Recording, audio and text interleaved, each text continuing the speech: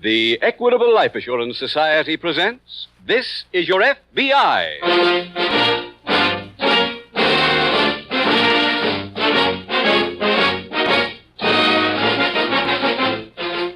This is Your FBI, the official broadcast from the files of the Federal Bureau of Investigation. Presented transcribed as a public service by the Equitable Life Assurance Society of the United States and the Equitable Society's representative in your community.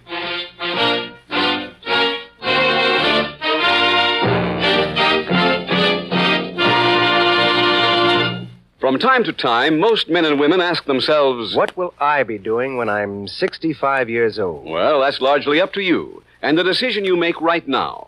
Opportunity for an important decision will be offered to you in our middle commercial. It tells about the Equitable Society's Independent 60s plan. This plan means exactly what it says. Financial independence for you in your 60s. Listen carefully to this important message from the Equitable Society coming in about 14 minutes.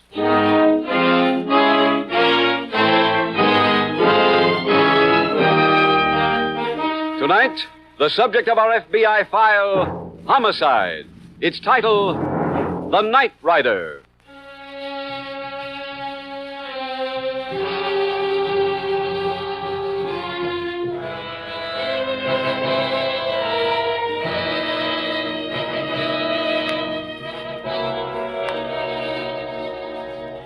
Special agents of the FBI come in contact with all kinds of criminals, ranging from the weaklings who drift into crime from sheer lack of character to some of the world's most brutal killers.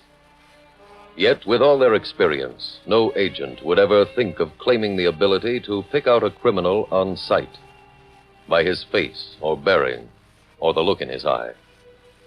The point is this.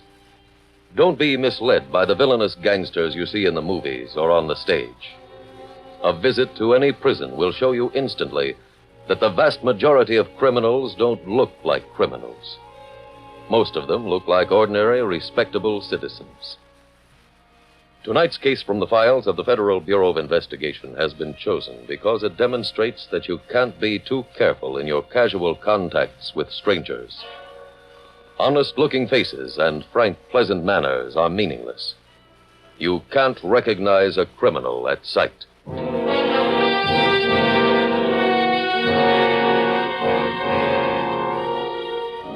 Tonight's file opens at a gas station located on a desolate stretch of highway in a western state. It is early evening. A car approaches and pulls into the station. The driver orders a full tank of gas. As the attendant cranks the pump, a young man approaches the car. Evening. Hello. You heading for Santa Fe? No, not that far. I'd appreciate you taking me as far as you're going. Well, all right. Hop in.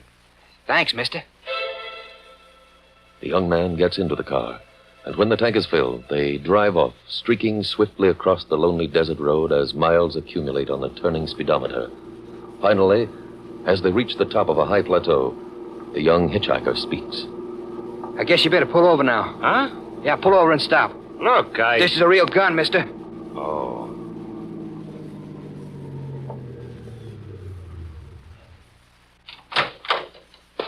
All right, come on now, get out. What for?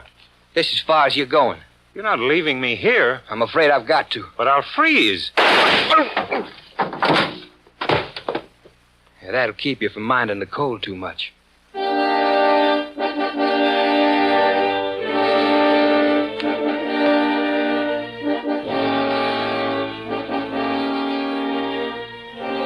A short time later, at a nearby county courthouse, Sheriff Martin is in his office when Deputy Watson enters. They call you from the morgue, Sheriff? Yeah. All they said was you brought in a body. Whose was it? A man named Paul Jackson. He'd been shot and dumped. Where? Out near the state line. Morgue see how long he'd been dead? Oh, about an hour. Find anything besides a body? Oh, some good tire impressions and a few footprints, but they weren't clear enough to be worth anything. Never are when you need 'em. This wallet was laying by the body. No money in it, but lots of papers. Is it Jackson's? Yep. His picture's in it. From the papers, he was a traveling salesman, so I'd guess those tire tracks was made by his car. Car gone? Uh-huh. Body was laying just off the highway. Those footprints lead anyplace? Nope. They was concentrated just beyond the tire marks as if two men come out of the car. Any money in Jackson's pockets? Not a cent. Yeah, this adds up to a hitchhiker. Mm-hmm. Any lead on the car? Yeah. A charge slip from gas station over in Arizona. It's got a license number and Jackson's signature. What's the date? Today's. Better call the gas station. Describe the car and see if they remember anybody riding with Jackson.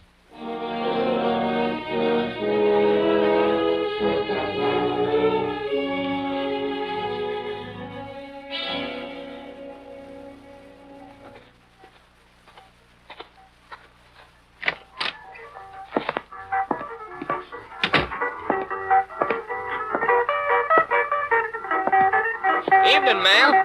Oh, didn't hear you come in. The radio's too loud. That better? Uh-huh, much.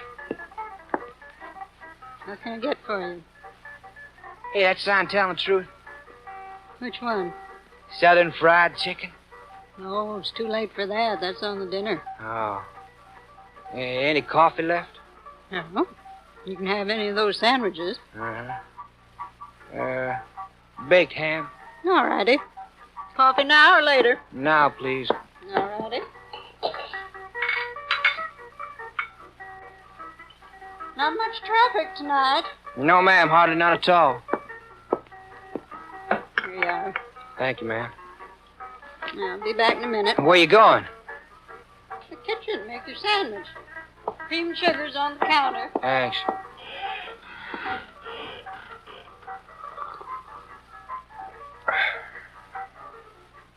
We interrupt this program to bring you a bulletin. Be on the lookout for a black Plymouth sedan bearing California license plate number 7, letter T 7929. The driver is believed to be armed. I repeat that license number. California 7, letter T 7929. If you see this car, notify the Winslow County Sheriff's Office immediately. Hey, I forgot to ask whether you wanted... He's gone.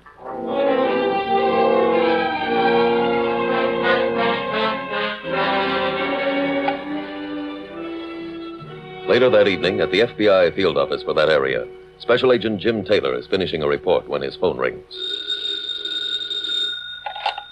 Special Agent Taylor. Sheriff Martin calling, Taylor. Oh, yeah, Sheriff.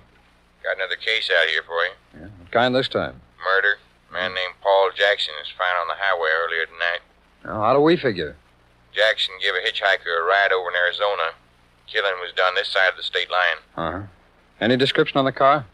And we just found it outside town. Nobody near it, though. No prints. Any idea of the hitchhiker? Partial. Owner of a trading post where Jackson stopped for gas tonight remembered him giving someone a lift. Party was young, medium height, and wearing a short, heavy coat.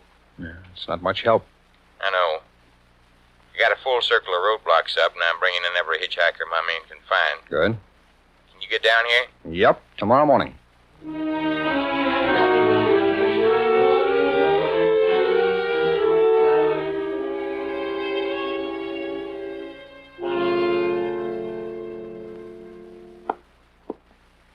I come in, Sheriff? Sure, Taylor. How are you? Fine, thank you. Well, how's it going? We've questioned 40 men so far without any luck. Oh, sorry. Mr. Carter, this is Special Agent Taylor of the FBI. Hi, Mr. Carter. Hello. Mr. Carter's the owner of that gas station Jackson stopped at last night. Uh-huh. Well, Mr. Carter, have you seen anybody who even comes close to the hitchhiker? No, sir, not yet. All right, send in the next men.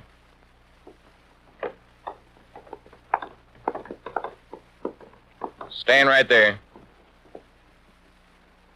All right, man, this won't take long. Let's start at that end. What's your name? Pete Miller, Where are you from? Fresco.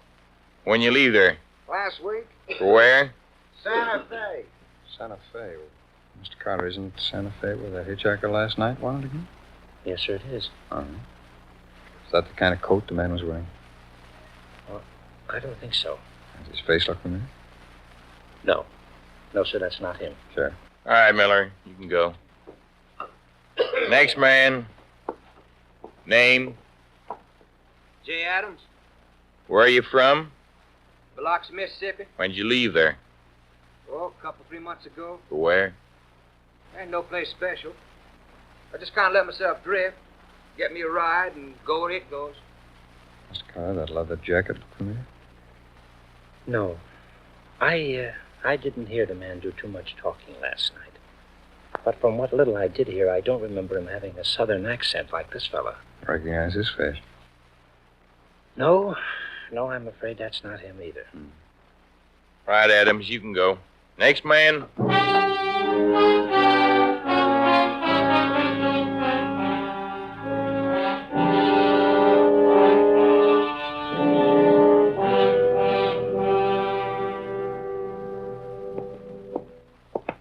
Well, that does it, Taylor. We run out of suspects to question. Sheriff, are you sure the killer was inside the circle when you set up those roadblocks? Well, I'm positive. We found Jackson's car cracked up. The radiator's still warm. Oh. Even if we got another lift right away, couldn't have gone more than 20 miles. Pardon me, Sheriff. Yes, Watson? Somebody named Miss Gray to see you. Wants to talk to you about the Jackson case. Yeah, I'll be right out. Come on, Terry.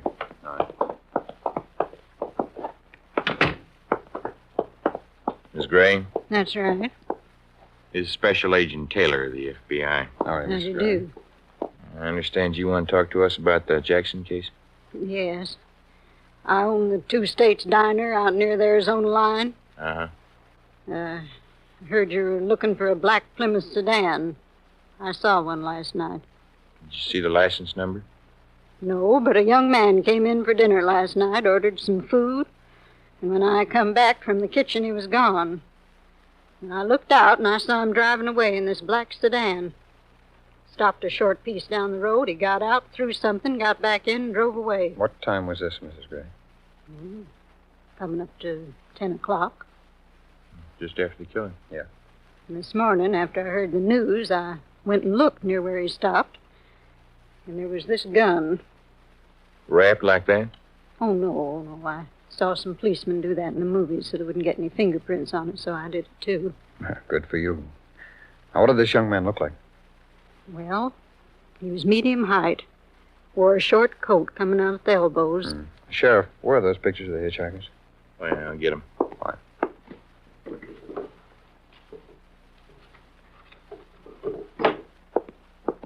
Yeah. Thanks. Now, Mrs. Gray, will you be good enough to look at these? Tell us if you can see anyone who looks like the young That's man. him. Which one's that? This one. Are you sure? I'm positive. Sheriff, we had the killer here and let him go.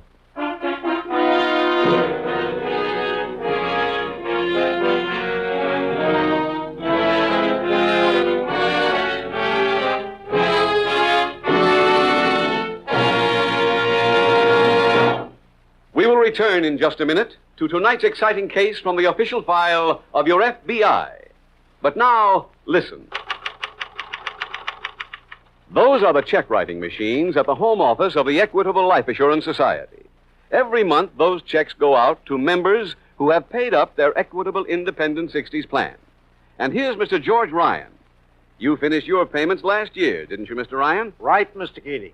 So I resigned my job and started to enjoy life. In other words, Mr. Ryan, you're now cashing in on the 3 freedoms that go with an independent 60s plan. First, freedom from money worries and job worries. Financial independence. Well, I guess I'm like the village blacksmith in Longfellow's poem, Mr. Keating. You know, he looks the whole world in the face, for he owes not any man. Second, with an Equitable Independent 60s plan, you're free to live anywhere you please. My children moved out to Arizona. Now we've moved out there to live near them. Third, freedom to do the things you've always wanted to do. I'm getting my fill of sunshine at last, Mr. Keating. And it all happened because I talked to an Equitable man years ago, and he showed me how little it costs to start a plan like this. That's a fact. You don't have to earn big money to begin an Equitable Independent 60s plan. Ask your Equitable representative to explain why you probably have a big head start towards Independent 60s because of your Social Security and the life insurance you already own. Often only a small amount of additional insurance is all that's required. $2 a week did it for me. Friends, why not profit by Mr. Ryan's experience? Phone your Equitable Society representative without delay, or send a postcard care of this station to the Equitable Life Assurance Society of the United States.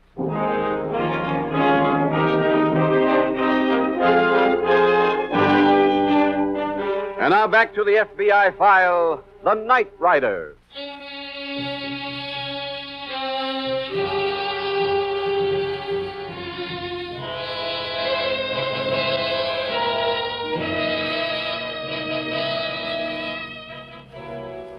In dramatizing tonight's case from its files, the Federal Bureau of Investigation had one important purpose in mind.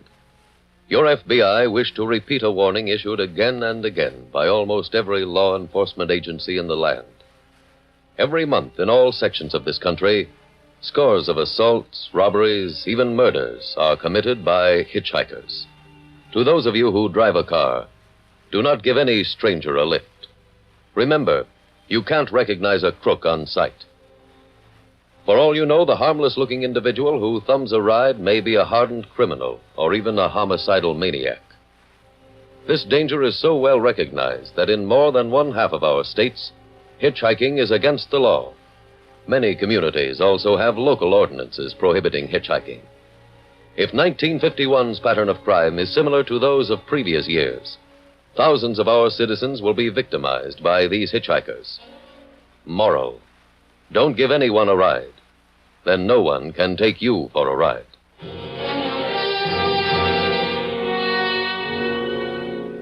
Tonight's FBI file continues later that day as Special Agent Taylor enters the county sheriff's office. Sheriff, anything come in on that hitchhiker yet? Not a word. Well, at least we're sure about him being inside that circle of roadblocks. Pretty small bone to chew on. Sheriff's office. Sheriff, I gotta talk low. Who is this?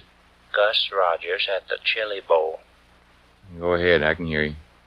You still looking for that bird? Who? The one in the short coat. Yeah. You seen him? He's out front at the counter working on some tamales. Well, feed him slow. We'll be right there.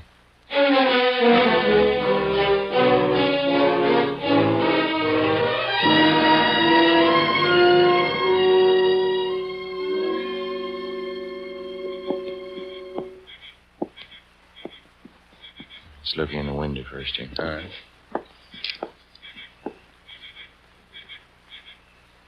Nobody at the counter. Better go in. Look, there's somebody on the floor. It's Gus. All right, Gus, we'll have that gag off in a minute. Bad cut on his forehead. I'll cut the ropes on his legs. Gag you. There we are. Oh, thanks, Sheriff. Jump you, Gus? Yeah. Ed bashed me with a sugar bowl. How come? Well, he must have heard me call you. Happened right after I come back. Yeah, your legs are free. Oh, thanks. Roll out your arms. I'll release them for you. Were you not cold, Gus? No, but I wish I'd been. I sure didn't like hearing him drive off with my car. Now he's got transportation. And my gun. There you are, sir. Oh, thanks. Gus, we better have a doctor look at you. Oh, I'm okay. Sheriff, let's send an alarm on his car.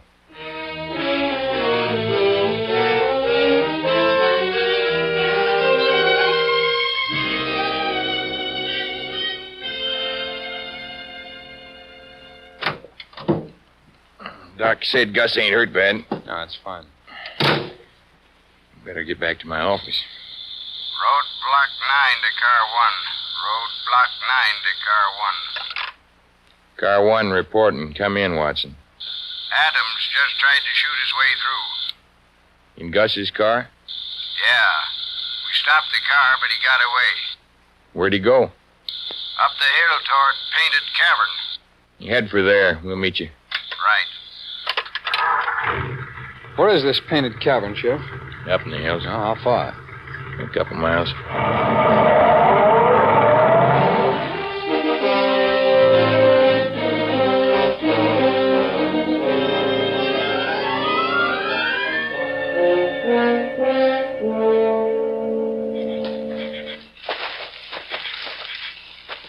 Up here, Sheriff. Right. Adams is in the cavern. Sheriff, is there any tear gas in your car? Yeah, it wouldn't work. Why not? Roof of the cave's about 100 feet high. It's plenty long. Yeah, besides at least 25 passageways leading off the cave. No, I see. Well, what's our procedure? We've just got to root him out. You know your way around in there? Very well. Mm-hmm. We stay together? No. Watson knows the place, too. We take the left side. You stay with me. We'll walk around to the right and meet the back of the cave.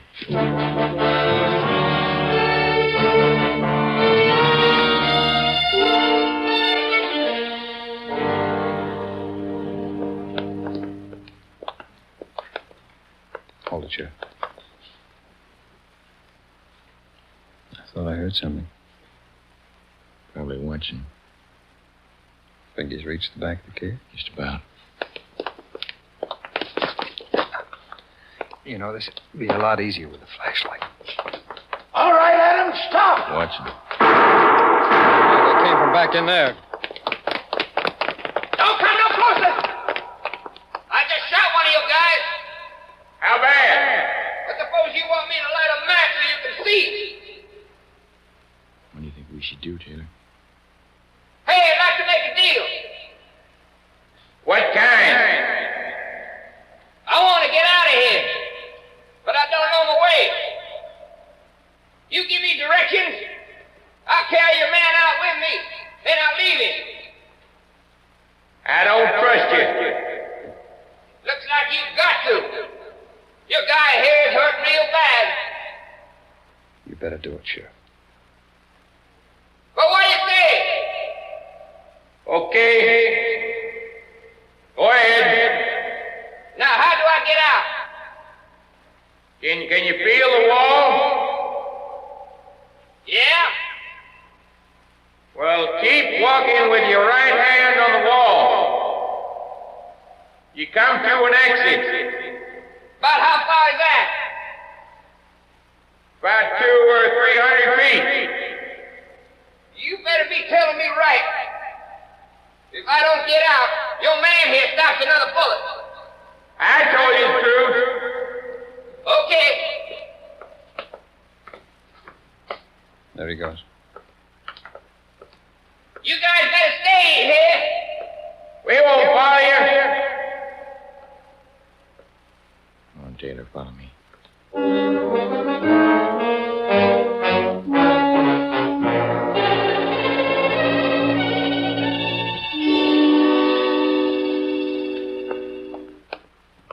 Feel that moss on the walls, Taylor? Yeah? We're getting close to the water. What? Underground river. Safe enough to use a flash now. Oh, fine. There it is. Come on. Well, now what? Now we lose some clothes. Hey, what? Swim the rest of the way. You mean to get out? Yeah. Okay. Goodbye, Jacket. These are new shoes. Yeah. Sheriff, I don't see any outlet for that river. It's below the surface. Swim under that wall rock on the left. Where does that take us? Outside the cave.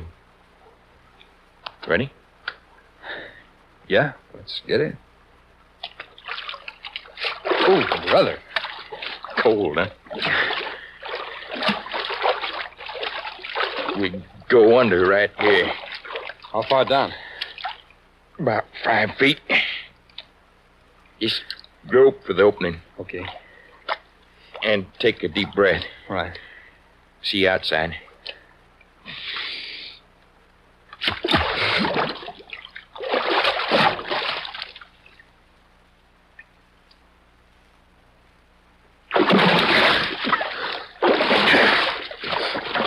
That's it for the bank. Where to now? To that opening. It's exit St. Adams, too. Oh. Think he's made it in? Oh, he went the long way. Oh.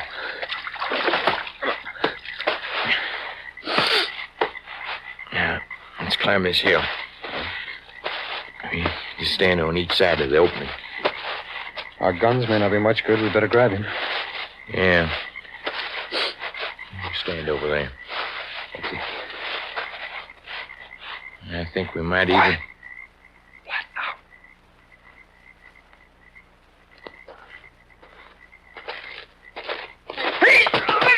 Hey! Let go! Hold him, Taylor. I get his gun. All right. I got it. All right, come on. Come on, get up. I'll carry Watson. All right. All right, come on, Evans. Come on, let's get down to the car.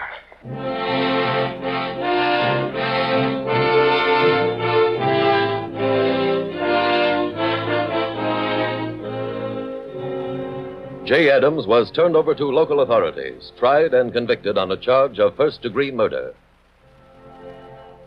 You've heard tonight how one woman helped your FBI solve a murder. Not every woman has a chance to identify a fugitive killer, as did Mrs. Gray in this case. But in the current issue of McCall's magazine, FBI Director J. Edgar Hoover tells what every woman can do to help prevent crime, or to clean up a crime-ridden community.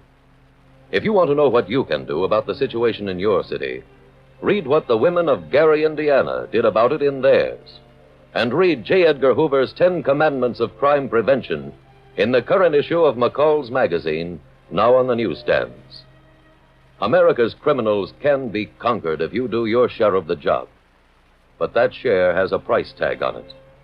You can buy a cleaner community only with civic alertness, energy, personal decency, and wholesome self-sacrifice. Decide for yourself whether that price is too steep for you. Before making your final decision, though, consider one thing. Upon your answer depends not only the welfare of every coming generation, but also your own self-preservation.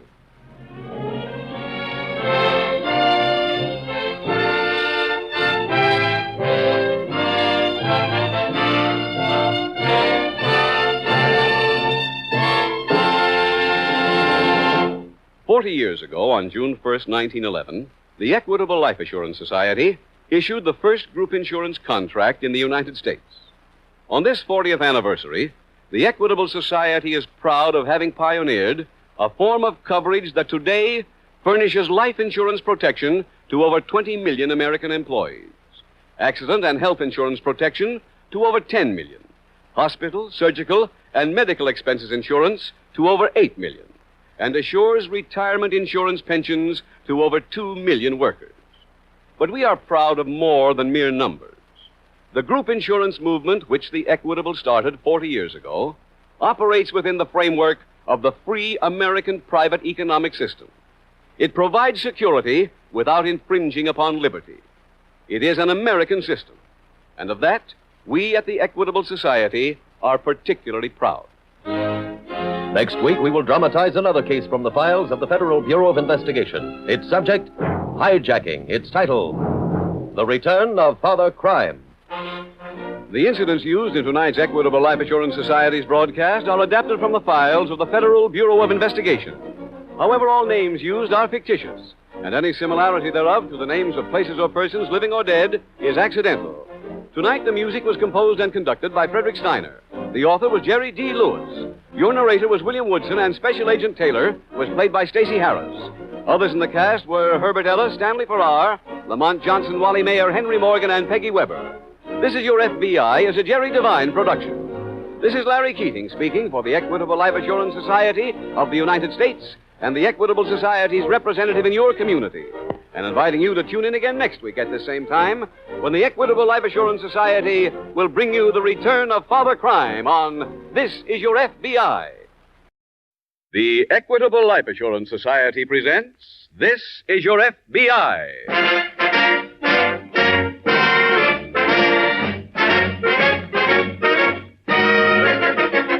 This is Your FBI, the official broadcast from the files of the Federal Bureau of Investigation. Presented as a public service by the Equitable Life Assurance Society of the United States and the Equitable Society's representative in your community.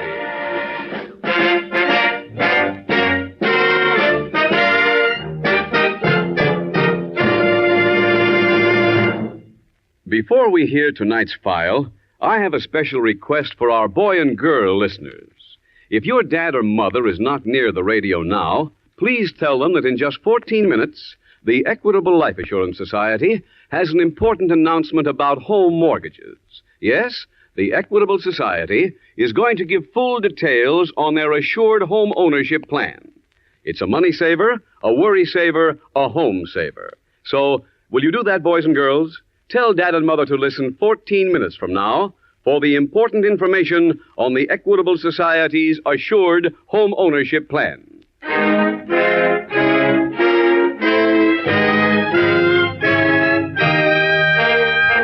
Tonight's FBI file, The Big Guy.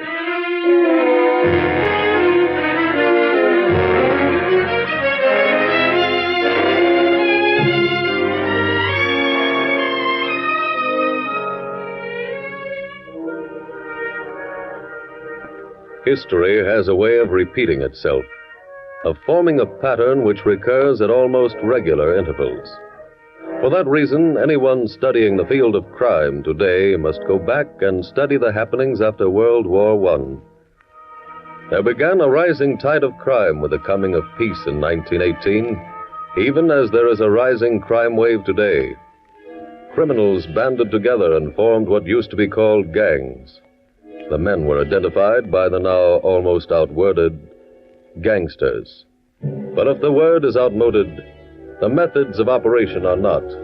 And today, one of the biggest problems facing every law enforcement agency like your FBI is the potential return of the mobs. The crime wave can be fought, and fought successfully if the formation of new interlocking groups of criminals can be prevented. Once the ranks are formed, fighting the war against criminals is more difficult, because arresting an underling does not impair the effectiveness of the mob, does not destroy the leader, the man on top.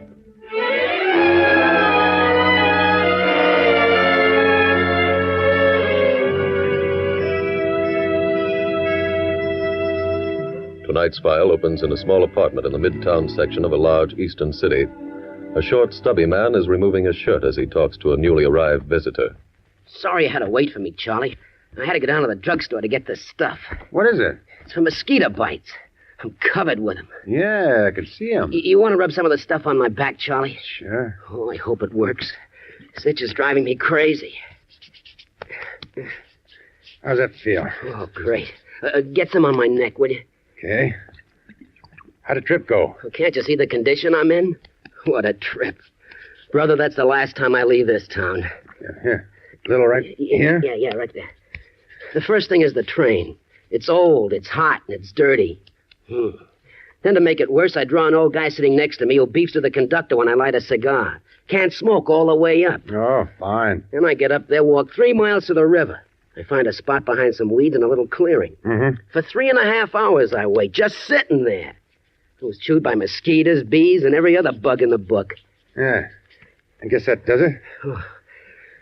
Thanks. Lou show up? Yeah, finally. What happened? Came down the river in a canoe. When he was maybe 15 feet away, I let go with both barrels. He's dead? Natch. I'll tell George. He'll be glad Mr. Lou Dillon is out of the way. Look, when you see George, tell him any time he wants somebody else knocked off, he should please make it indoors.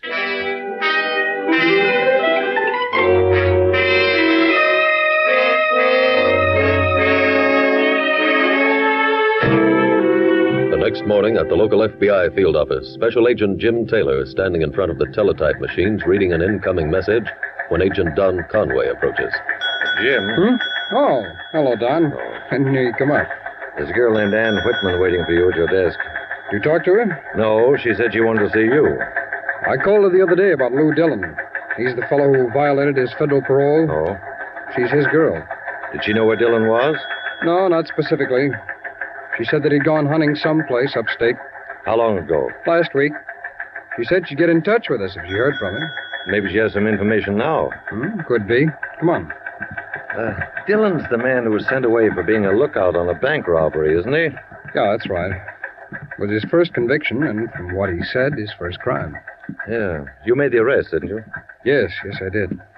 I thought at the time that Dillon was a nice young fellow who'd gone wrong because of circumstances. I remember your report. He had a good record in prison. Still in all, after his good record, he's run away. Oh, Don, you'd better stick around while I talk to Miss Whitman. Huh? Okay. Miss Whitman, sorry to keep you waiting. Oh, that's all right, Mr. Taylor. This is Mr. Conway. We met unofficially a few minutes ago. Oh, yes, hello. Have you heard from Lou Dillon, Miss Whitman? No, sir. But I had a call about an hour ago from the chief of police of a town upstate named Centerville. What did he want? Well, he said that one of his men found a canoe in an upstate park. There was a hole in the bottom of it that looked like a shotgun hole. They identified the canoe as one that Lou had been using on his hunting trip. And was there any trace of Dillon? No, sir. They're afraid something's happened. Something serious. Well, how did the police happen to call you? Well, they said Lou was staying at a lodge, and when he was reported missing, they went there and looked through his papers. They found my name on a letter. I thought you told me you didn't know where Dillon went. Well, this wasn't a letter I wrote to him, Mr. Taylor. This was one he was going to send to me. Oh, I see. I'm sorry. Do you think that something serious has happened to him, Mr. Taylor? Well, Miss Whitman, that's difficult to judge. Tell me, do you know of any enemies he had? Anyone who might want to harm him? Well, no. It might be one of the men he was in prison with, Jim. That's possible, Don. Miss Whitman, did the police tell you where the canoe was found? Yes, I think they said Franklin National Park. If they did, then that's our case, Jim. That's right. Don, I think we'd better start an investigation on this right away.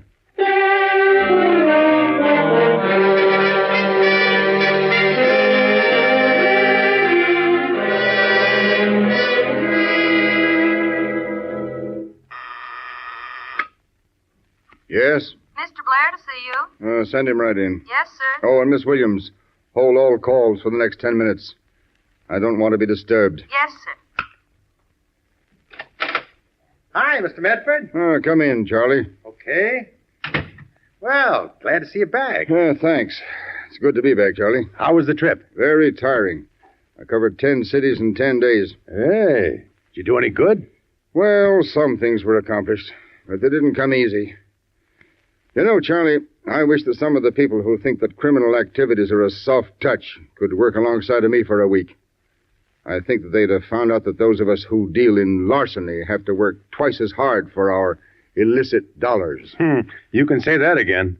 I've been tempted many times myself to turn legit. Yeah. Freddie get back? Yeah, came in yesterday, covered with mosquito bites. He was really steamed about being sent to the country. Was he successful? Oh, yeah. Everything went fine. I'm almost sorry to hear that. Yeah. Well, you're the one who wanted Lou Dillon knocked off. Yes, I know. But I was rather fond of that young man. Then why did you want to see him get it? For business reasons. He could have gotten us in trouble. How? Well, when he was released from prison, he decided to go straight.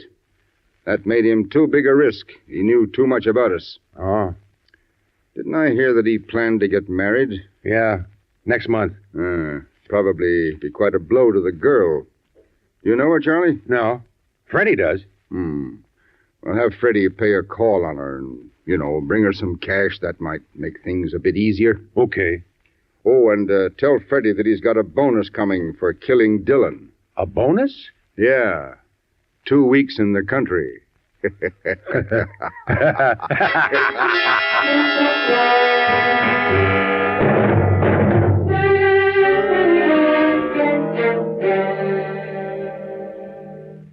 Oh, brother, that's a slow train from Centerville. I know. Did you see the chief of police? Yes, by the time I got there, he'd already had part of the river dragged. Find anything? Well, no trace of Dillon's body, if that's what you mean. How about anything else? Oh, they found Dillon's rifle, and it hadn't been fired. Well, that removes any question of suicide. We knew before we found the rifle that it wasn't suicide, Don. How?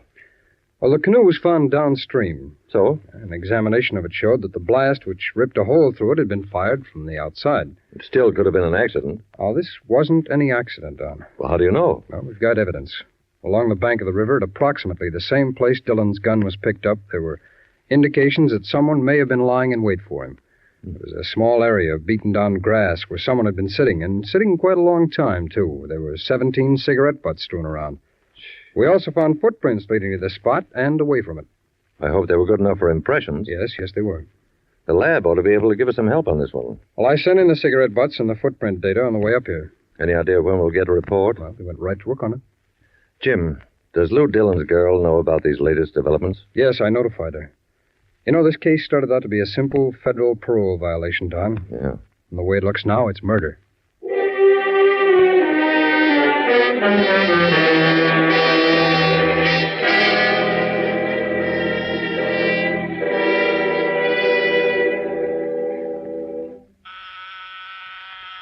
Just a moment. Hello, Anne. Oh, hello, Fred. Can I come in? Yes, come ahead. I hope you don't mind my dropping by like this. Why, no. I had a reason for coming. I just don't know how to say it, I guess. About Lou, you mean? Yeah, I just heard about it. It's real tough, Anne. Lou is a great little guy. Fred, please don't say was. There's still hope that he'll be found. Oh, sure. What I meant was, well, everybody liked the guy. I know. You and him were, planning to get married, right? Yes. Well, I got something for you. It's sort of like a wedding present, I guess. Here, you take it, Anne. Fred, what is this? Take it. But Honey, it's dough, a real nice bundle of dough. What? Here, look. What? I don't understand. Fred, why should you give I ain't giving it to you. It's from a guy me and Lou both have worked for. Who is he? Well, he don't want his name brought in. Just compliments of a friend. Fred, I can't take this. Huh? I sound ungrateful, I know, and I'm sure the man means well, but I can't possibly accept it. Honey, that's $500. Just take it back, Fred, and tell the man thanks. Well, okay. And thanks to you, too, for stopping by. Oh, don't mention it. I'll be seeing you, honey. Get back inside. Huh? You heard me. Lou.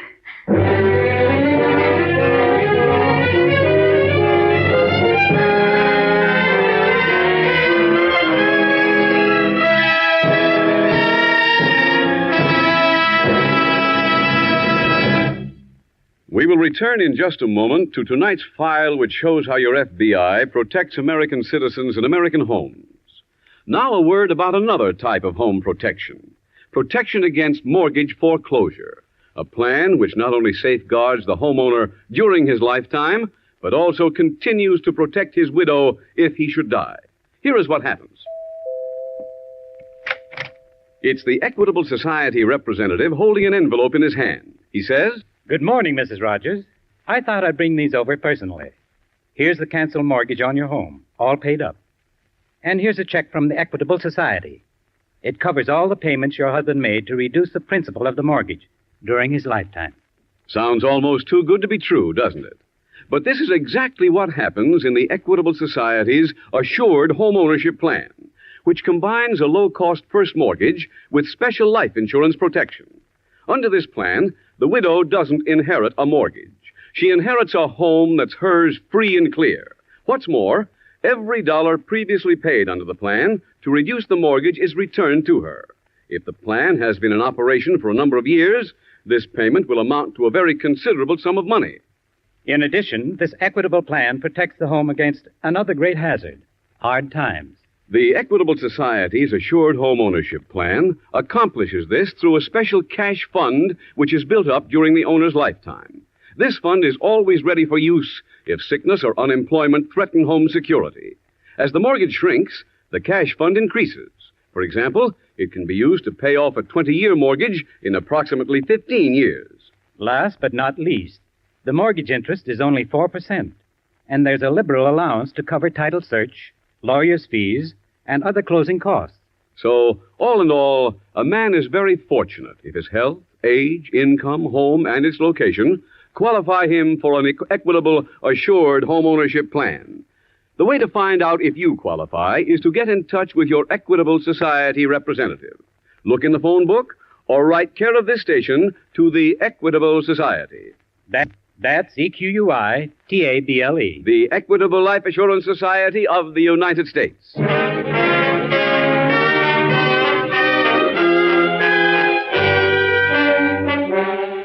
And now back to tonight's FBI file, The Big Guy.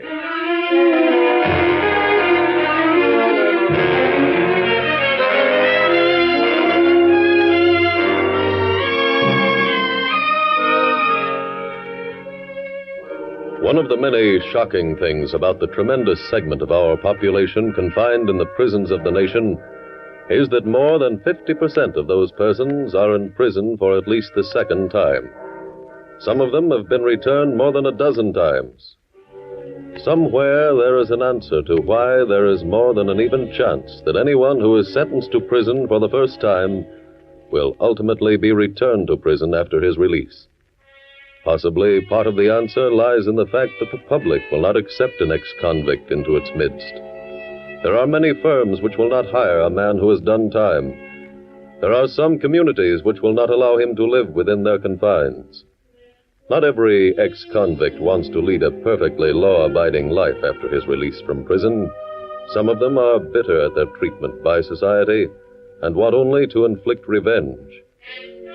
But there are some who honestly want to lead a normal, useful life and to forget the past. It is our duty, the duty of every one of us, to make those men welcome in our ranks and to give them a chance to prove themselves useful members of society.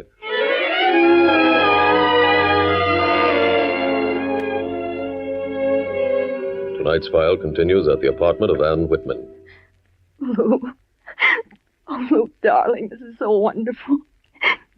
I just can't believe it. I can't believe you're really here. I'm here, honey. Lou, everybody thought you were dead. Lou, where were you? What happened? It's kind of a long story. Look, I know you two want to be alone. Now, wait a minute. I want you to hear the story, too. But I have to get back. Sit down. Listen. Okay. What did you hear about me, Ann? What story did you get? Well, your canoe was found, and there was a shotgun hole in it. The local police reported you missing. Uh-huh. And then the FBI investigated. They found evidence that someone was waiting for you, that it wasn't an accident, that someone had shot and killed you. They were right, Ann. All but the part about being killed. Someone did shoot you? Yeah. Who? You want to answer that, Freddie? Huh?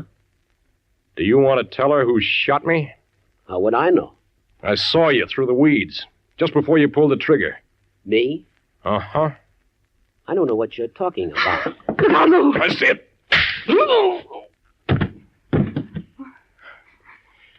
Did you pick up his gun, honey? Yes, sure.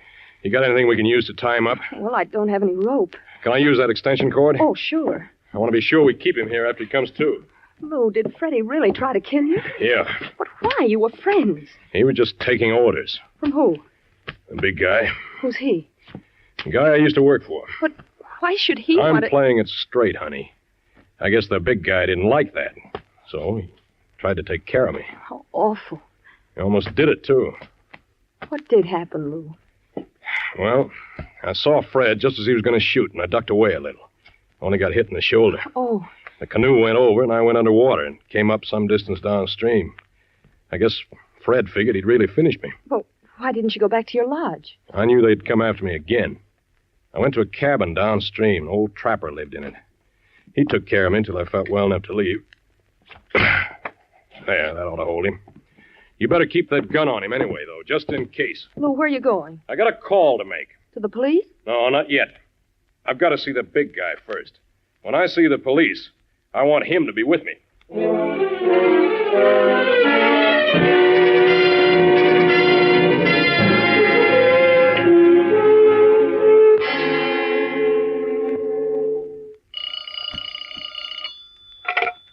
Special Agent Conway speaking. Hello, Don. Oh, Jim. Where are you? I'm up in Centerville. I've got some good news, Don. Yeah. Lou Dillon is still alive. What?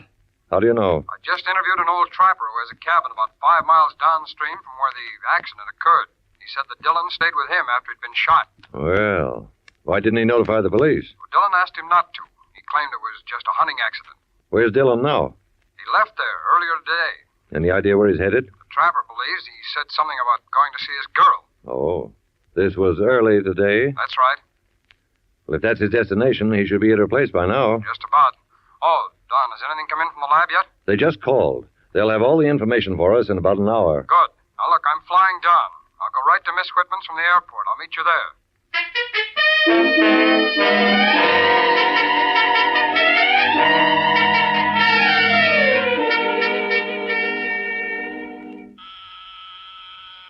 just a minute. Oh, hello, Mr. Taylor. Come in. Thanks. Mr. Conway just got here. He's with Fred Hall. Fred Hall? Hello, Jim. Oh, hi, Don. This is Fred Hall, Jim. And according to Miss Whitman, Hall is the one who shot Dillon. Lou got here just in time to catch him and tie him up. I see. And where is Dillon? Miss Whitman said he went to see someone called the Big Guy. He believes he's the person who ordered Hall to shoot him. Who is the Big Guy, Hall? I don't know what she's talking about. You don't know anybody called the Big Guy? Never heard of him. Lou said he wanted to get him and bring him into the police. Well, that was foolish. Don, let's take Hall down to the office. We'll question him there.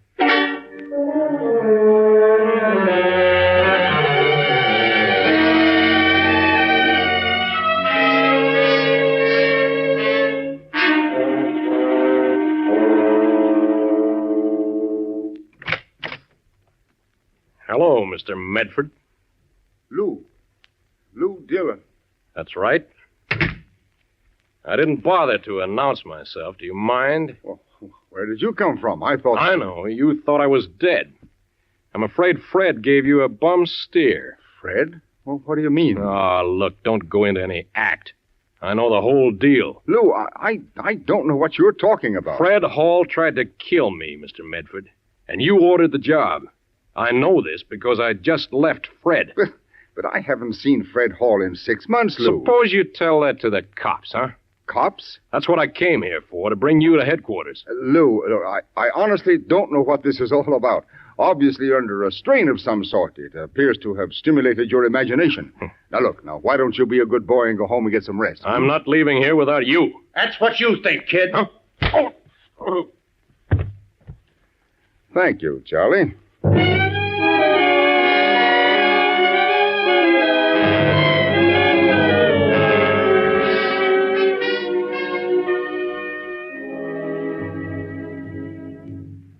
Hall, the last time you were arrested, you were picked up with a man named Charlie Blair.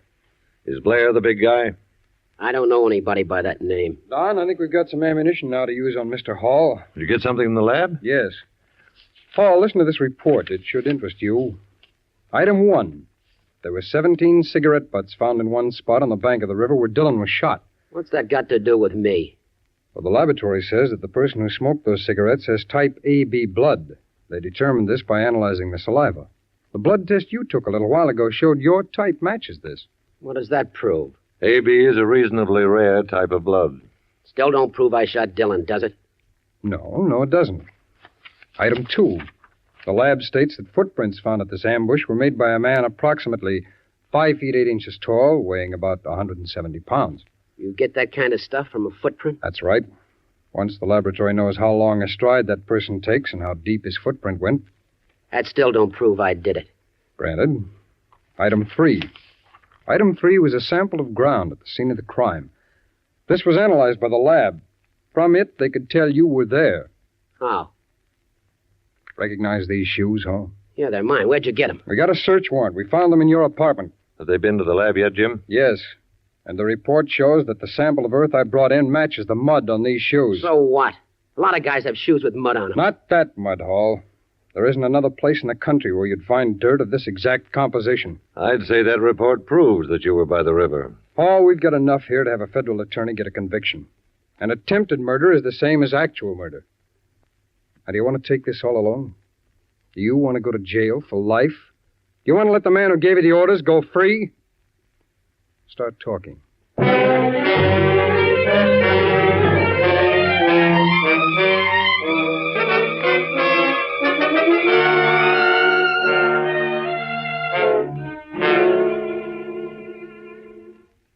He's out, Mr. Medford. Real cold. Good. What are we going to do with him? That's pretty obvious, isn't it? Yeah. And this time you'd better take care of him yourself. Okay. But not in here. It's too messy. How about the garage? Well, I'd just as soon he didn't turn up for a while, Charlie. Suppose I drop him in the river. Fine. Shall I move him now? Yes, take him away. I've got some work to finish. Okay. Use your freight elevator, huh? Yes. It's kind of heavy. Would you open the door? Oh, sure. Put him down, Blair. What? Go ahead, Jim. I've got them both covered. Who are you? We're special agents of the FBI, Mitford. We came here for you and Blair. Dillon's unconscious, Jim, but still breathing. That's good, but it still doesn't change the charge. You two are still being arrested for attempted murder.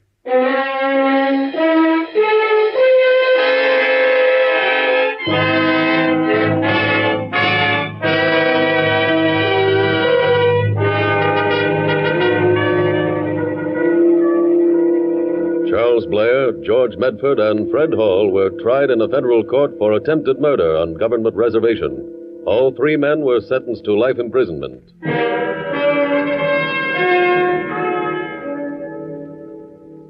And thus, a vicious machine of crime and corruption was broken up by your FBI. It is true that two special agents made the actual arrests in tonight's case.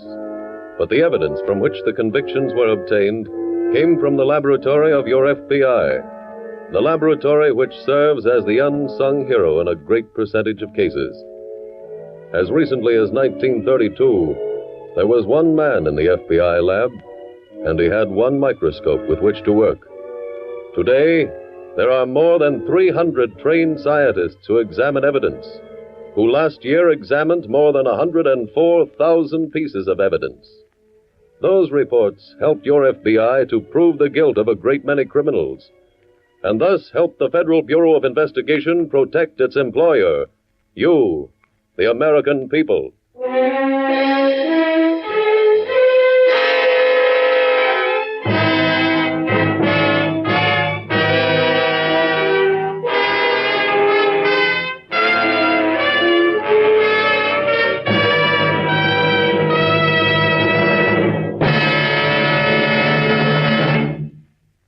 In just a moment, we will tell you about next week's exciting case from the files of your FBI.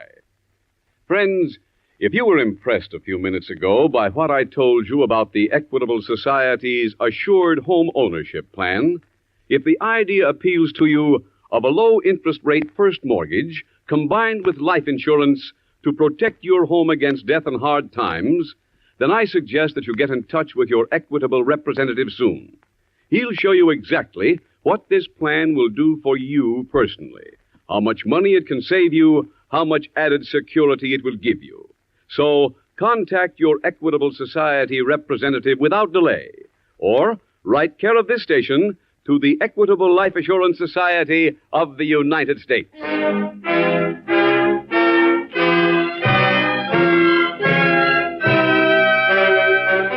Next week, we will dramatize another exciting case from the files of the Federal Bureau of Investigation.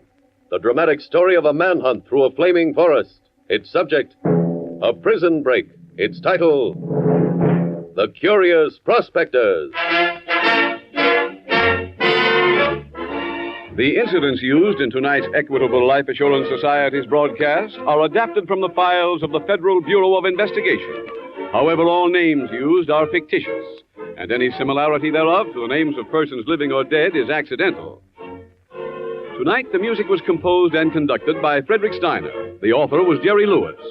Your narrator was William Woodson, and Special Agent Taylor was played by Stacey Harris. This Is Your FBI is a Jerry Devine production.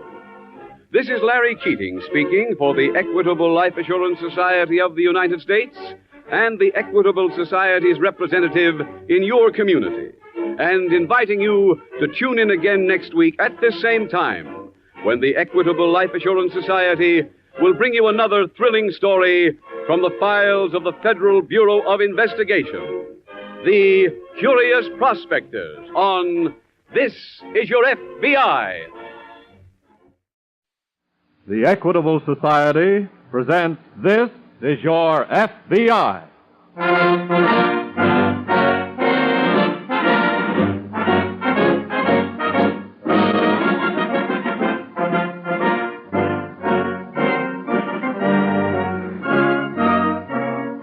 This is Your FBI, an official broadcast from the files of the Federal Bureau of Investigation, presented as a public service by the Equitable Life Assurance Society of the United States. To your FBI, you look for national security, and to the Equitable Society for financial security. These two great institutions are dedicated to the protection of you, your home, and your country.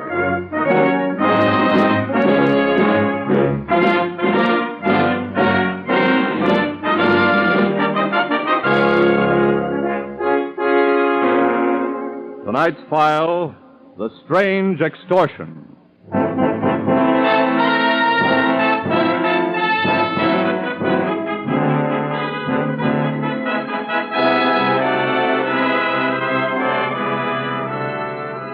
Hardly a day passes that some person of large income or great wealth does not receive a letter demanding that he pay the sender a certain sum of money or suffer the consequences.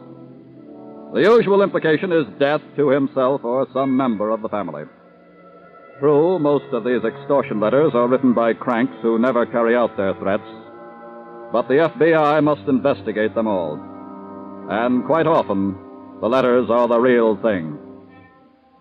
Tonight's case from the files of your FBI involving attempted extortion is one of the most extraordinary stories of its kind on record.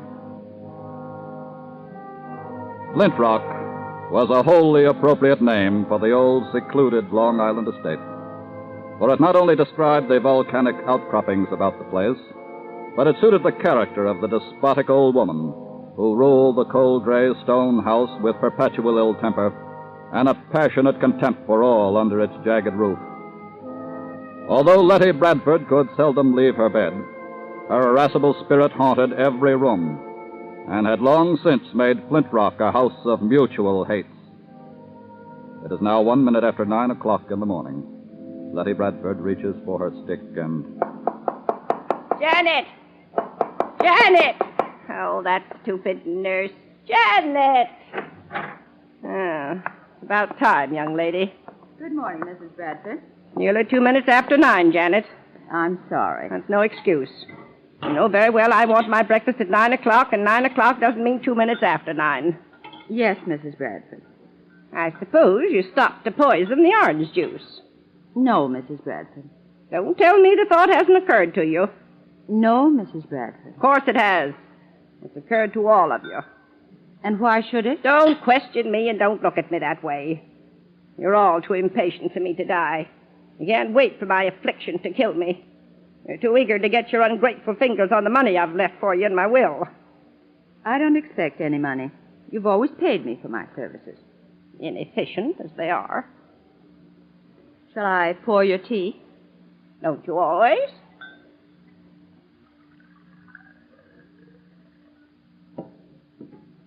You want me to drink it, don't you? You said for me to pour it. There are some poisons that cannot be detected in a body, aren't there? Yes, there are several. I won't drink the tea. Take it away. Take it away, I say. As you wish. Well, don't stand there tapping like a woodpecker, Charles. Good morning, Mrs. Bradford. Good morning, Janet. Another Judas. I beg your pardon, Mrs. Bradford. Take the tray, Janet.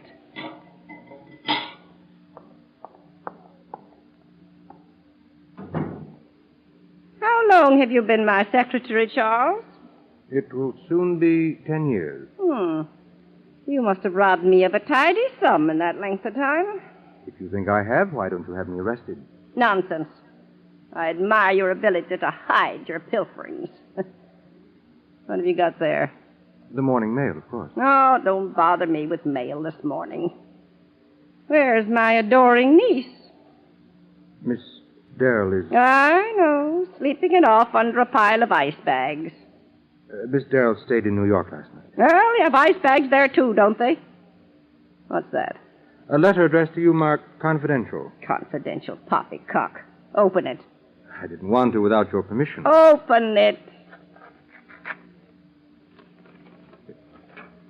Mrs. Bradford. Well? It's an extortion letter, and they threaten Well, to... don't have a stroke about it. But they threaten your life unless you... Unless what? Unless you pay them $30,000 by noon tomorrow. Pay who $30,000? You are to wrap up that amount in bills of small denomination and see that the package is left in the alley behind the North Shore Bank building in Island City. And say nothing to the police or... Or they'll bash my head in, I suppose. I'd better get Judge Madison on the telephone right away. You'll do nothing of the sort. Some crank nonsense. Throw the letter away. But, Mrs. Bradford... You heard me. Throw it away. Very well. Charles, Wait a minute. Yes? Why should anyone ask for $30,000? Why not 25,000 or 50 or 100,000? Why 30,000? It is an odd amount. Ah, there may be something to this after all, Charles. Get Judge Madison over here right away.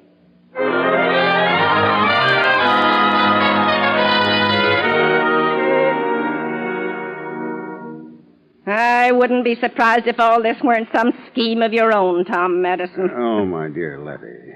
Of course, I could use $30,000 to good advantage, but... Can't you wait until I die, either? As executor of the estate, you'll be able to milk it for a whole lot more than that. Come now, my dear. This is a serious matter. What's serious about having my head bashed in? That would be a happy event for all of you. Oh, please, my dear. If the letter is a genuine extortion letter, you have until noon tomorrow.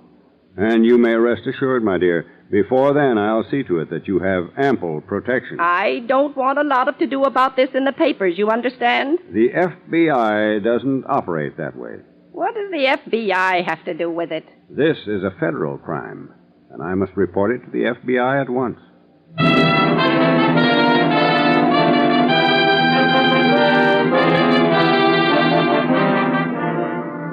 Judge Madison drove swiftly into New York and went directly to FBI headquarters, where he reported the case to Special Agent Hugh Barnes. And here is the letter, Mr. Barnes. Uh-huh. Now, this looks like the type of stationery ordinarily used for social correspondence. And whoever sent the letter was careful to use a typewriter. Typewriting can be as incriminating, Judge Madison, as handwriting. Each set of type leaves its own peculiar marks. But they don't necessarily prove who did the typing. No, but it's a good clue anyway. Oh, yes, of course. Now, who occupies the house with Mrs. Bradford? Besides the servants, there's Mrs. Bradford's personal nurse, Janice Smith. Well, what do you know about her? Not much, except that she has attended Mrs. Bradford for 3 years. Single? Yes. A young man calls on her once a week, I believe. Well, what's her attitude toward Mrs. Bradford? Frankly, Mr. Barnes, no one has any real affection for Letty Bradford. Well, from your description of her, that's understandable. Who else lives there? Her secretary for almost 10 years, Charles Forbes, single, about 34. Does Mrs. Bradford have any children or other relatives? Only a niece, Darrell Bradford, about 27. Very attractive. Also single? As Darrell says, she's still playing the field. Nightclub style. Has a generous allowance, I suppose. Not always generous enough. I've had to clear up her gambling debts from time to time. For large sums? Well, they varied in the past. I say past because 3 months ago, Mrs. Bradford swore she would never settle another one. Now, what about the servants?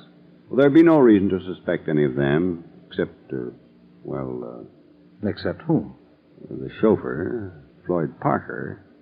He likes his drink a little too much, and occasionally he's disappeared for 2 or 3 days at a time on what he calls a little bottlenecking. I see. And Mrs. Bradford says she had a row with Floyd on the subject 2 days ago and fired him. Anyway, Parker's gone. Morley. Yes, Barnes? Get a complete description of Floyd Parker from Judge Madison and start trying to locate him, will you? Right. There are a couple of angles I want to go out on for a while, Judge. Would you be good enough to meet me this evening at the Bradford house?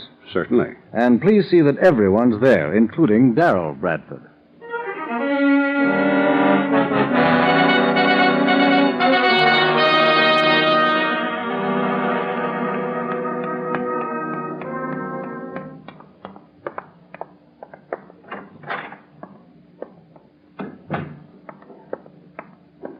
Good evening, Miss Darrell. What's good about it, Charles? I'm sorry I had to call you. You didn't tell anyone where I was. Certainly not. Thanks. Now, why should I have to come all the way out here because that old, you name it, got some kind of crazy letter? The FBI agent wanted everybody here. FBI agent? Yes, he's been all over the house for the last 2 hours. He's in the library now, and he's already fingerprinted all of us except you. What? Yes. You mean he suspects that one of us? I guess it's their job to suspect everybody, Miss Darrell. Mr. Barnes, the agent, asked me to have you come into the library as soon as you arrive. All right.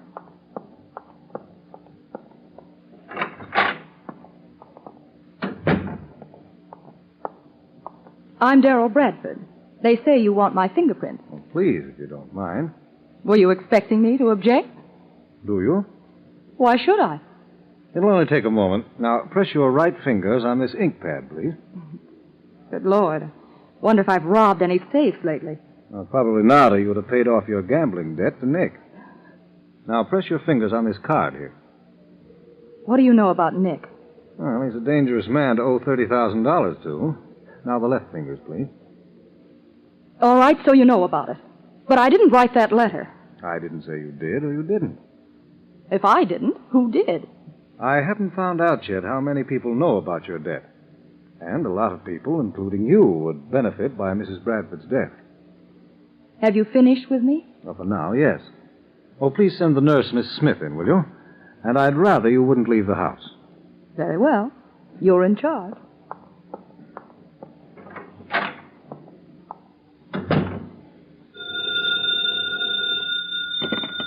Barnes speaking. This is Morley. Any trace of the chauffeur? No, not yet. I just called to tell you I've also put out a 5-state alarm for him in case he decided to roam. Good. I'll be here for a while yet. Thanks.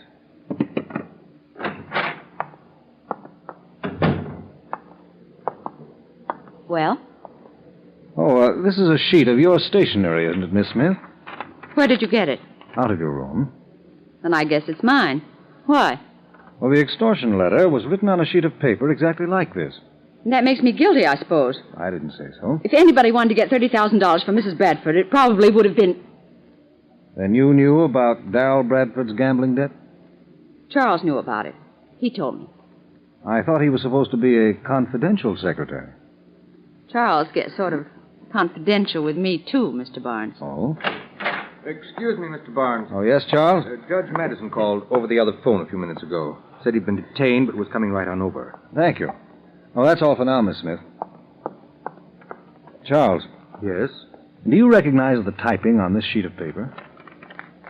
Well, it's the same style, I think, as the typewriter I use. That's right. I typed this on your machine.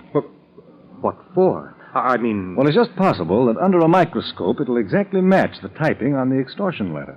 Look, Mr. Barnes, I didn't have anything to do with it. We don't reach conclusions until we get all the facts. Why should I try to extort money from Mrs. Bradford? I'm well and taken care of, and her will, and... What?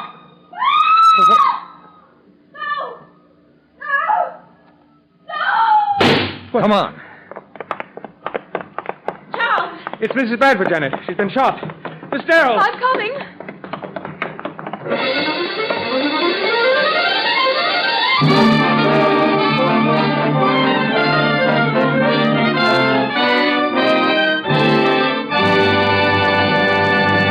We momentarily close the Equitable Society's presentation of the Federal Bureau of Investigation file on the strange extortion. We will return to this case in just a moment.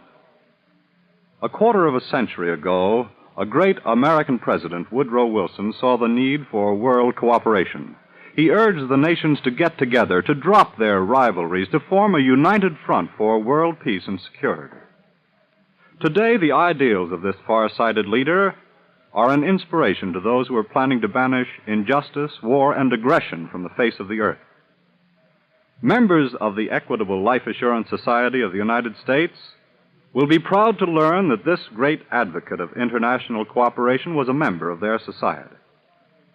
Like Woodrow Wilson, this society also stands for security through cooperation. In fact, the Equitable Society is an excellent example of the advantages of cooperation. Instead of trying to struggle with their security problems alone and unaided, 3.25 million Americans have joined forces in the Equitable Society. Instead of continually worrying about the financial future of their families, Equitable members have shifted that burden onto the broad shoulders of their society. The peace of mind which they gain makes them better workers, better fathers or mothers, better citizens. Yes, by serving its members, the Equitable Society serves America. So remember that name, the Equitable Society, the Equitable Life Assurance Society of the United States. And now back to the file on the strange extortion.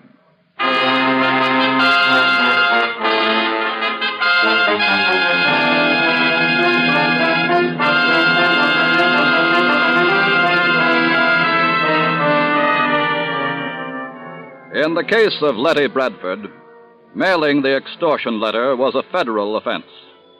But when Mrs. Bradford was found apparently dying of a bullet wound above the right temple, Special Agent Hugh Barnes called Inspector Blanton of the Homicide Bureau, who took charge of the house and posted men to see that no member of the household tried to leave. Agent Barnes, however, continued to conduct the investigation. Letty Bradford's doctor, Inspector Blanton, Barnes, and the nurse, Janet Smith, herself under suspicion in connection with the letter, have been in Mrs. Bradford's room for some 30 minutes now. Judge Madison, who arrived shortly after the shooting, is standing outside in the hall with Charles Forbes, Mrs. Bradford's secretary. As the door opens and Barnes steps out. Well, Mr. Barnes? Mrs. Bradford, the bullet didn't penetrate as we thought at first. The pistol was evidently fired at such an angle as to cause only a deep scalp wound and severe powder burns. You mean... She's unconscious now, but largely from shock. She'll live. Oh. Judge Madison, did you ever see this gun before? Why, yes. Was that the pistol that's found on the floor behind her bed? That's Mrs. Bradford's pistol, Barnes. Mrs. Bradford's? I didn't know she had one. Yes, Charles. I bought it for her myself 3 weeks ago. Said she wanted one for protection, so I humored her. Thank you, gentlemen. You know where I can find Miss Darrell? Oh, yes. She went downstairs just before you came out, sir. I saw her going toward the library. Thanks, Charles. And, Judge Madison. Yes? Inspector Blanton says no one is to leave the house just yet. If you'll excuse me now, please.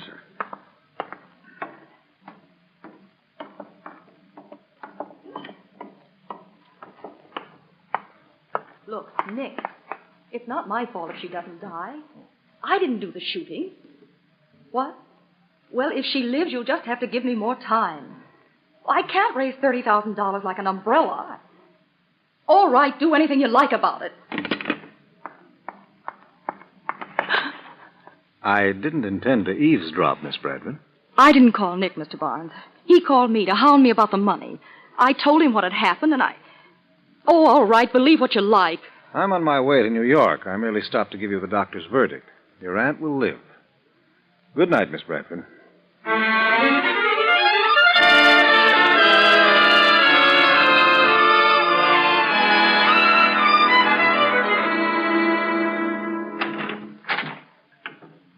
Morning, Barnes. You don't look very happy. Just mixed up, I guess, Morley. No trace of the missing chauffeur yet. Not yet. What about the pistol? There are no fingerprints on it. I can't understand anybody leaving it behind the bed in the first place. When you got to her so fast, I don't see how they had time to escape. Well, they didn't use the window. That's a cinch. You suspect anyone in particular yet? Well, look, Morley, it's easy to suspect nearly everybody out there. Most all of them have acted funny about one thing or another. The nurse about the stationery, the secretary about the type, Darrell Bradford about $30,000. And they all stood to gain by Mrs. Bradford's death. Yes? Here's the laboratory report on the extortion letter, Mr. Barnes. Good. What's the verdict, Barnes? That's very interesting. The extortion note was typed on the secretary's machine. Yeah? And the only fingerprints on the letter are his. Oh, wait a minute. Here's something else. Also found on the stationery were microscopic traces of purple suede fuzz. Uh-oh. As if it had been handled by someone wearing purple suede gloves. I'll take it. Barnes speaking. Oh, hello, Doctor. Yes? Yes, I see. I'll be there. Thank you very much. That's Mrs. Bradford's doctor. He wants to keep her quiet for the rest of the day, but says she should be able to talk to me by tonight. Good. In the meantime, I'm going to do a little checking on Nick today. And if you get any word on the chauffeur, call me at the Bradford house tonight. Right.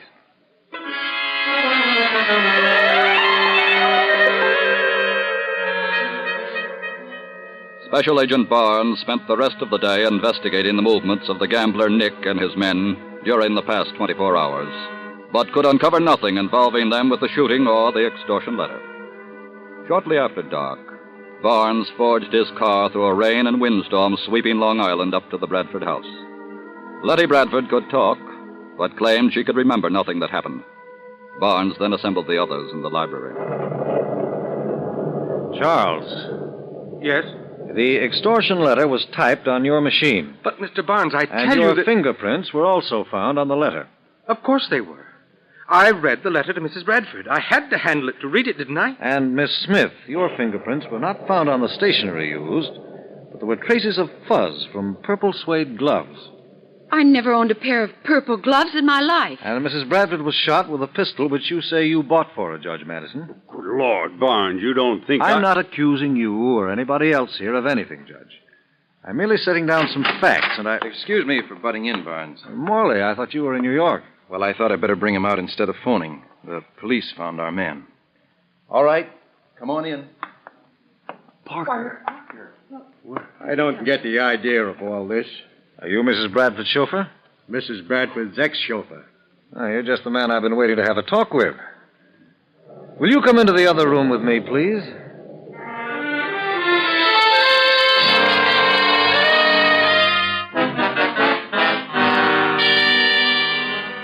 "30 minutes later, Special Agent Barnes emerged from his talk with the chauffeur, whispered something to Janet Smith, the nurse, who immediately set off upstairs. Then Barnes called Judge Madison to one side. Well, Barnes? I think I have it all cleared up now, Judge. Parker, the chauffeur? No, but he was very helpful. He knew something? Yes, something that completely clears Miss Darrell, the nurse, and Charles. Oh? I was finding it awfully hard to suspect any of them anyway. Why so? Well, Miss Smith wouldn't have been so obvious as to use her own stationery. For the same reason Charles wouldn't have typed the letter on his own machine. And Miss Darrell? Oh, she needed $30,000 all right, but she's too intelligent to have demanded a sum which everybody, including Mrs. Bradford, knew she owed to Nick the gambler. Well, that sounds reasonable, but... Oh. I think I found what you want, Mr. Barnes. Yes. I'm afraid you have, Miss Smith. Judge, I think you'd better come upstairs with me. All right.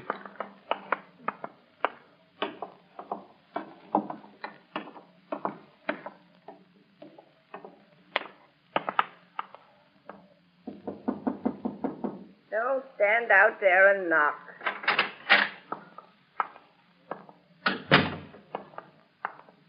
Mrs. Bradford? Well, what are you and Tom Madison up to? When you fired Floyd Parker 3 days ago, you gave him a handsome sum of money to soothe his feelings. What if I did? It's my money. You also gave him a letter to mail. A letter addressed to yourself. What are you trying to say, Are young these your man? purple suede gloves? Well, Oh, certainly they're mine. What are you doing with them? The person who wrote the extortion letter used Miss Smith's stationery, Charles's typewriter, the amount of Miss Darrell's gambling debt, and wrote it while wearing purple suede gloves. Well, what if they And did? furthermore, she sought to escape an uncomfortable death from disease. At the same time, put the suspicion of murder on the beneficiaries of her will, whom she holds in contempt, by attempted suicide with a gun registered in Judge Madison's name. Well, Mrs. Bradford? All right. All right. I did it. It's all true. And I have only one regret. It didn't work.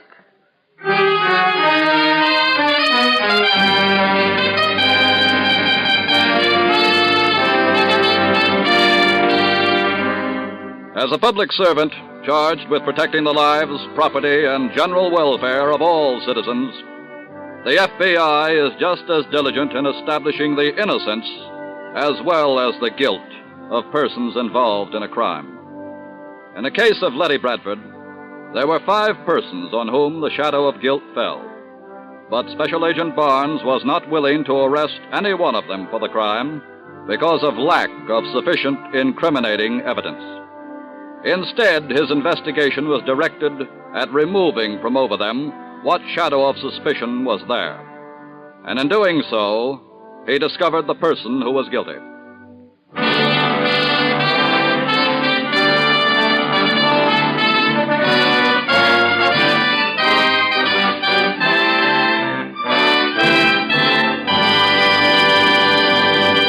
You'll hear about the disposition of this case in just a moment. But now, will you join the Equitable Society in a salute to the American industry which employs more men than any other except farming? An industry which is most typical of democracy and free enterprise because it is made up of many thousands of little businesses. A salute to the architects, engineers, lumbermen, the contractors, plumbers, electricians, masons, and carpenters who constitute America's great building construction industry. During the war, these were the men who built army camps and vitally needed factories almost overnight. During the post-war years ahead, this is the industry which will be the wheelhorse of our national prosperity. Authorities estimate that the building construction industry will erect 1 million homes a year for the next 10 years and will give employment to 4 to 5 million men. Today, the need for more manpower is acute in this industry, and it can be counted on to provide large numbers of jobs for ex-war workers and returning servicemen.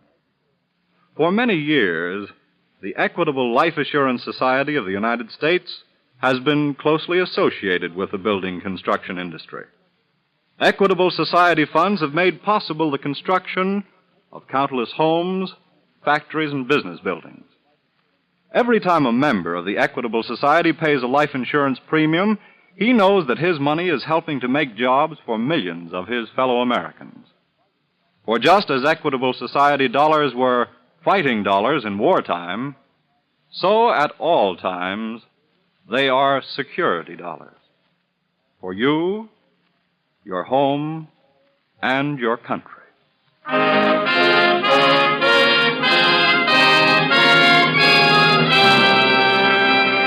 Because of her physical ailments and extreme old age, no formal charges were filed against Letty Bradford.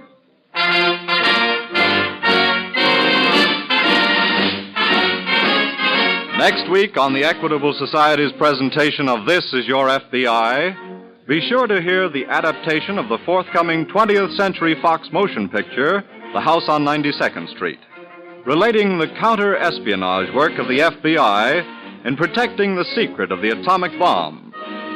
Featured on this broadcast will be the original stars of the picture, William Ide, Lloyd Nolan, and Signe Hasso. The incidents used in tonight's Equitable Society's broadcast are taken from the files of the Federal Bureau of Investigation. However, all names used are fictitious, and any similarity thereof to the names of persons living or dead is accidental. Tonight's broadcast was directed by William M. Sweets. The music was under the direction of Frederick Steiner. The author was Frank Ferries, and your narrator was Dean Carlton.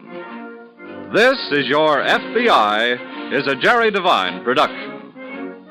And now this is Carl Frank speaking for the Equitable Life Assurance Society of the United States and inviting you to tune in again next week at this same time for This Is Your FBI.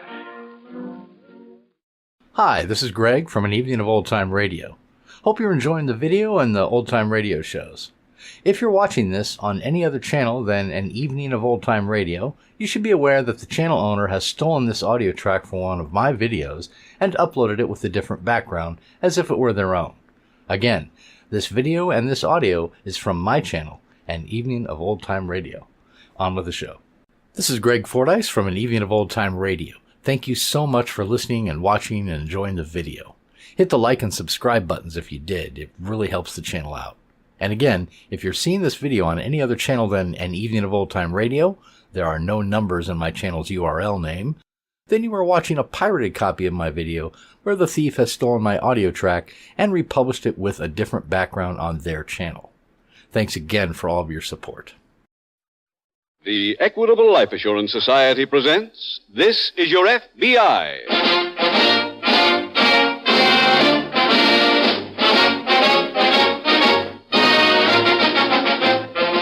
This is Your FBI, the official broadcast from the files of the Federal Bureau of Investigation.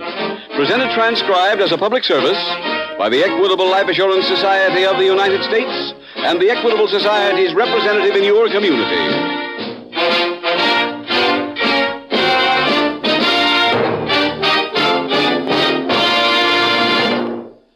How would you like to meet a man who could show you an easy way to provide for the future financial security of yourself and your family? Well, just pick up your telephone anytime and call your local Equitable Society representative. Giving you peace of mind is his business.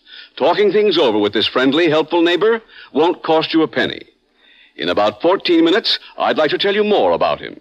He can help you, too, enjoy the many benefits of membership in the Equitable Life Assurance Society of the United States.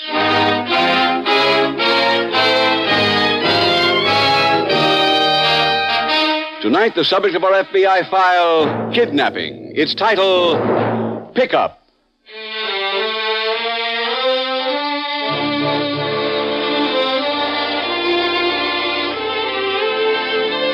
In the field of fiction, the recurrent theme of the perfect crime almost invariably concerns the act of murder. Yet in cold fact, the murderer is, among all criminals, the least likely to evade apprehension and arrest. Figures in the uniform crime reports compiled by your FBI show that in 1951, 94.9% of the murders committed in the United States were cleared within the same calendar year. Today and every day, law enforcement officers throughout America are proving the truth of the old adage that, though it has no tongue, yet murder will speak. Tonight's FBI file opens on a street corner in an eastern city. It is approximately 1 a.m. A cold, drenching rain has been falling intermittently for several hours.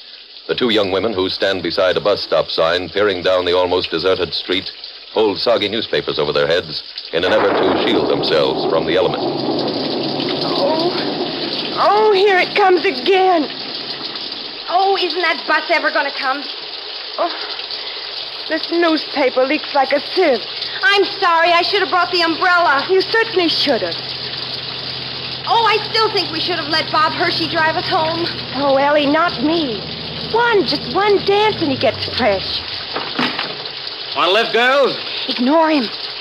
Well, come on, it's raining. It is, isn't it? Oh, you both look about half drowned. That's why I stopped. Well, how about it? You want that ride? Oh, I guess not. Thanks, anyway. Hey, look, this isn't a pickup. I mean, I don't usually do this. Sure. Well, have it your way. Wait a minute, mister. Ellie, he looks all right. Besides, that bus is never going to come. I don't know, Joanne. Oh, Ellie, you can protect me. Okay, mister. You've got passengers.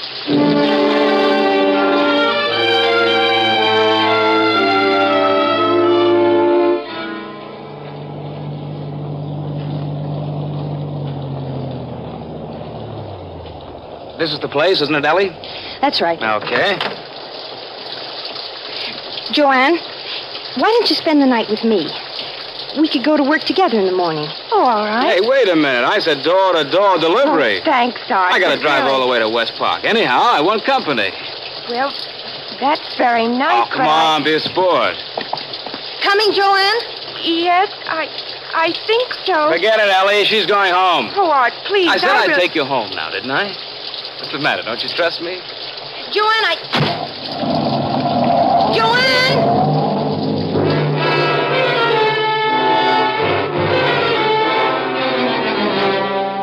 While her friend Eleanor Haig watches, the man they know only as Art drives Joanne Gordon onto the approaches of a bridge which crosses a river into an adjoining state. Approximately 1/2 hour later, feeling some concern for the safety of her friend, Eleanor Haig attempts to contact her by telephone. There is no answer. The following morning, Joanne Gordon fails to report for work at her job. The next day, she is still missing from her desk, and the telephone at her apartment still does not answer. Finally, on the morning of the third day, Eleanor Haig goes to the police and makes out a missing persons report, stating that Joanne Gordon, age 28, born Davenport, Iowa, blonde, blue-eyed, single, has disappeared. 24 hours later, at the local FBI field office, Special Agent Jim Taylor emerges from the elevator. He is met by Special Agent Richard Schwartz. Jim? Oh, hello, Dick. That girl the SAC wanted us to interview. Yeah? She's waiting in the interrogation room. Good. She the one the police sent over? Yeah, that's right. Name's Eleanor Haig. Here's the file. Thanks. Suspected kidnapping, huh? Uh-huh. She saw the missing woman being taken across the state line, so the police referred it to us. Oh, go ahead, Dick. Thanks. Miss Haig? Yes? Miss Haig, I'm Special Agent Taylor. This is Agent Swartz. Hi, how do you do?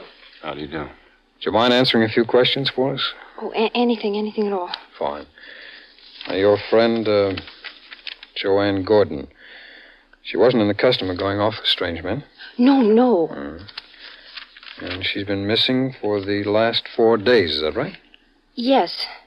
At first, when she didn't come to work, I thought... Well, she'd been talking about taking a few days off to go visit her brother and sister-in-law in Florida. Mm-hmm. You checked them? Yesterday morning. They hadn't heard from her. I see. Now, this car that picked you up, Miss Haig, you didn't get the license number? I'm afraid not. It was raining, you know. Would you recognize the car again, do you think? I might. It was a black coupe with red seat covers. What about the driver? A man who, called himself Art. I don't know. He was 30 or 35, but he looked younger.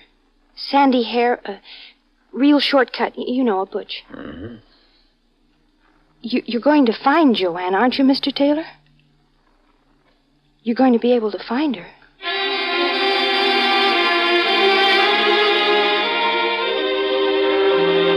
An all-points bulletin is issued containing the most detailed available descriptions of the missing woman, her supposed abductor, and the coupe in which she was last seen. During the following 4 days, reports are received from persons in 5 eastern seaboard states, each claiming to have seen Joanne Gordon and the man called Art. Each story is carefully checked. Each proves a case of mistaken identity. Dick, I'm waiting for a report on the soil content from Eleanor Haig's shoes. Oh, you think she might have picked up some debris from the car floor? Might. She just called, Jim. She what? She's had a letter from Joanne Gordon. Legitimate? Well, she's not sure. She thinks so. It's typed. Has a few mistakes a professional stenographer might not make, but it sounds like her friend was pretty excited. Oh. What's it say? That she's with Art, that they've gone to Shore City, that they're planning to get married. New Jersey postmark? No, Baltimore. Letter says she was mailing it on the way. What about the signature? Well, that was typed, too. Well, the Haig girl says that's not too unusual. Maybe it's all been a wild goose chase, Dick. Yeah, it could be. We'd better run it through the lab for fingerprint and typewriter identification just in case. Excuse me. Agent Taylor. What? Black coupe. Yeah. What about the upholstery? That's right, red seat covers. Yeah. Thanks a lot. Yes, thanks. It'll help. That our car? Sounds like it. Midvale Police reports a black coupe abandoned on a side street. Been there over a week.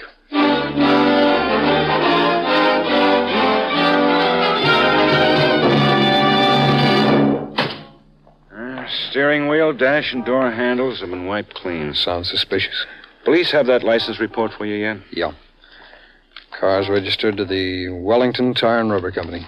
That adds up. Oh? I found a blank salesman's order book in the glove compartment. Company car, huh? I guess so. You turn up anything else? Some cigarettes in the ash receiver. Lipstick marks on about half of them. Well, check them against the missing woman's brand. Sure. I also found this piece of paper. Looks like it's torn from a letter. Mm-hmm. It says, "Therefore, we will be glad to hold your reservation for the week of the 4th. Thank you for your patronage, and we trust that you will be pleased with your stay here. Yours very truly, the Sands Hotel, by J.D. Evans, assistant manager." Sands Hotel, huh? Yeah. There's one in Shore City. That's right. I'll put through a call after I talk to the laboratory. All right. I'll see what I can turn up at the Wellington Tire and Rubber Company.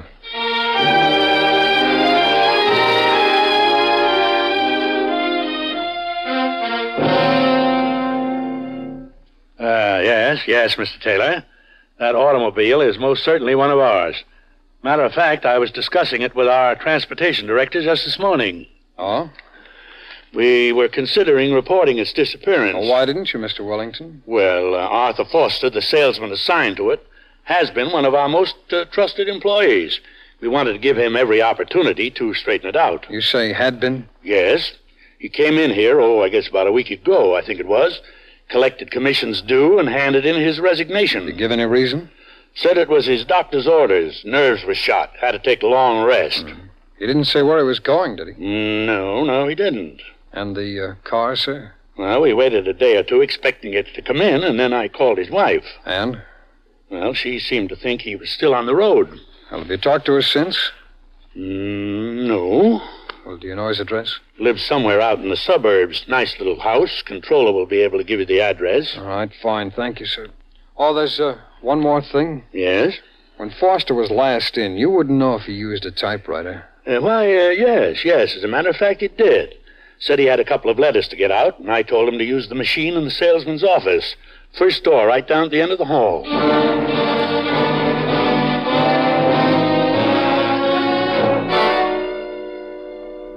I just talked to that assistant manager at the Sands Hotel ashore City, Jim. And Arthur Foster had a reservation, all right, but he never kept it. You get a lab report on that typewriter sample? Yeah, it checks with the letter that Eleanor Haig got. Character spaced even, light stroke. Lab says there are indications the letter was written by an inexperienced typist. Well, that rules out Joanne Gordon. Now, the letters are phony. Foster's a man, all right. The lipstick on those cigarettes checked, too. Same brand the missing woman always used. Well, now all I have to do is find him. And her. What about his wife? Nobody home. I'm going up there again this afternoon. Excuse me. Agent Taylor. What? Yeah. Oh, we're expecting a... Yeah. All right, thanks very much. Only missing one now, Dick. They found Joanne Gordon. She's been choked to death.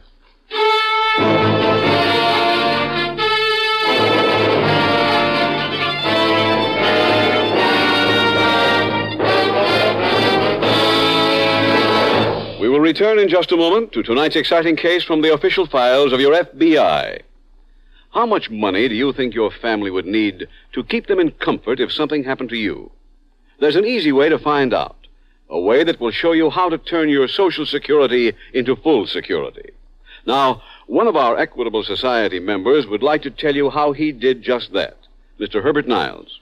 Well, I've got Social Security, but I found out not so long ago that would give my wife and children only $107 a month. Now, I'd like to know how any family could live on that at today's prices. Not very many. So what happened? Well, my wife and I heard you describe a chart on this program that sounded like the answer. That's the famous Equitable fact-finding chart for fathers and mothers. It's free to everyone. Did it help you, Mr. Niles? You bet it did. I called up our local Equitable man right away. The chart in less than 10 minutes helped us figure out just how much extra money would be needed to keep my wife and youngsters well-fed, well-housed, and well-clothed until the youngest was through high school. Then what did you do? Well, when I found out that with a little extra money, I could turn my Social Security into full security, I became a member of the Equitable Society. That Equitable Family Security Plan is just what every family man needs. Anybody who has Social Security and wants to turn it into full security for his family ought to call up his local Equitable man right away. That's good advice. If you want to turn your Social Security into full security, call your local Equitable representative. First, ask him for your free copy of the Equitable fact-finding chart for fathers and mothers. You'll find him very helpful in solving your family security problem. He's a specialist in insurance. He's a solid citizen in your community, and you'll find him friendly and helpful. Consult the yellow pages of your local telephone directory for his phone number. You'll find his name listed under Equitable. That's EQUITABLE. The Equitable Life Assurance Society of the United States.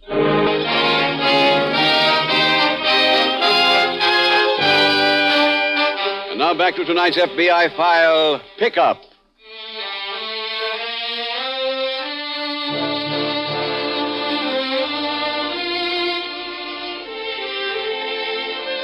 The investigation of a crime commonly passes through several phases, among which perhaps the most important is that of identification.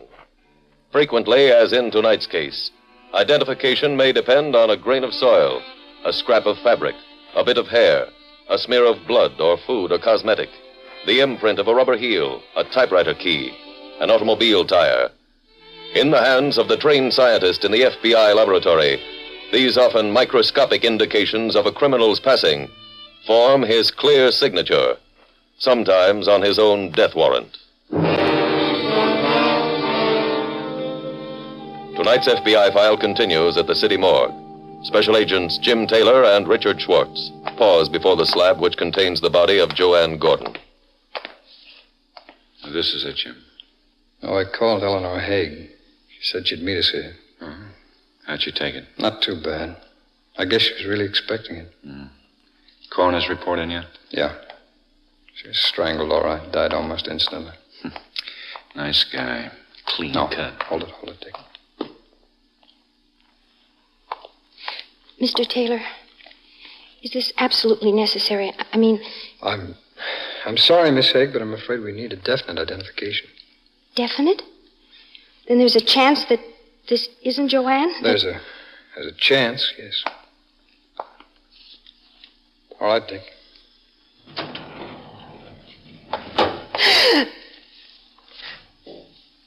Well, Miss Haig. Yes. Yes, that's Joanne. Thanks. Thanks very much. That bracelet. She's still wearing it. A boyfriend sent it to her from Arizona. He called it a good luck bracelet. Turquoise and silver, see? For good luck. Take me out of here! Take me out! Take me out!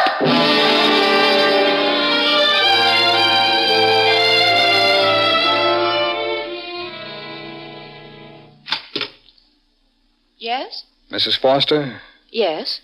I'm Special Agent Taylor, the FBI. Here are my credentials. Oh? I'd like to ask you a few questions. You may come in. Thank you. Sit down if you wish. Thanks. Now, your husband is Arthur Foster? That's right. He's not here. My husband's a traveling salesman, Mr. Taylor. He's on the road. I see. Would you mind answering a few questions about him? Why? What's he done? Mrs. Foster, you may have read in the newspapers about the death of a Joanne Gordon. Joanne Gordon. Yes, I've read about her. You mean you think my husband... I'm afraid it looks that way, Mrs. Foster. Well, that's ridiculous. That's perfectly ridiculous. Well, I know how you feel, but there are several facts that, well, need to be cleared up. For instance? Your husband did drive a black coupe, didn't he? Belonged to the company, yes. He's using it now. No, I'm afraid not. As a matter of fact, he's not working for the Wellington Company anymore. I don't believe it. Well, you can check that if you like. Art's a good husband. He's reliable. We have a family, Mr. Taylor. 2 daughters. He's a good father. When did you see your husband last, Mrs. Foster? Week ago Friday. Well, that was the night the girl disappeared. What time did he get here? Late. Quite late. He'd been on the road. I see. And he left the next day? Yes, in the morning. We'd planned to go to Shore City for a few days, but he said it would have to be postponed. Something about work. And since then? I told you, he's on the road. No, Mrs. Foster.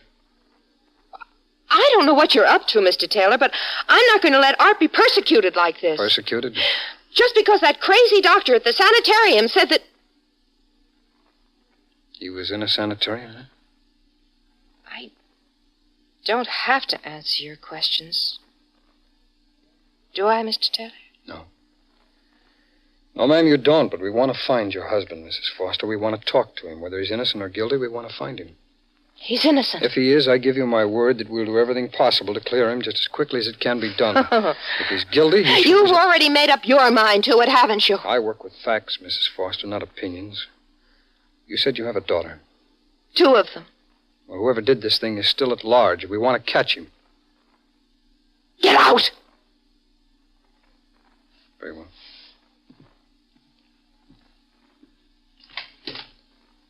Mr. Taylor?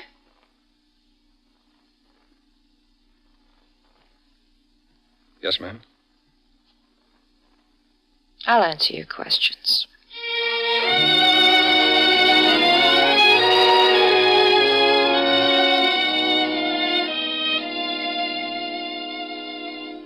Dick, how'd you make out at the sanitarium? I talked to the head psychiatrist, Jim. He remembers Arthur Foster, all right. No? He was in for observation, attempted suicide. It was only a preliminary study, but it seems there were some definite indications of mental aberration. His wife had him released before they could go any further. Any homicidal tendencies? Well, the doctor said that often goes along with a suicide try, especially by violent means. Yeah. Are you working up a report on the case? Oh, no, not yet. This is just kind of a master sheet on Arthur Foster. It contains everything we know about him to date. Show anything useful? No, not much, I'm afraid. He's a normal American guy on the surface. Couple of years of college, played football. He liked fishing, photography. He used to work summers as a guide at some fishing resort down the bay. Boat's a pretty good place for a guy to hide. Yeah, it's that. I'll contact the Coast Guard, have them make a small craft check. What about the wanted circulars? They ready? Coming off the presses now.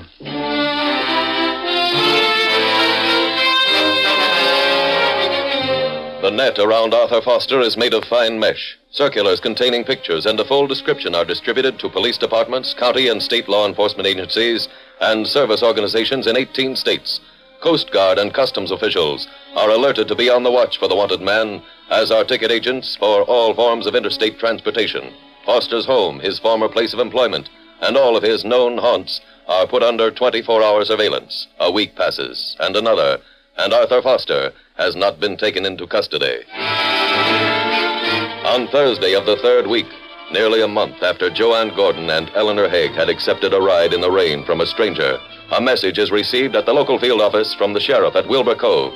A man answering the description of the fugitive has been seen in the vicinity and is believed to have taken possession of a deserted fishing shack located several miles up the beach. Special Agent Jim Taylor hurries to Wilbur Cove to investigate. There it is down there, Mr. Taylor. The tar paper shack by the tidelands. Okay. How many men have you got, Sheriff? 5 deputies staked out in those dunes. They armed? Yep, rifles. All right, tell them to cover me. You mean you're going down there alone? That's right. Ain't you figuring on shooting it out with him? Not if I can help it. Foster! Are you in there, Foster?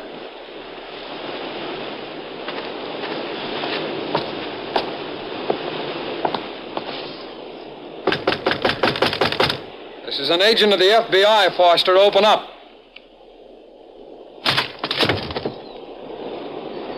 Are you Arthur Foster? That's right. Come on in.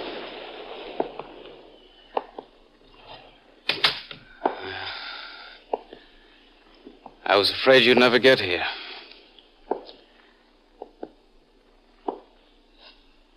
I killed her, didn't I? Yeah. I didn't mean to. You want to talk about it? I guess so. You left Eleanor Haig off in front of her apartment. Then what?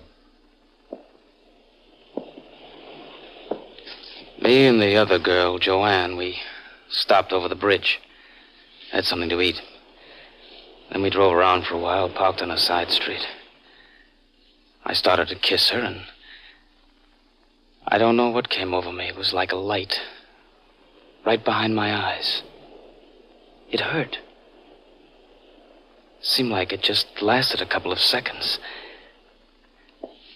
I got strong hands, see, but I didn't know it could happen, not that quick. I didn't know you could in only a couple of seconds.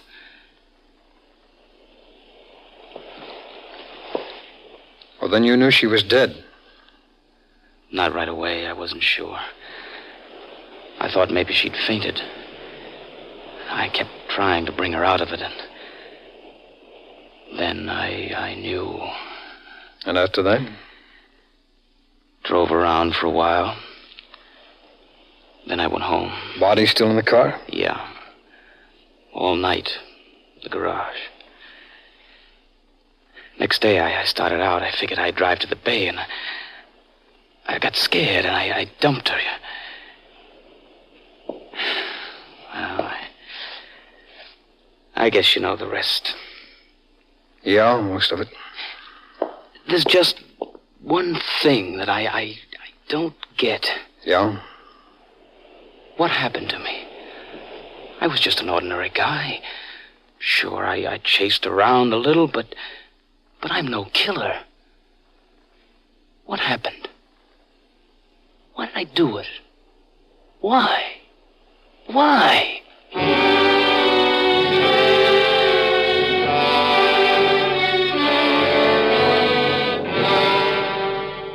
Arthur Foster was turned over to state authorities for prosecutive action on the murder charge. Following psychiatric examination, he was pronounced of unsound mind and was committed to an institution for the criminally insane.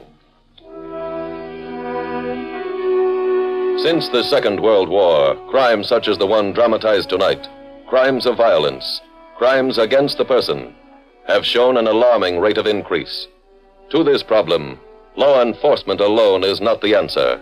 No swift solution and quick arrest can bring a dead girl back to life. No conviction or execution can restore laughter to a shattered childhood.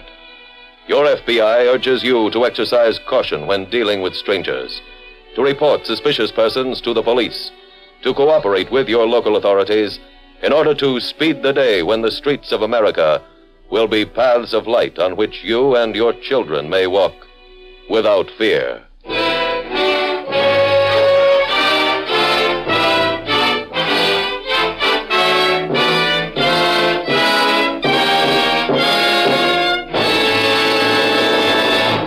There's one thing I wish you'd keep in mind.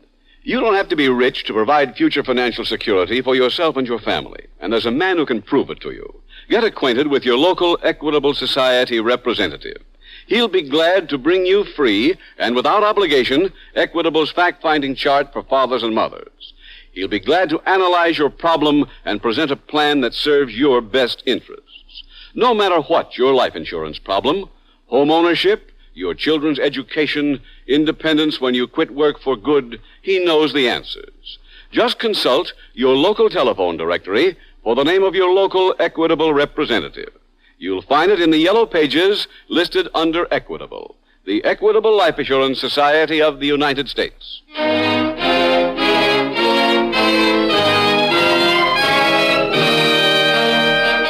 Next week, we will dramatize another case from the files of the Federal Bureau of Investigation. Its subject, bank robbery. Its title, Snow Screen.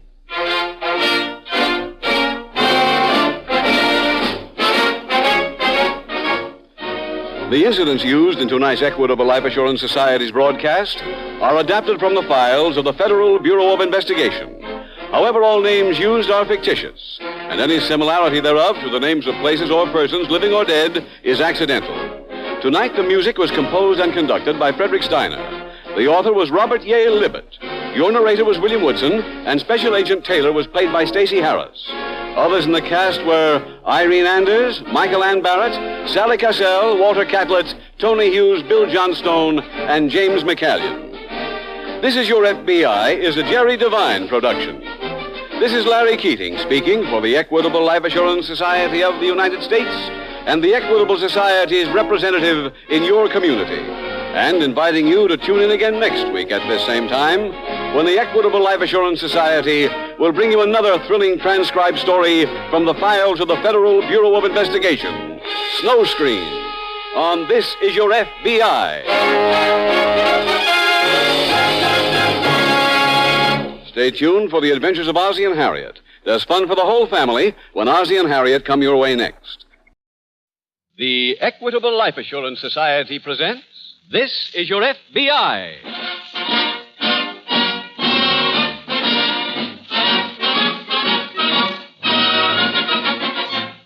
This Is Your FBI, the official broadcast from the files of the Federal Bureau of Investigation. Presented as a public service by the Equitable Life Assurance Society of the United States and the Equitable Society's representative in your community.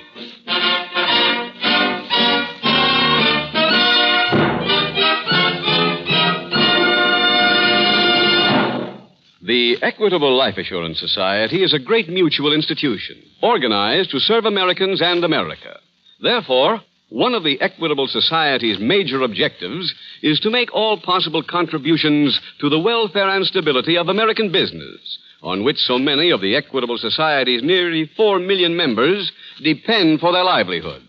Tonight's middle commercial is addressed to people who personally own some part of the business enterprise in which they are employed. For such owners, this commercial, due in about 14 minutes, will have information of great importance from the Equitable Life Assurance Society of the United States.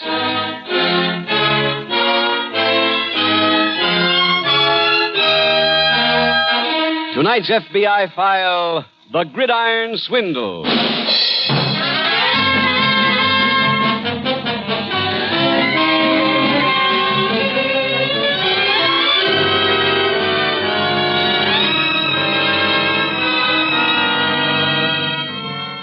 The first thing a newspaper reporter learns is that in order to write the lead on a story, he must supply the answers to 5 questions. What, where, who, how, and when.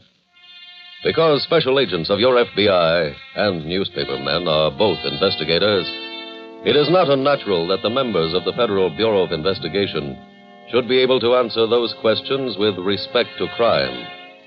In order to help them keep their answers up to date, your FBI makes periodic surveys of the crime situation, one of which has just been concluded.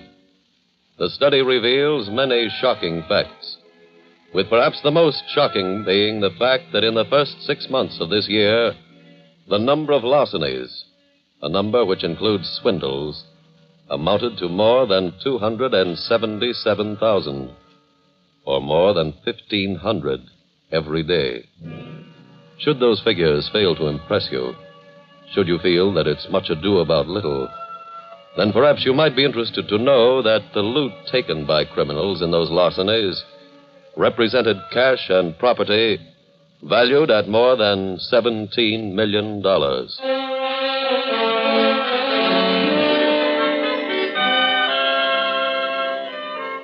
Tonight's file opens in a second-floor room of a hotel located in a large Midwestern city. A young man is pacing the floor nervously while a lean, gray-haired man sits in the corner sipping a cup of black coffee. Well, you did it. You really did it this time. Wally, I've apologized in every way I know. If I could, I'd give you the money back. I'll try to deposit that in the morning. Who's that? Me. Oh. What are you doing home so early? Tell her, Uncle Ed. An unfortunate accident occurred, my dear. Uncle Ed, you've been drinking again. Drinking? You should have seen him with the sucker. What happened? We're supposed to get the sucker drunk. Uh-huh. Instead of that, your dear Uncle Edward gets so plastered, he starts to lift this guy's wallet and falls right off his chair. I don't understand it. I was sitting firmly on the chair, and all of a sudden... You were sitting firmly on cloud number 7. Well, stay up there if you like it, but don't hang around Charlotte and me. From now on, we're traveling light. Wally, I don't like to call attention to my past kindnesses, but if you remember, I gave you a car when you got out of reform school. A stolen car? Wally, you obviously don't appreciate the sentiment that was involved. I also gave you your start in this business. Oh, now, look, I've heard this routine 100 times. It's true, Wally. You keep out of this. But, Wally, he's my uncle, and I'm not going to stand by and have you just kick him out. Oh, all right. We can argue about that when we get home. Right now, we got something else to worry about. What's that? How do we get out of this hotel without blowing our clothes? Oh, that's a relatively simple matter, my boy. All we have to do is take the sheets from those beds, tie them together, and let ourselves gently but firmly to the delightful terra firma below.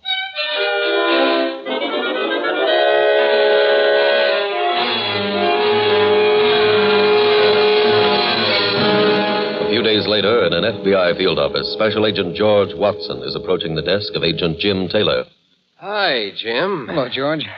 Back from court so soon? Yeah, I'm going in to ask the SAC if I can have some time off. I don't think you'll get it, George. Why not? Because he's already assigned you to work on a new case with me. Oh, what's this one about? Well, we received a teletype from the sheriff of a small town named Hudson. It's about 300 miles from here. I know the place. Oh? Well, he said he was hanging around a gas station when a car pulled in to fill up. Uh-huh. One of the men in the car seemed a little drunk. As he got out, he walked over to the sheriff and asked him if he had any ice in his pocket. Oh, fine. And in his conversation, he mentioned to the sheriff that they were coming here. So? Well, after they left, the sheriff couldn't get the old drunk's face out of his mind. He knew he'd seen it somewhere before, so he went back to his office and checked through the FBI files. Sure enough, there it was. Who is he? His name is Ed Garvey.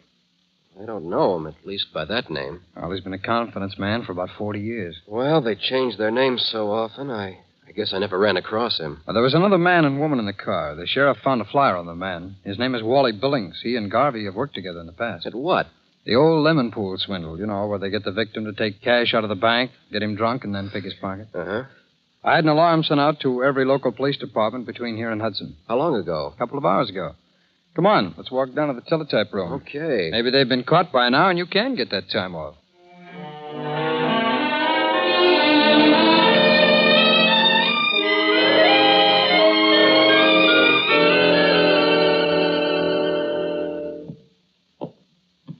Good morning, my dear.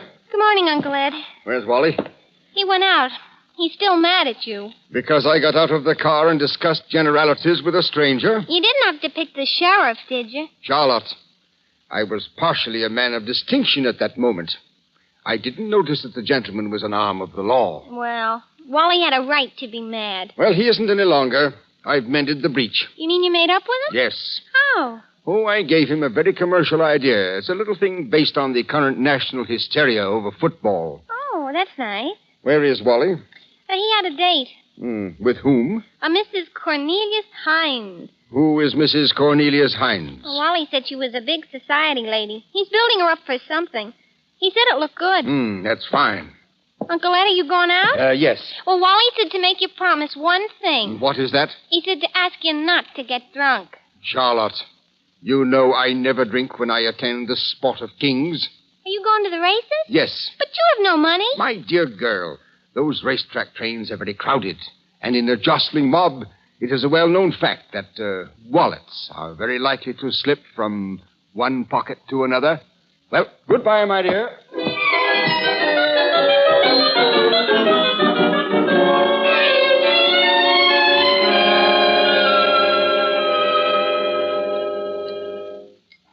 This is certainly a beautiful view from here, Mrs. Hines. I insisted on a penthouse.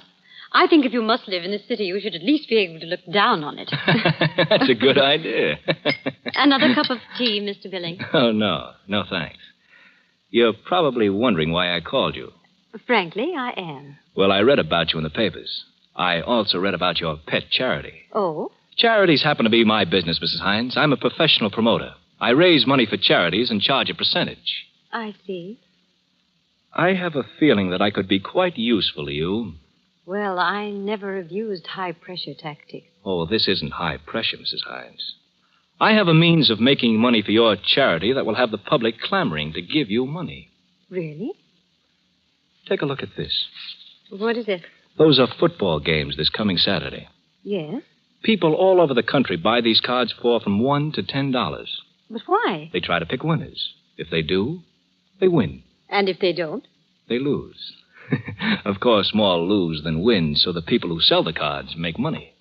Oh. So if we sold the cards, we could raise a couple of $1,000 for your charity every Saturday. Well, that sounds splendid. Think you'd like to try it? Well, You can get society girls to sell them for you. That would really make them move. Now, what do you say? Mr. Billings, I think I like your idea. Call me in the morning.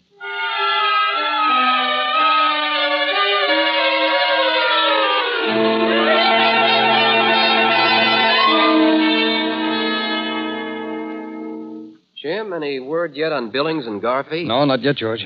How about giving their pictures to the newspapers? Maybe we can smoke them out that way. I thought of that, George, and the SAC put thumbs down on the idea. He's afraid it'd scare them off. The old man, Garvey, is pretty slippery. He doesn't draw the line anyplace. Why, do you know he once sold a hard-shelled businessman a bridge across the Missouri River? What? Yes, he convinced this man he was from the Department of the Interior. And that as a defense measure in the event of war, the government was going to tear down the bridge and build a tunnel. Oh, no. Oh, yes. This man was in the scrap iron business, and he sold him the bridge for $16,000, and in cash. Oh, excuse me. Special Agent Taylor speaking. Yes, Sergeant. No, I haven't had a chance to read it yet. Page 7? Yeah, I'll get a copy right away. Thanks very much for calling. George, is that the journal you brought in with you? Yes. Oh, can I see it, please? Sure, here. Thanks. That was Sergeant O'Rourke down at police headquarters.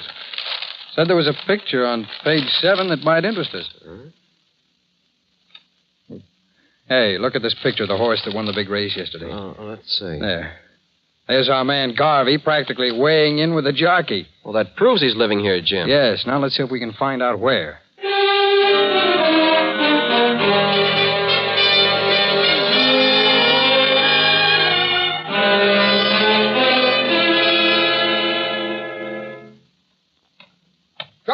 Charlotte, where are my shoes? I put them away. Wally told me to. Where is he now? I don't know. He just said he was going out. And for me to see that you didn't. You can sit and talk to me. No disrespect, my dear, but that happens to be my idea of conversational solitaire. Uncle Ed, what's this big idea you gave Wally? It concerns football. But how? Have you ever seen a football pool guard, Charlotte? You mean where you pick winners and get odds? Exactly. Is that the idea? Yes. Well, what's so great about that? The variation I thought of. With our cards, every player must win. Why? Because we take close games, and we give 20 and 30 points to the player. Not even a moron could lose. Then how do we win? We sell the cards in the sweet name of charity. And then, well, you know the saying, charity begins at home. Oh, must be going good. Look, Wally put this out of the paper this morning. It's a picture of Mrs. Hines selling the first football card to the mayor. So they've even got the mayor going for... Say, Charlotte. Huh? This woman in the picture, she's Mrs. Cornelius Hines? That's right. Get my shoes. I can't. You want me to go out in these bedroom slippers? No, but Wally said I can't do it, Uncle Ed. I see. I have no choice then, Charlotte. I bid you a fond adieu. Where are you going? To pay a call on Mrs. Hines.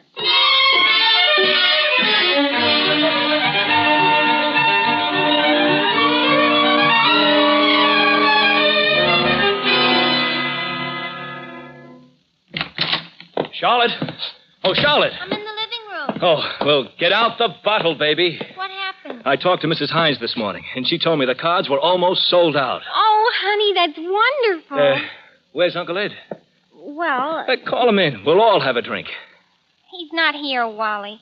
But I told you not to let him go out that door. I couldn't stop him. If he went out and got drunk again in broad daylight, He I'll break didn't him. go out to get drunk. He went out to see Mrs. Hines. What? He saw her picture and he went to see her. Let me get that phone.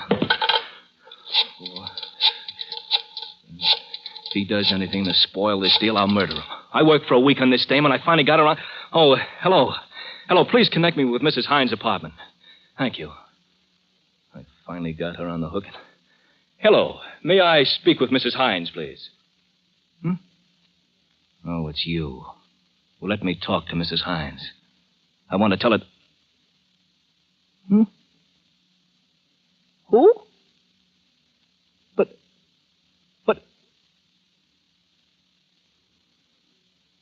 He hung up. Who hung up? Your uncle. He done it again. What do you mean? Mrs. Hines ain't Mrs. Hines. Huh? She's an old friend of his. But she's a society lady. She's a larceny dame called Society Mary. And she and your uncle are using our football money for a honeymoon.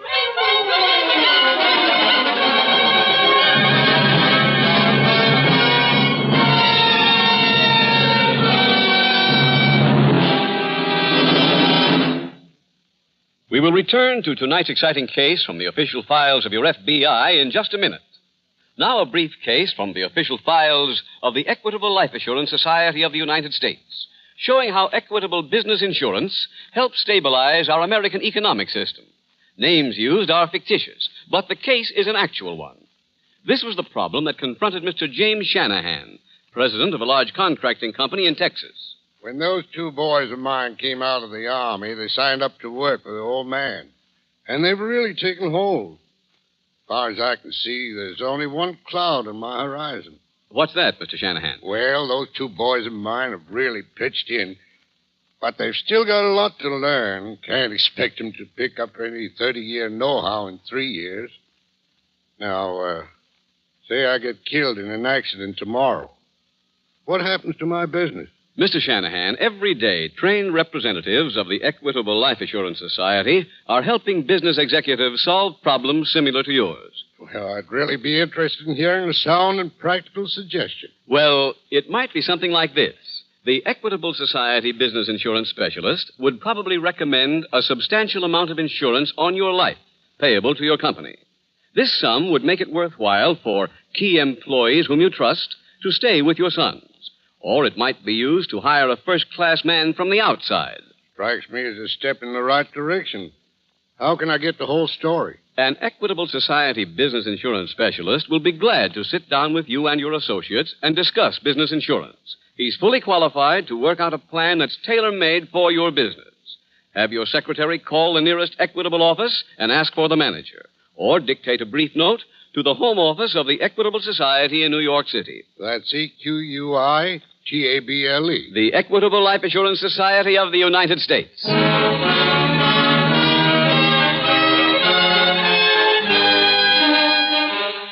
And now back to the FBI file, The Gridiron Swindle.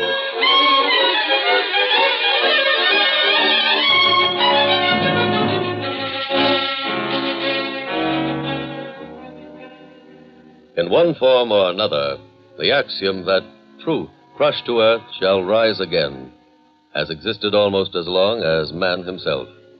Unfortunately, the same thing might be said about falsehoods. And as the, we trust, late Adolf Hitler proved, falsehoods repeated often enough soon begin to be accepted as facts. One of those untruths that has always permeated our everyday speech is the fallacy which says that there is loyalty among thieves. As you have seen in tonight's case from the files of your FBI, that is a simple and unadorned lie. Criminals, and especially those who are confidence men, live their very lives using deceit and treachery as their everyday accomplices. To expect them to possess in abundance a quality which goes hand in hand with decency is as illogical as to expect a 1-month-old baby to stand up when the national anthem is played. If criminals have a single common quality, that quality is not loyalty, but greed. Greed which fuels their everlasting search of something for nothing.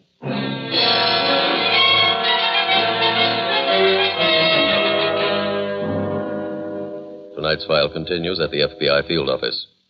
Billings and Garvey have done it again, George. What do you mean, Jim? I've just been over talking to a girl named Bettina Franklin. She called the local place first, and they told her to call us. What about? Well, Billings gave a Mrs. Cornelius Hines some football pool cards. You know, the kind where you get odds for picking a certain number of winners? Yes, I've seen them. Well, Miss Franklin said that Miss Hines arranged for her and 50 other girls to sell the cards throughout the city. They sold quite a few of them. And every one of the cards was a winner. How could that happen? Here's one of them. Take a look for yourself and see. Okay. Anybody could pick winners. They've got Notre Dame a 20-point underdog. That's right. Same thing with Michigan. And from what Miss Franklin says, Mrs. Hines has disappeared. You suppose she was in on this swindle? I don't know, George. I called the Daily Mirror. They're sending a messenger over with a picture of Mrs. Hines. Ah. In the meantime, I've sent one of the leftover cards to the lab. As soon as we get a report from them, let's try and find out where these cards were printed.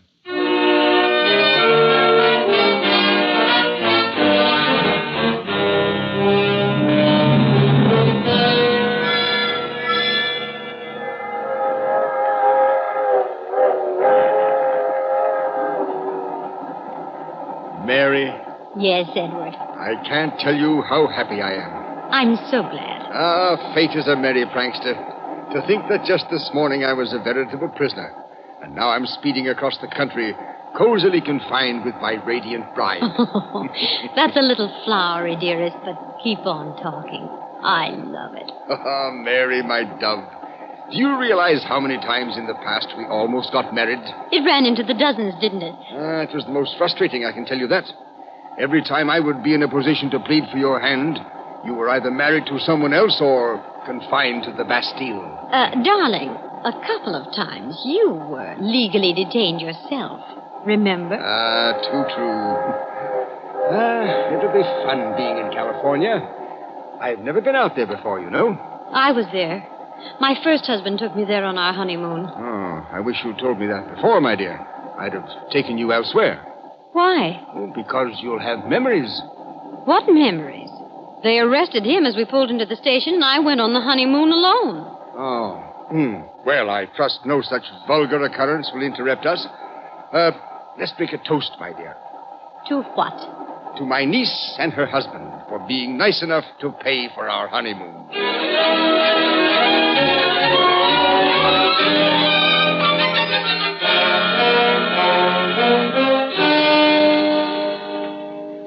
Any word yet from the lab on those football cards, Jim? I'm just reading the report now, George. What do they say? Well, they sent us these two lists. What are they? Well, the cards were printed on stock manufactured by the Charleston Paper Company. Uh-huh. This is a list of every print shop in this area that buys from the Charleston Paper Company. What's the other list? Well, the lab also identified the type used on the card. It was manufactured by the National Type Founders Incorporated. Uh-huh. Now, this second list carries the name of every print shop in this area that uses National Type. I see. Well, all we've got to do now is cross-index these two lists. That'll give us a list of the print shops that carry both Charleston Paper and National Type. Uh-huh. Then we'll split that list and start checking to see which one of the shops printed these cards.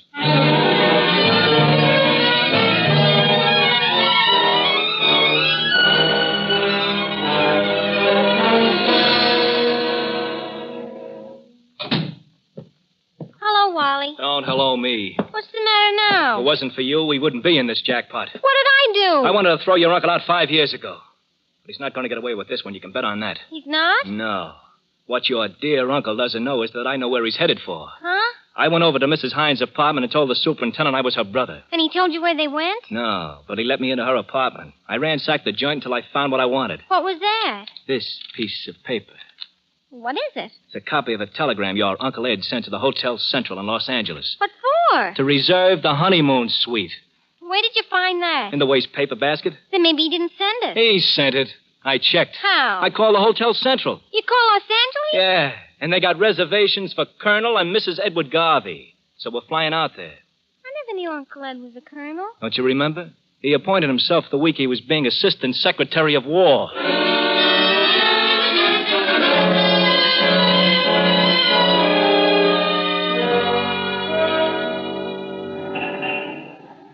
Sorry I'm late, Jim. That's all right, George. I just got here myself. Mrs. Hines lives in the penthouse of this building. I'm hoping we can find some clue. And she was mixed up in it. Yeah, well, maybe it'll be better if I give you all this in sequence, huh? Okay. I just learned that Mrs. Cornelius Hines has quite a criminal record. Uh-huh. She came to town about 3 months ago, posing as the widow of a Texas oil man. She wormed her way into so-called society by throwing a couple of lavish parties. Apparently, she was using the build-up for larceny purposes. Sounds that way. Did you get anything else? Yes, when I finished collecting information on her, I went out to check on my list of print shops. Uh-huh. Fourth place I went to turned out to be the one that printed the cards for Billings. They gave me his address. I went there, but I just missed Billings and his wife. Too bad. Oh, I had a search warrant, though. I went up, looked through the apartment. I found a clipping of a picture showing Mrs. Hines selling the first football card to the mayor. The mayor? That's right. I called Mrs. Hines from the Billings apartment. Found out that she'd left early this afternoon. And with a man who answers the description of Ed Garvey. Oh. Come on. Let's go inside and see if we can find out where Mrs. Hines and Garvey went. Okay. If we can find them, I've got a hunch we'll get all of them.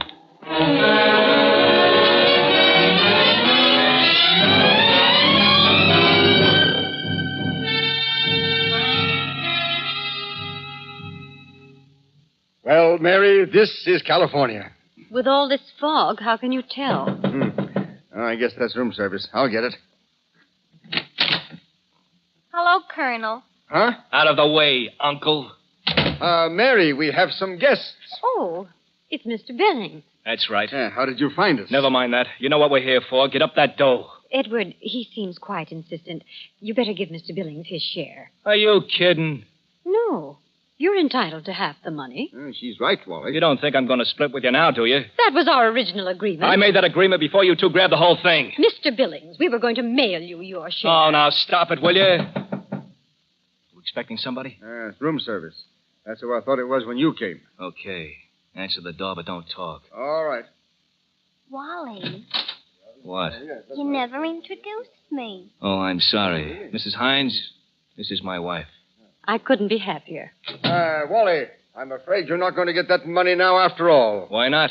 Sir, you might as well introduce yourself. I'm a special agent of the FBI. Huh? I have warrants here for the arrest of all of you. What? But we're on our honeymoon. Well, the honeymoon's over. Now, you'll please come along with me. Ed, what can we do? The only thought I have at the moment, my dear, is to seek a co-ed prison.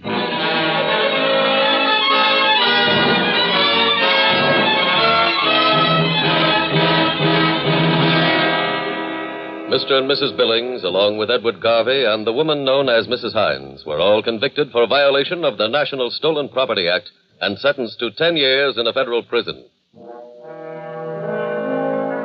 The clues which led Special Agent Taylor to the Hotel Central in Los Angeles were 2 in number. The first was that he learned from the apartment house switchboard operator that only one telephone call had been made from the apartment of Mrs. Hines. The charge slip showed that call had been to Western Union. A check of the Western Union records revealed that Ed Garvey had sent a request for reservations to the Hotel Central in Los Angeles. Special Agent Taylor then flew to Los Angeles with what results you have already witnessed. Like most confidence men and women, the people in tonight's case worked hard to avoid detection. And had the special agents of your FBI been careless or allowed themselves the luxury of getting discouraged, these people might have succeeded in escaping. However, careless investigation plays no part in the work of your FBI, and every special agent is taught as part of his basic training that to become discouraged is fatal.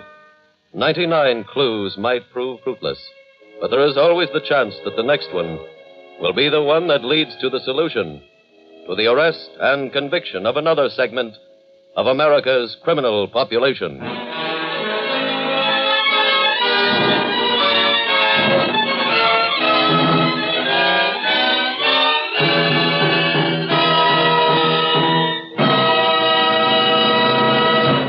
In just a moment, we will tell you about next week's exciting case from the files of your FBI. Now, one last word about business insurance. The reason why the Equitable Society emphasizes this type of insurance is very simple. The brains and experience responsible for the success of a business enterprise have a cash value and should therefore be protected by insurance like any other valuable asset. Equitable Society representatives have worked out plans for all types of business, from progressive corner stores and successful law partnerships to large organizations with thousands on their payrolls. Plan now to enlist the invaluable help that is yours for the asking from a trained business insurance specialist of the Equitable Life Assurance Society of the United States.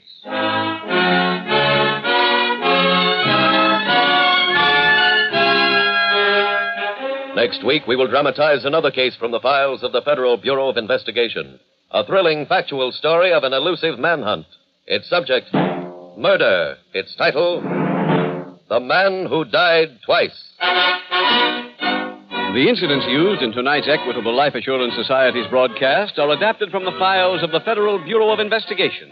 However, all names used are fictitious, and any similarity thereof to the names of persons living or dead is accidental. Tonight, the music was composed and conducted by Frederick Steiner. The author was Jerry D. Lewis. Your narrator was William Woodson, and Special Agent Taylor was played by Stacey Harris. This Is Your FBI is a Jerry Devine production. This is Larry Keating speaking for the Equitable Life Assurance Society of the United States and the Equitable Society's representative in your community, and inviting you to tune in again next week at this same time when the Equitable Life Assurance Society will bring you another thrilling story from the files of the Federal Bureau of Investigation. The Man Who Died Twice on This Is Your FBI. This is ABC, the American Broadcasting Company. The Equitable Life Assurance Society presents This Is Your FBI.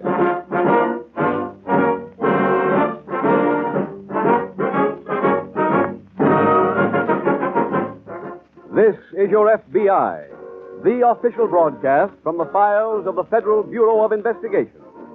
Presented as a public service by the Equitable Life Assurance Society of the United States and the Equitable Society's representative in your community.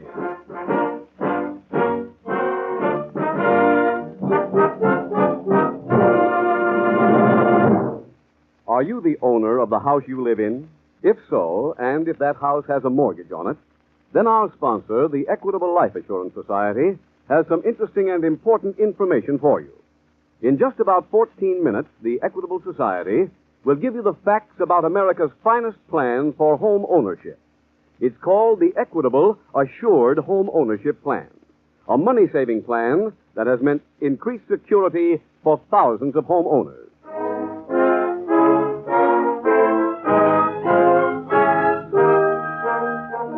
Tonight's FBI file, The Mysterious Fugitive.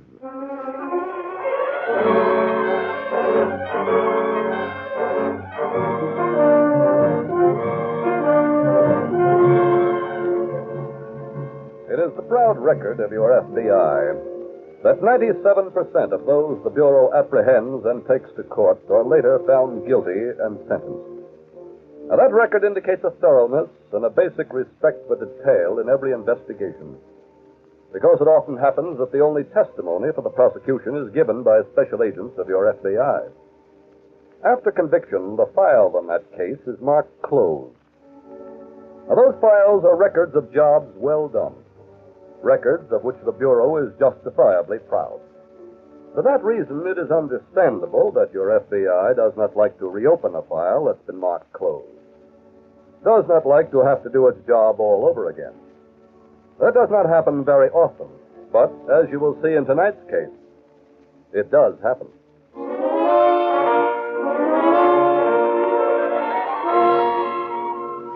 Tonight's FBI file opens at the mouth of a river located in one of our eastern seaboard states.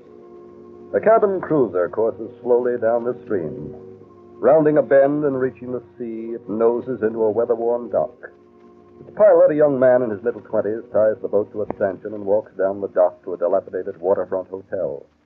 He opens the sun-warped screen door and enters the lobby. Hello? Anyone here? Just a minute. Well, Hello. what do you want? Are you in charge here? Yeah. Why? I'm looking for information. What about? One of the boats that's tied to the dock out there. Which one? The Sea Maid 2. Who owns that, do you know? No. Well, isn't that dock connected with your hotel? Everybody uses it. Oh. Look, mister, if you just came here to ask questions, I haven't got the Oh, no, time. wait, please. What is it? The Sea Maid passed me an hour or so ago upstream, and I thought I recognized that pilot. Did you see that boat tie up? No.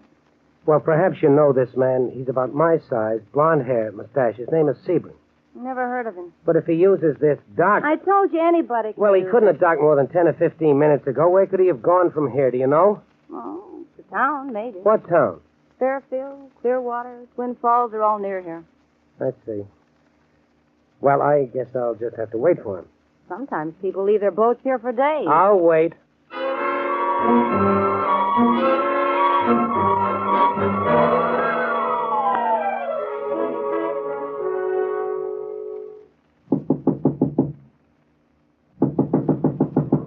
Who's there? What is it? What do you want? I gotta see you. All right. Come in. I told you, Anna, that I wanted to take a nap. Yeah, I know. Well, why do you disturb me? Well, a man was here looking for you. What? Who was he? I don't know. What did he want? He didn't say. Did he ask for me by name? Yeah, he said you passed him in your boat upstream, and he thought he recognized you and followed you down here. Where is he now? He left. He returned to his boat. What did you tell him? Said I didn't know who you were or where you'd gone. I see. He was going to wait for you anyhow. This is bad. Well, I tried my best to get rid of him, Frank. Raise the window shade. Yeah, sure. Just a trifle. How's that? Fine. Now, which one is his boat? Oh, yeah, at the very end of the dock there. You see it? Yes. Well, he must be below. Where's your husband? He went into town. As soon as he returns, send him up here. I have some work for him to do.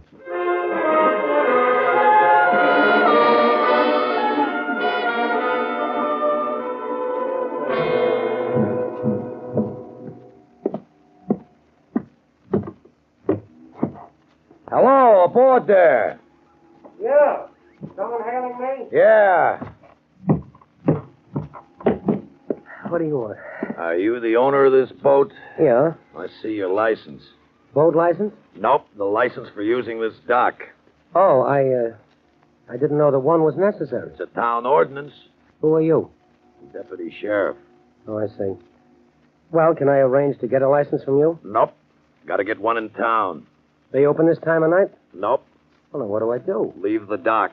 I couldn't do that. Look, mister, that's an order. Sheriff, Well, I might as well tell you why I'm here. All I'm interested in is a license. Listen, Sheriff, that boat right over there, the Sea Maid 2. I followed it down the river this afternoon. There was a man aboard that I think I recognized. Well? I know that government agents will be very anxious to apprehend him, if he's the man I think he is. Are you a government agent? No. Any kind of policeman? No. Well, then why are you so interested? I was in Army intelligence during the war. Buddy, the war's all over. Yes, but don't you... Look, which boat are you talking about? That one down there, with the black hull. Her name ain't Sea Maid 2. Oh, yes, it is. That's the Ebony Queen. I'm sorry, you're wrong. Come on, have a look for yourself. Very well. I'll prove to you that that's the Ebony Queen, mister. It's owned by a man named Smith who lives in Twin Falls. He ain't been in no trouble with the government ever. Well, is this Smith about my size, blonde hair, mustache? No, sir. He's short, fat, and bald. Well, would anyone else be using his boat? Nope. Well, what does it say there? Ebony Queen. Yeah. I don't understand. That's the boat I followed. Look, mister, your story just don't make sense. You go on back to your boat. Cast off your lines and pull out of here. I'm sorry, Sheriff. I'm staying.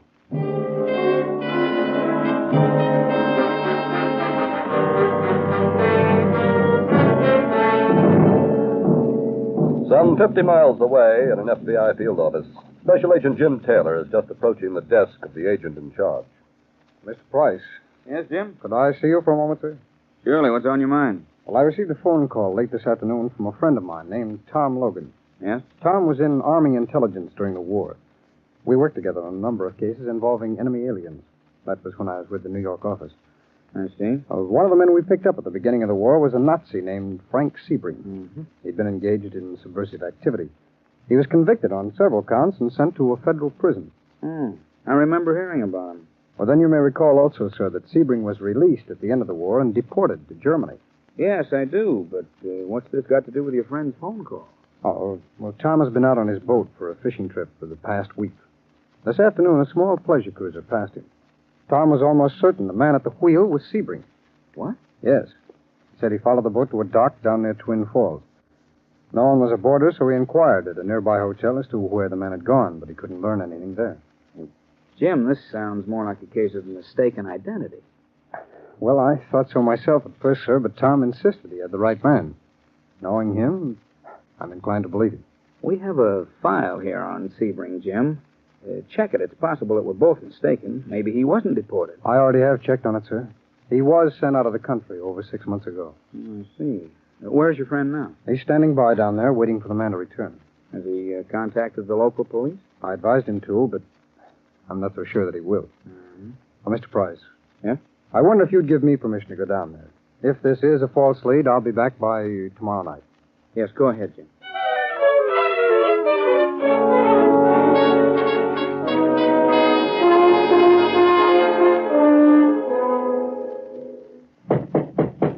Yes? It's me, Carl. Come in. What happened? Weren't you watching from the window? It was too dark to see, but I didn't hear his boat pull away. Well, he ain't going. Why not? He just said he was going to wait until you came back. Did you impersonate a deputy sheriff? Yeah.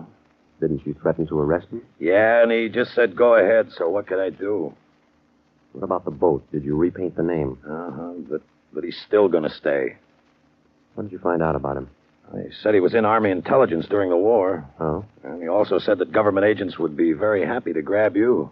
He's really going to be difficult to get rid of. Yeah. Where's Anna? Downstairs. Bring her up here at once. We're going to have to deal with this man a bit differently.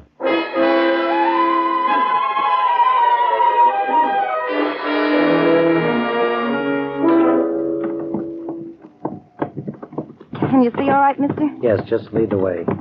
When did this man come to your hotel? About 20 minutes ago. Took a room for the night. His name is Sebring? Yeah, that's right. Yeah, he's got blonde hair and a mustache. Just like the fellow you was looking for. That's why I came right down to the boat to get you. Yeah, I appreciate it. Well, here's the back door. Going this way. Now, his room is right at the head of these stairs. Thanks. Oh, wait a minute, mister. Yeah. I just happened to think. There ain't going to be any trouble between you two, is there? Well, to tell you the truth, there might be. Oh. Well, then I'd better get the sheriff. He's right out in front in the lobby. It might not be a bad idea. Bring him up to the room. Yeah, okay.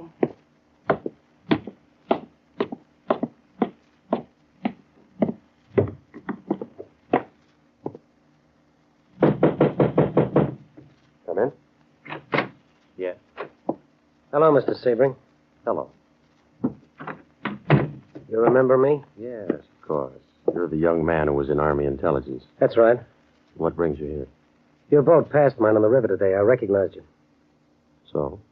You were deported from this country about 6 months ago, weren't you, Sebring? That's right. And how did you get back here? Illegally? You admit that? Yeah. Then I'm going to have to see to it that you're deported again. Really? How? By turning you over to the FBI. Have you the authority to make an arrest? No. Then how are you going to do it? This should be your answer. Come in. Here's the sheriff, mister. Good. Come in, Sheriff. Okay. You wanted to see me? Yes, Sheriff. This is the man I was looking for. Well? He's in this country illegally. He should be arrested and turned over to the FBI. Did you hear that, Sheriff? Yeah. Well, what are you going to do about it? Well, now, let me see. You should obey the man, you know. Oh, you think so, huh? Of course. What is this? Show him, Carl. Okay. Nice work, Sheriff.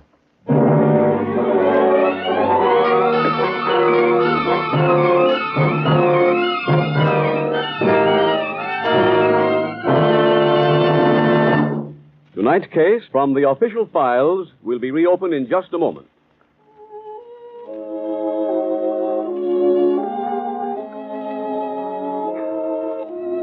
Home, Sweet Home. A song that never grows old because love of home and love of family are emotions that never die. Never fade, never wither. Yes, and as long as men love their homes, we of the Equitable Life Assurance Society will continue to feel proud of our assured home ownership plan. Proud because it's both a money saver and a home saver. Proud because it's America's finest plan for home ownership. Just what is this plan, anyway? Well, it has 4 main advantages. First, if the owner dies, the Equitable Society cancels the mortgage. It's paid off in full. What's more, every dollar previously paid on principal is returned to the widow along with the canceled mortgage. Second, during the owner's lifetime, a special cash fund is built up in this plan, ready for use if sickness or unemployment threaten home security. Third, as your mortgage shrinks, the cash fund increases. You can use it to pay off a 20-year mortgage, for example, in approximately 14 years. Fourth, mortgage interest is only 4%, and there is a liberal allowance to help cover title search, lawyer's fees, and other closing costs. Could I prepay this mortgage at an early date if some unexpected good fortune makes it possible, or if I should decide to sell the house? Yes, there is a liberal prepayment privilege.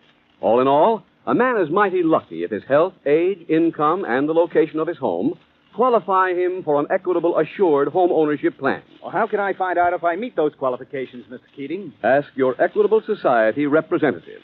Get full information on the plan that protects you against the 2 major hazards of home mortgages, death and hard times. Look in the phone book or send a postcard care of this station to the Equitable Society. That's Equitable. The Equitable Life Assurance Society of the United States.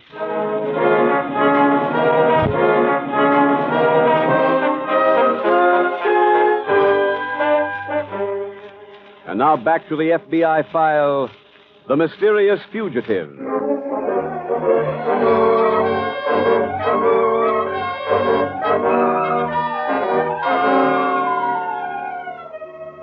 The desire to see that justice is done is strong in almost every one of us. But sometimes that desire leads to trying to take the law into your own hands. As tonight's case from the files of your FBI illustrates, that is the wrong course of action. In every city, there is a local police force. In every state, there are state troopers. And in every section of the country, there are field offices of your FBI. It is their job to see that laws are enforced, that justice is dealt out fairly. Your job as a citizen is to respect and obey those laws. And when, as will sometimes happen, you know of a crime that's been committed or a criminal who has gone unpunished, do not assume the responsibility of seeing justice done. Your responsibility ends when you have done your duty, when you have notified your local police.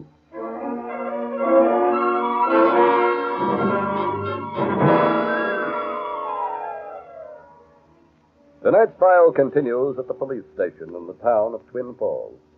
Special Agent Jim Taylor has just introduced himself to the chief of police. Sit down, Mr. Taylor. Thank you. Now, what can I do for you? Did a man named Tom Logan contact you at any time yesterday or this morning? Logan? No, he didn't. Why? Well, he called me yesterday afternoon. He'd been out on his boat on the river, and he thought he recognized a man who had been deported from this country some 6 months ago. Where was this? On the river. This man was in another boat. He trailed him to a dock about 2 miles north of here. The one near the Riverview Hotel? Yes, that's it. I told him to contact the police. I thought he might have come to you. He didn't. Have you tried the Fairfield police? Yes, I have. How about Clearwater? Oh, they hadn't heard from him either. Have you looked for him? Yes, I went down to the dock, but I couldn't find any trace of his boat. Maybe the man took off again and Logan followed him. Yes, that's very possible. Did he give you a description of the other boat, the one the suspect was on? No, he didn't. Well, I'm afraid that... excuse me. Oh, certainly. Chief Merrill? Yes? Yes. What's that? Where was this? I see. What's the name of the boat? Right. Thanks a lot. I'll be right down there. Mr. Taylor. Yes? What does Logan look like? Oh, he's about 6 feet tall, has dark hair. Was the name of his boat the Lucky Star? Sounds like it, yes. I'm afraid I have some bad news for you. What? The body of a man of that general description was just found in a boat named the Lucky Star. Oh, no. We can't be sure that it's Logan, of course. Where was this? About 10 miles down the bay. It drifted in the shore. Let's get down there at once.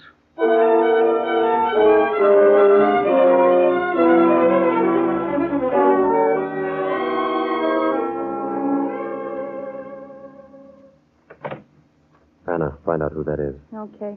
Is that you, Carl? Yeah. We're here in the back room. Carl, did you go into the village? Yeah. Any news of the boat? Nope. It'll probably be found sometime this afternoon. That soon? I imagine so. Well, what'll we do, Frank? I'll leave tonight, just as I planned. I suppose the police should come here. Why should they? Well, when they find his body. They could also learn that he docked here. My dear sister, in the first place, we took great pains to make it appear that his death was accidental. Why, sure we did. Furthermore, no one knows that he used the dock except us. I hope not. Oh, look, Anna, stop worrying. Everything's going to be okay.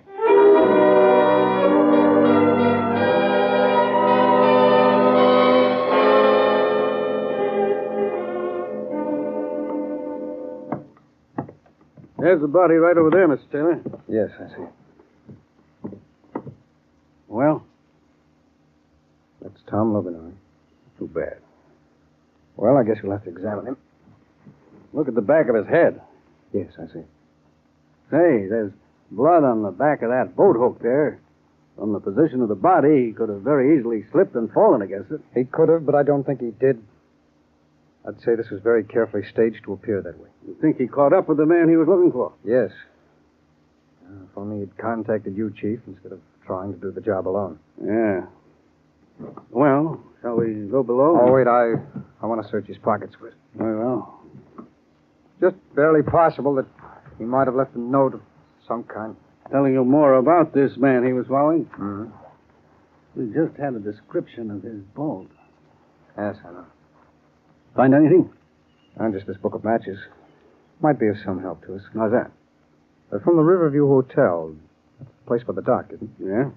Well, then he must have gone in there at some time. Chief, do you know the people who run it? Yes, a couple named Bremerton. Well, they might be able to give us some information. Well, we can... Hold on a minute. What is it? Some blue paint here on the deck. See it? Yeah. Very odd shade of blue. There's no color like it on the boat. Been spilled there. Looks like it rubbed off or something. Uh-huh. I'm going to scrape a few flecks of it off. Want a knife? Oh, I have one, thanks. Chief, why don't you go ashore and notify the coroner? I'll finish up here.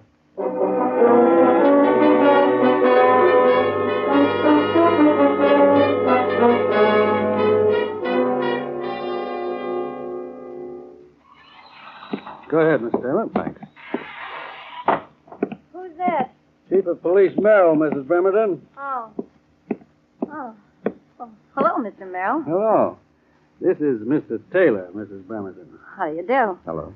Mr. Taylor is a special agent of the FBI. I see. You might be able to help him. How? Well, yesterday afternoon, a man named Tom Logan put his boat into that dock outside. Tom Logan? That's right. He was a man about 6 feet tall. Had dark hair, slightly broken nose. Did you see him by any chance? No, sir. We have reason to believe that he came here to your hotel. Well, I didn't see anybody that looked like him. Did you see his boat? It was called the Lucky Star. No, sir. Oh, well, here's my husband. He might be able to help you. Oh, good. Mr. Pemberton? Oh, hello, Chief. Oh, this is Mr. Taylor. He's from the FBI. Hiya. Hello there. We're looking for information, Mr. Bremerton, about a man named Logan who docked his boat outside here yesterday afternoon. It was called the Lucky Star. Did you see it? No, I didn't. Maybe you saw him. He was 6 feet tall, dark hair, slightly broken nose. No, but I didn't see him. Well, Chief, I'm afraid this was a bad lead. We'd better get going. But thanks a lot anyway, folks. Come on, Chief. Okay. After you, sir. Right. Carl, get upstairs. Tell Frank who was here and hurry.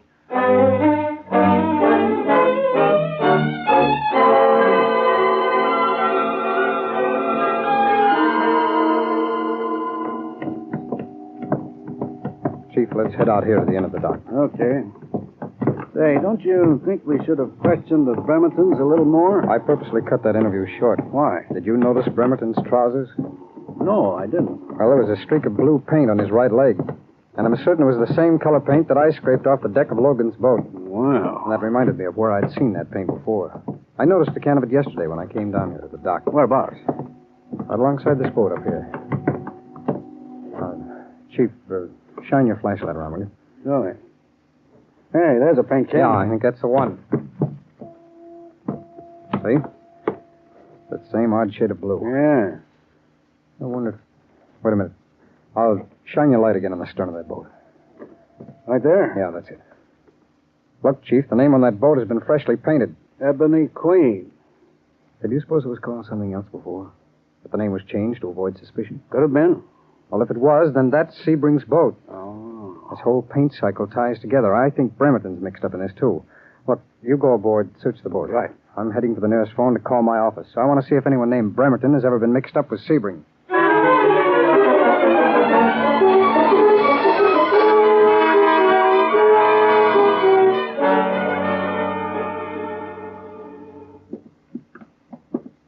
Is that you, Mr. Taylor? I'm below here. I've just been going through this chest. I found some papers that Kindly put up your hands. What? What are you doing on this boat? I'm Chief of Police Merrill. You haven't answered my question. Who are you? That doesn't matter. Would your name be Sebring? Yes, it is.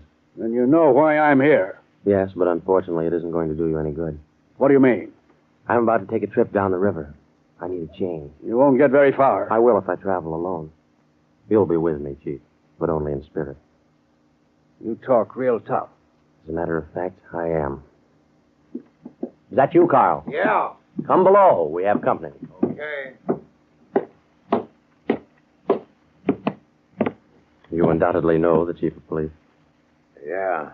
He was nosing around down here. We're going to have to take care of him. Uh-huh. Go above and cast off the line first. I would prefer that this happen while we're out on the river. Well, do as I say. I can't. Why not? Because I have a gun in his back. Huh? Drop yours, Sebring. Pick up his gun, Chief. Okay, and thanks. My office told me that Bremerton was Sebring's brother-in-law, so I dropped by, picked him up, and brought him down here. I'm sure glad you did. Now we can place them both under arrest.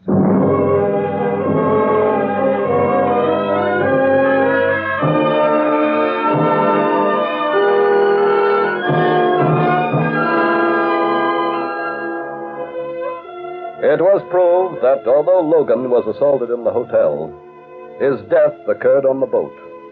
Therefore, Sebring was convicted in a federal court for murder on the high seas and sentenced to be executed.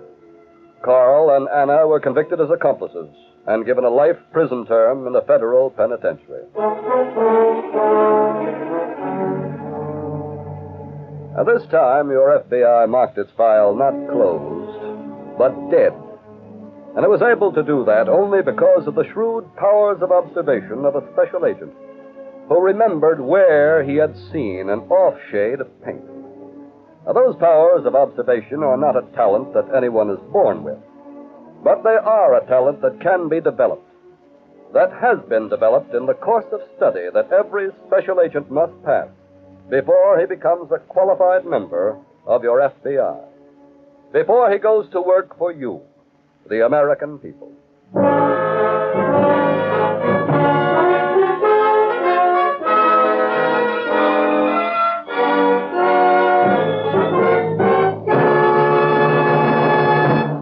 In just a moment, we will tell you about next week's exciting case from the files of your FBI. You know what I'm going to do first thing tomorrow, Mr. Keating? I'm going to find out if I can qualify for an assured home ownership plan. Mighty good idea, George, because look what you get in one package from the Equitable Society. A mortgage that's paid in full if the owner dies. If not, a cash fund to be used in financial emergencies. And mortgage interest at only 4%. No wonder it's called America's finest plan for home ownership. So don't delay. See your Equitable representative soon. Or write to the Equitable Society, care of this station. That's EQUITABLE. The Equitable Life Assurance Society of the United States.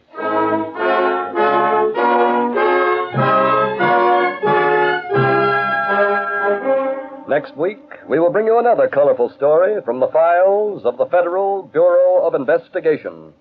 The Juvenile Shakedown.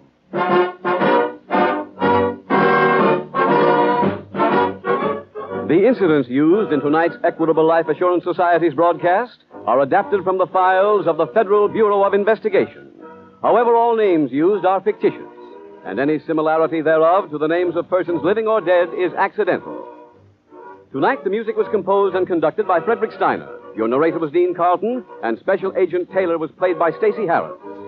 This Is Your FBI is a Jerry Devine production.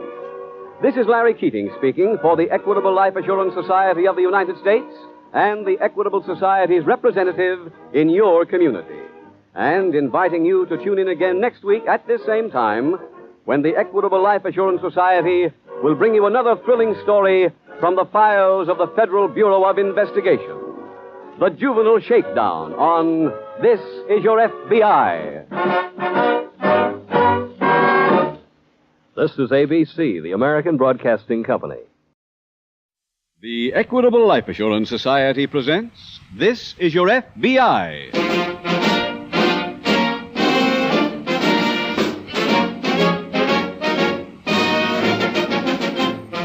This Is Your FBI, the official broadcast from the files of the Federal Bureau of Investigation. Presented transcribed as a public service by the Equitable Life Assurance Society of the United States and the Equitable Society's representative in your community.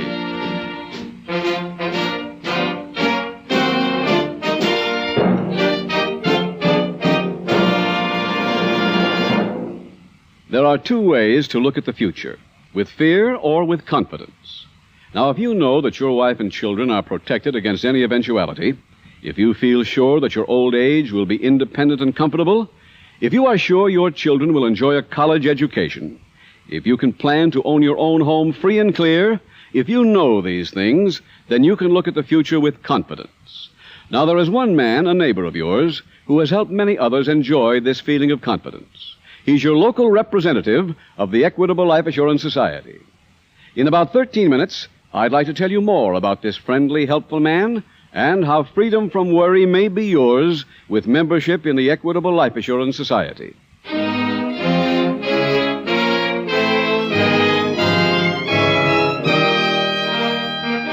Tonight, the subject of our FBI file, kidnapping. Its title, The Evil Samaritan.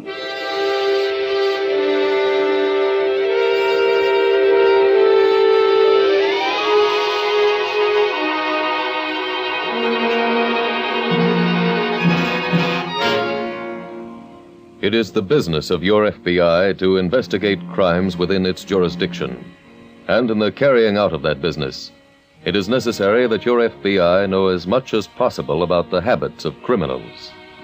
Because crime prevention is also of definite interest to the Federal Bureau of Investigation.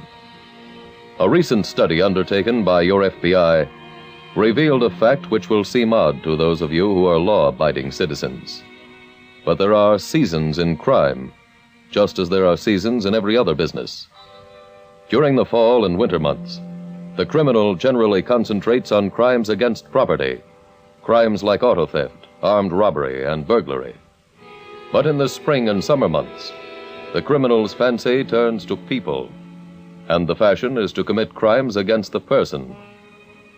Crimes like felonious assaults and murder.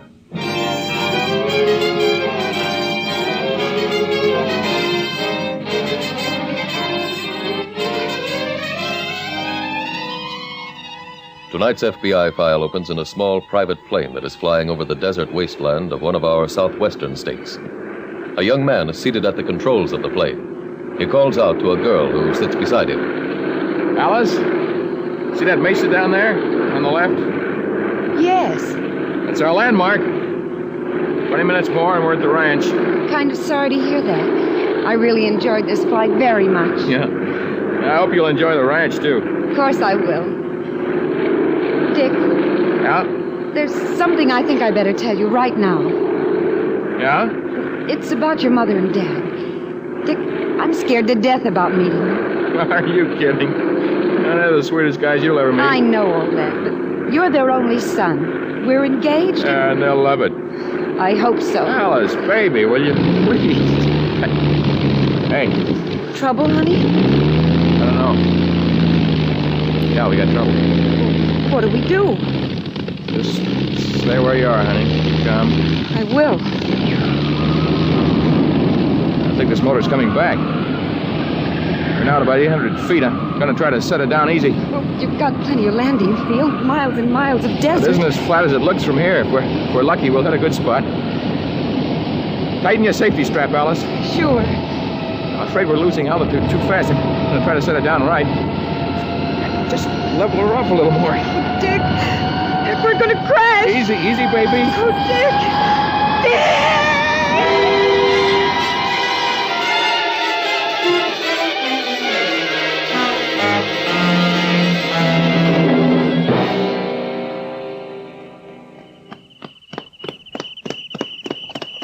Hold it, Hank. Oh, boy. Oh.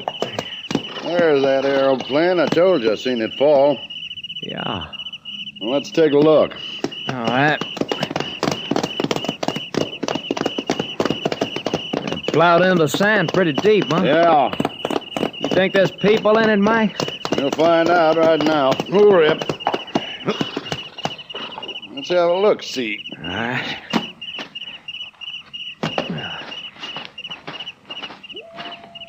Well, stayed in one piece anyway. Yeah. This looks like the door right here. I'll try it. There. Anybody in there? Yeah. Two of them. A man and a female. Alive? Well, I'll see. Man's breathing. So's female. Anything else in there? Well, just looking around. Wait, here's some bags. I'll pass them on out to you. Okay. Here you are. Here's one of them. Right. Here's the other. I got it. What about them people? What about them? Well, ain't you gonna search them before we go through the bags? No, I ain't. Why not? I'm thinking of lifting the people out, too. What for? So's we can tend them. What's got into you? Nothing. Well, why don't we take what we can here and just leave them be? Take a look at them bags. They cost plenty. So does a private aeroplane. Well, so what? So these here folks must be worth plenty cash. We'll get lots more out of being nice to them. Well, I don't go along with that. Nobody's asking you to, Hank. But that's how we're going to do it. Now, give me a hand.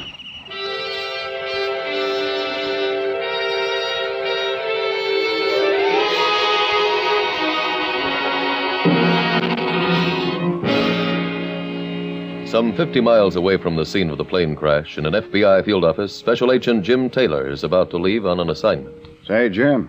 Yeah, Bill. Don't forget we have an invitation to try out the new police rifle range this afternoon. Oh, I'm afraid I won't be able to go out there today, Bill. Oh, why not? A report just came in from the Indian agent down in Movie. What about? Well, there was a murder committed on the reservation last night. Man's body was found early this morning. Oh. What's the story? The victim was an archaeologist. His name was Adams. He came in from the east about 3 weeks ago. Planned to spend the summer on the reservation. I see. Did he work alone? Yeah. Well, how was he killed? Stabbing. In a fight? Well, I don't know, Bill. There hasn't been much evidence collected to date. When was he last seen? Yesterday afternoon. He was believed to have been in the company of 2 other men. Any idea who they were? No, not yet, but I think we have the motive, all right. What is it? Robbery. I understand it was generally known that this man Adams carried quite a bit of cash. Oh. And when his body was found, his effects were pretty well ransacked, but ironically enough, the thieves never found his money. How was that? Well, he wore it in a belt around his waist. His assailant didn't search him that closely. Oh, Jim, these 2 men that Adams was riding with sound like pretty good suspects. Yeah, but I can give you a better answer to that after I've been down there.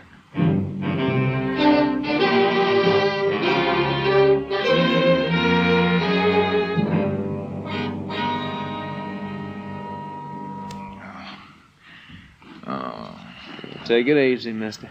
Huh? Just lie still. Where am I? In the cabin. My leg. I think it's busted. How did... Wait. Where's Alice? Gal Where's was she? in the plane with you? Yeah. She's right in the next room. How is she? Still passed out. What's wrong? Is she injured? What is it? Don't know. Help me up, will you? I'll go in. I told you the leg was busted. Oh, who's with Alice? Anyone taking care of her? No. Well, why not? Now, look. We took you both from the airplane. Wasn't that enough? I didn't realize that. I'm sorry. Very grateful, too. Okay.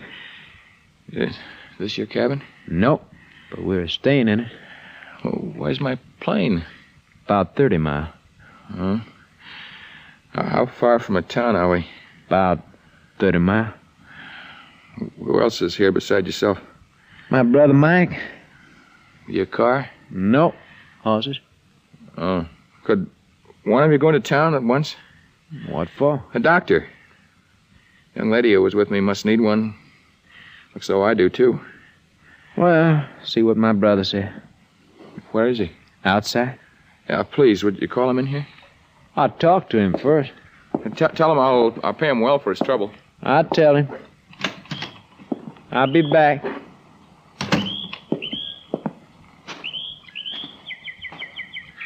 That you, Hank? Yeah. How they doing? Fellas come, too. Yeah? Asked me to come out and talk to you. How come? He wants that one of us should go into town for a doctor. You tell him how far it is? Yeah. Said he'd pay you good for your trouble. How much? Didn't ask. You finished going through their bags? Yeah. Find anything? No cash, but I've been reading these here letters. This fella's family's real rich folks. They got a ranch 20-odd miles from here. You gonna talk to him about getting a doctor? Yeah, I'll talk to him. Don't forget. He said he'd pay. Hank, he's gonna pay plenty.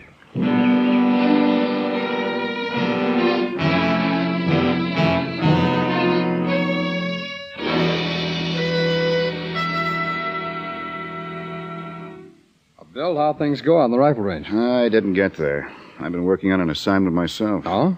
Pick up anything down in Moby? Well, I think I have something to work on. I was lucky enough to find the knife that the killer used. Several good prints on the handle. Well, what about the 2 men on horseback? Oh, I just got a general description of them. Nothing really worthwhile. I'm going to get the knife off to the laboratory right now. Yeah? I'm sending out a set of prints myself. Oh, what on, Bill?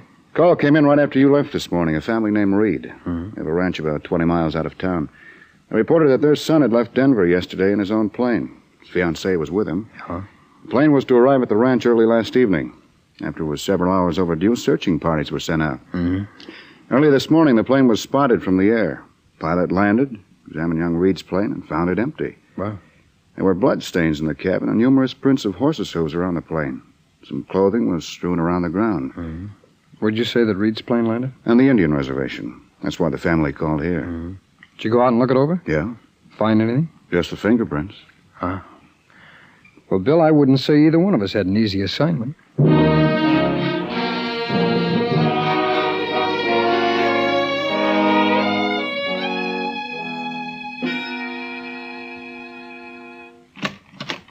Go on in, Hank. Okay. Hey, where is he? Huh? He was stretched right out there in that bunk. He couldn't have come out. He was right by the door. Yeah, but I He was don't... probably in the next room with his girlfriend. But he couldn't walk. That leg of his would... Look, I told you. Yeah. Oh, mister, this here's my brother. Hello. I thought you couldn't walk. I dragged myself in here. Look, what about a doctor? She still passed out? Yeah, well, you got a doctor? Well, that sort of depends, mister. On what? On what you figure it's worth. Well, that's unimportant. Name your price. Okay. $10,000. What? You heard me. 10,000? You don't have to pay, but we don't have to get no doctor. Well, now, look, you can see for yourself this girl needs help. She's your girl, mister. Why don't you help her? Sure. You go get the doctor. What? You know that's impossible. You know I can just barely move. Then I figure you better pay. I haven't got it. You can get it easy enough. Just write a note to your folks. No. I happen to know their ranch is right close. Tell them to put up the money. Yeah, but they... Hank here can deliver the note. But they wouldn't stand for that. Yeah, I guess the girl don't get no doctor. Look, you have horses here. I'll go into town myself. You just stay put. No, tell me. Let me out. No. And he comes too, Hank. He'll write to his folks.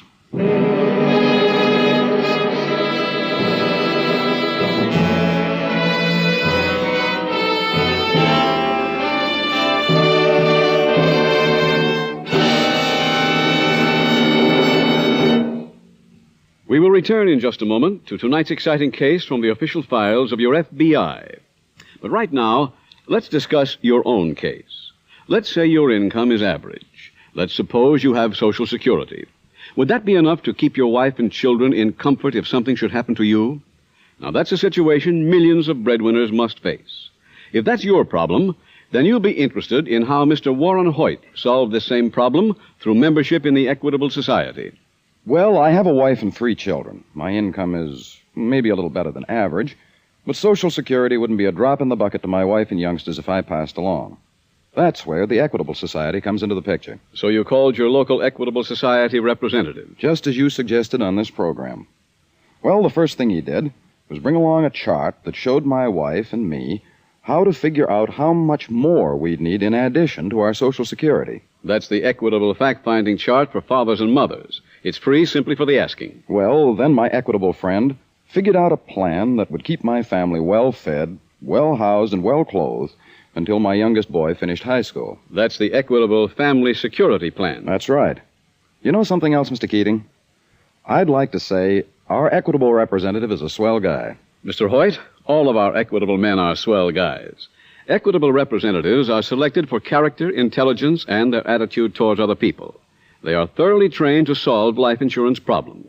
So if you have such problems, family security, education for your children, independence in your 60s, or home ownership, call your Equitable representative. There's no obligation. Ask him for your free copy of the Equitable Society's fact-finding chart for fathers and mothers. He'll prepare a plan that will give you the most for your life insurance dollar. You have nothing to lose, perhaps everything to gain by consulting your local telephone directory for the name of your local Equitable Society representative. That's EQUITABLE. The Equitable Life Assurance Society of the United States.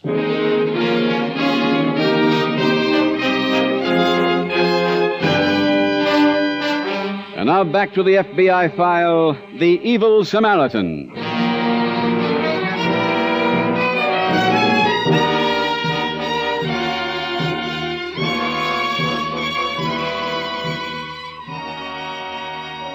As you have seen aptly illustrated by tonight's case from the files of your FBI, there is no reasoning with the criminal mind, for there is neither logic nor compassion in the makeup of the criminal.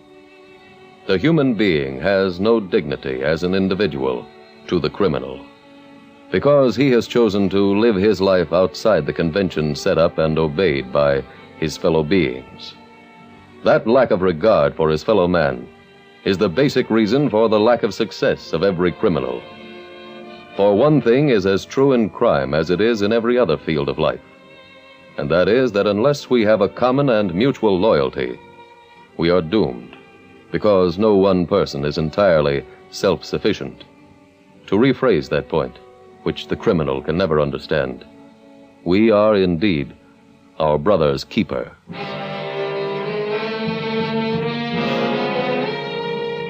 Tonight's file continues at the local FBI field office. Special Agent Jim Taylor is seated at his desk. He has just finished reading a laboratory report. Bill.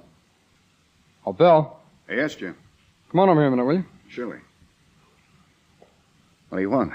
Well, this report just came in from the laboratory. On the fingerprints you sent? On the prints we both sent them, Bill. They're identical. What? Yeah, they both belong to the same man. Well, what do you know? Who is it? A man named Michael Harvey, also known as Mike Harvey. What's his background? Well, he was arrested about 12 years ago for a bank job. He's also been in trouble with local police, several states. I see.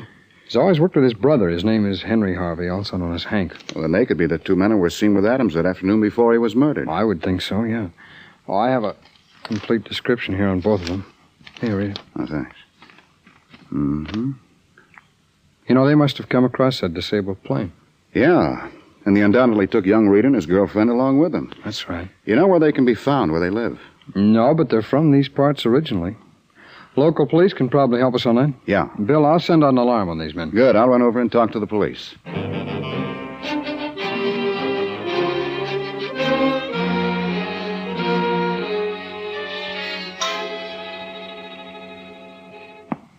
How is he, Mike? Coming around. Hand me a dipper of water. Yeah, sure. His girlfriend was just moaning a little. I think she's coming around, too. Leave her in there. I don't want him to see her again until he writes the note. Okay. Give me the water. Here you That done it. Please, I don't... Oh. I'm still here. That's right. Where's Alice? He moved you out of her room. She's still unconscious? Yeah. You still want the $10,000? That's right. You feel like writing that note now, mister? Time's passing, you know. Okay. I'll write it. Good boy. Got a pencil, Hank? Yeah. No paper, though. There's a bag over there. Go get it. All right, I'll get it. What'll I say in the note? I'll tell you. Here, here's a bag. Thanks.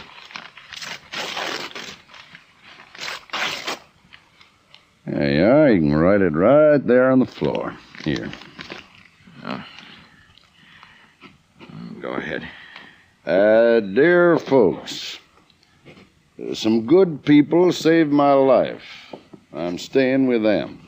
You got that okay? Staying with them. Uh-huh. What's your girl's name?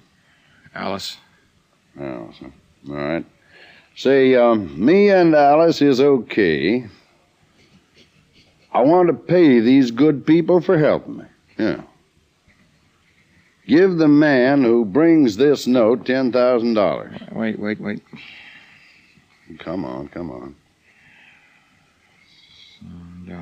He will let you know where we are. You got all that? No. Where we are. Uh-huh. All right, then say, don't tell the law about this. And mark your name. What about a doctor? When they pay the cash, you'll get one. The whole purpose of writing this note is to get a doctor now. Look, just mark your name.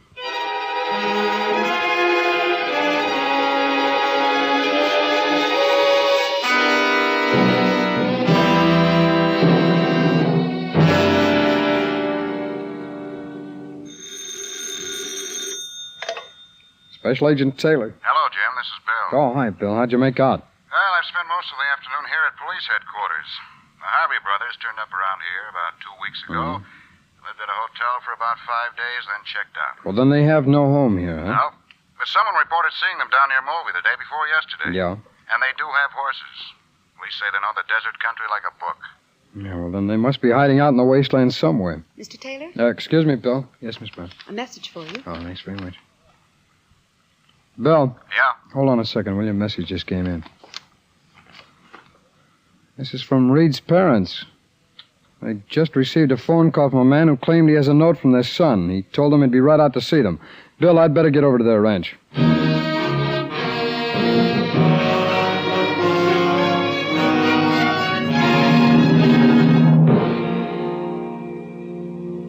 What happened, Jim? Well, I've had a busy 2 hours. You got out to Reed's ranch in time? I hadn't time to wait. What do you mean? The man who called them never showed up. Oh, that's too bad. It was one of the Harvey brothers, all right. How do you know? Well, when the man didn't appear, I questioned the Reeds about the phone conversation. They recall that he said he was telephoning from a drugstore. Yeah? Well, there's only 2 drugstores in the village. I went to both of them. I showed the storekeepers pictures. I see. The proprietor of one of them recognized the picture. The brother called Hank. Said that he had made a phone call there earlier and had inquired about a blacksmith shop. He'd come on horseback? Yeah. I went over to the blacksmith shop the druggist had sent him to. Blacksmith told me that Harvey had left his horse there to be shod. Said he'd be back in an hour. Well, when was all this? Oh, I'd say about 2 hours ago. And did Harvey return? Yeah, he came back in 5 minutes. Blacksmith said he seemed very nervous, urged him to finish the job up quickly, and as soon as it was done, he rode away. Did the blacksmith learn where he was going? No, but he did say he had a 30-mile ride. Well, that doesn't tell us much. Well, it could if he hasn't had too much of a head start, Bill. I've got an idea. This is what I think we should do.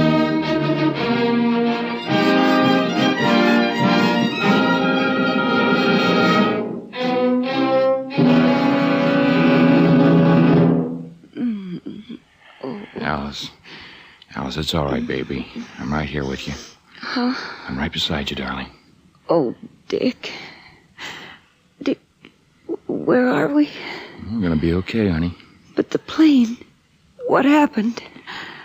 After we cracked up, 2 men came along, took us here to this cabin. Oh. You passed out for a while, that's all. What happened to you? Why are you stretched out on the floor? Oh, I hurt my leg a little. Oh, Dick. There's a doctor coming soon. We'll both be tended to. Oh, what about your leg? Wait. She come too, huh? Yeah. What about your brother? He's coming back. Just seen him riding down the hill. Alone?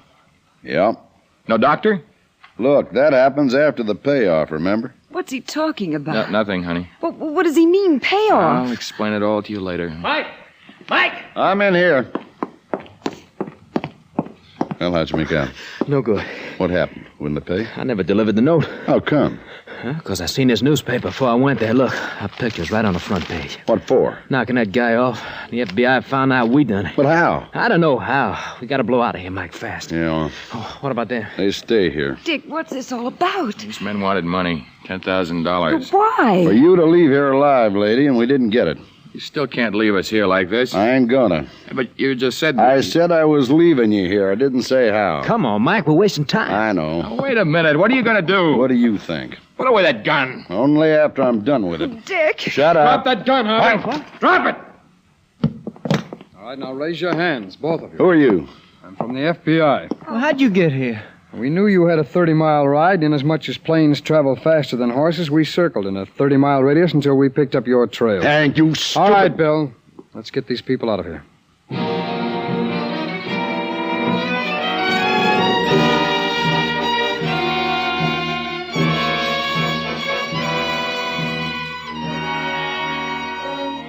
Tried in federal court for the murder on the government reservation, both Mike and Hank Harvey were convicted and received the death penalty. The manner in which the criminals in tonight's case from the files of your FBI were caught illustrates how little chance the criminal has competing against the forces of law and order. For in this case, the criminals used horses, and your FBI employed an airplane. With every field of science at their disposal, the various agencies of law enforcement, your local police, your state troopers, and the special agents of your FBI have cut the chances for criminal success down to the barest minimum, have proved again and again that crime is always an unprofitable career.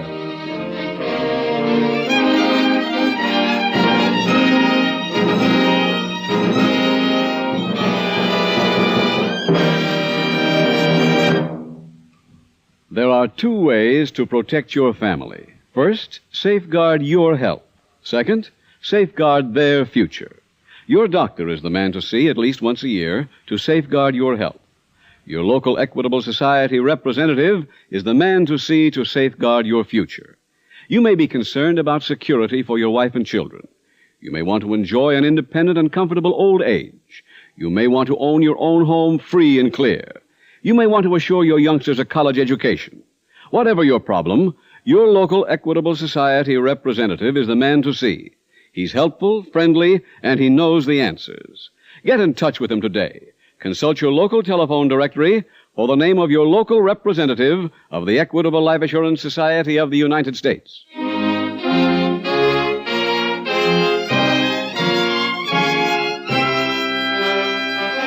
Next week, we will dramatize another case from the files of the Federal Bureau of Investigation. Its subject, Flight to Avoid Prosecution. Its title, The Frivolous Sisters.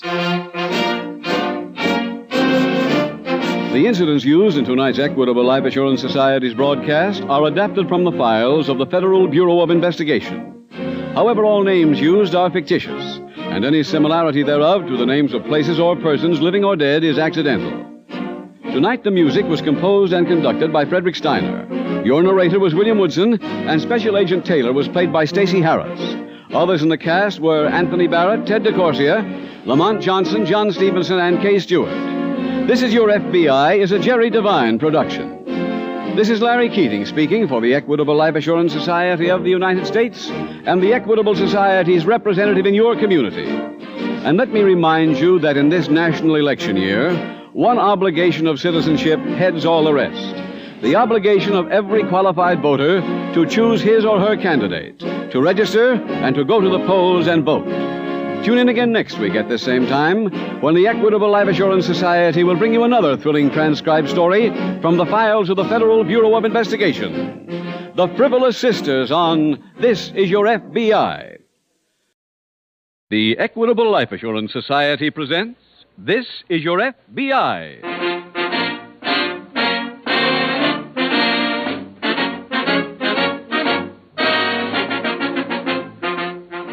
This is Your FBI, the official broadcast from the files of the Federal Bureau of Investigation.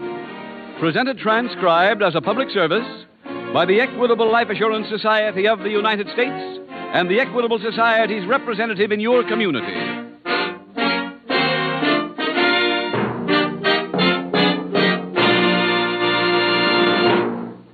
A-H-O. A-H-O. Those are three important letters in the lives of thousands of homeowners. They stand for the Assured Home Ownership Plan of the Equitable Life Assurance Society, a money-saving, home-saving plan designed to speed the day when you say, Our mortgage is all paid off. We own our home free and clear. Interested? Then please listen carefully in about 13 minutes for full information on the Equitable AHO plan.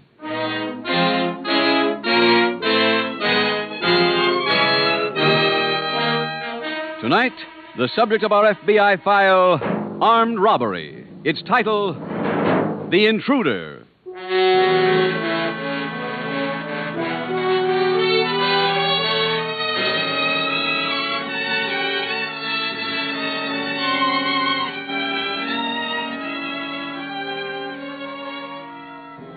The files of your FBI contain many instances of well-meaning men and women who get into trouble with the law merely by associating with criminals. Usually, their intentions were harmless enough, perhaps even noble. Many people who would never dream of committing a crime themselves, nevertheless seek excitement by consorting with those who do. Psychologists might say they are seeking vicarious substitute thrills. Others like to try their hand at reforming criminals. We of the FBI applaud their good motives, but deplore their lack of common sense. Rehabilitating criminals is a job for experts. Remember that even the experts are by no means always successful. Your FBI urges you strongly to leave criminals to those whose job it is to reform them or apprehend them. Tonight's case points out vividly the possible danger of not doing so.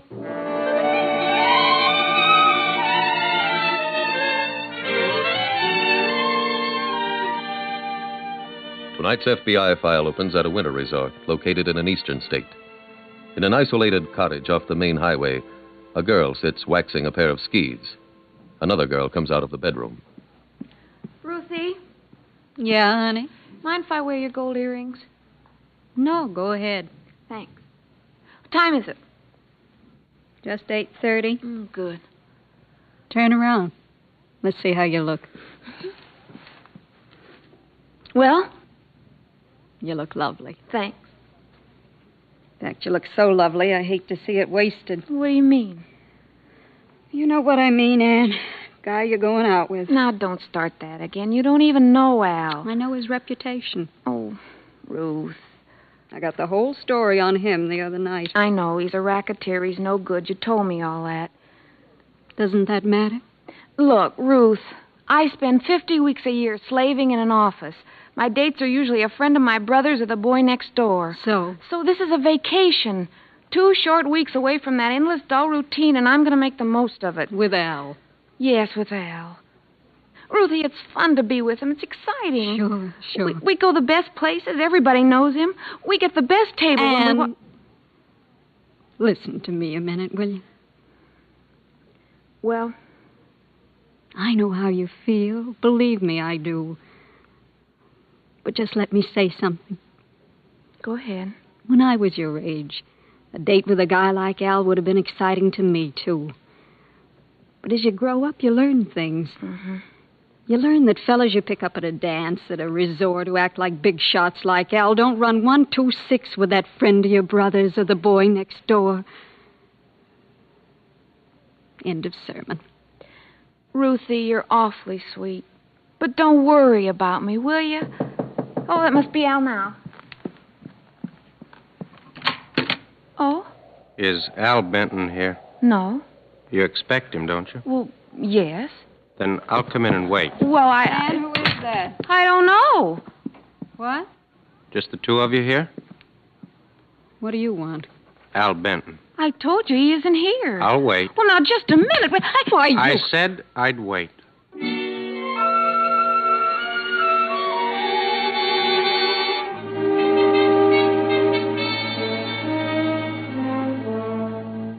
Meanwhile, in the teletype room at an FBI field office in a nearby city, Special Agent Jim Taylor watches the machines as Agent Bob Warren approaches.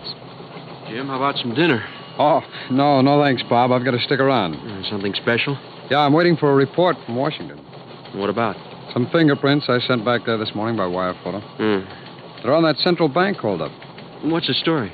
Well, 2 men held up the cashier of the bank, took over $8,000. Car they used was found about 4 hours later across the state line. How about the 2 men? One of them was still in the car.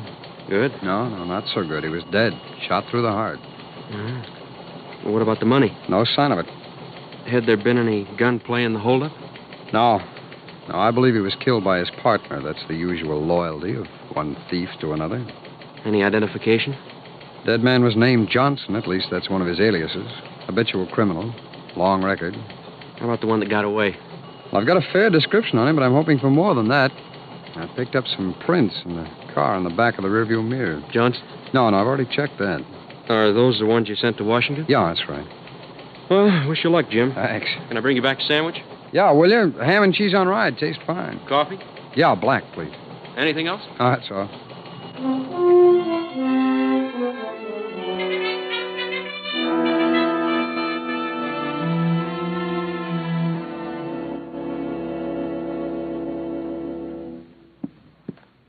Hey, where are you going? Into the kitchen. What for? I want to make some coffee. Stay where you are. Then will you do us one favor? Will you put that gun away? Not till after I use it. Please, what's this all about? I'm waiting for Al. Why? You'll see. You're going to shoot him, aren't you? That's right. Oh, couldn't you pick someplace else? No, Why not? because I know he's coming here. Hey, what time is it? Almost 9:15. He was due at 9? Yes. Well, remember what I told you. When he knocks, you answer the door. Ask him right in and don't rumble. I can't do it. You'd better, sweetheart, or all of you get it. Would you mind telling us why you want to kill him? My brother and Al were partners. They pulled a stick-up yesterday. What? After they'd done the job, Al knocked my brother off, beat it with the dough. How do you know all this? Grapevine. I even know he's planning to lamb out of town tonight. Take this dame here with him. Anne, is that true? Yes. Oh. But I didn't know anything about this other stuff. Honest, Ruth. Oh, baby. Hey, wait a minute. Don't answer that till I tell you what to do. But I... If that's Al, you tell him to come right over here. And don't give him no office that anything's wrong. You understand? Yes. Okay. Answer it.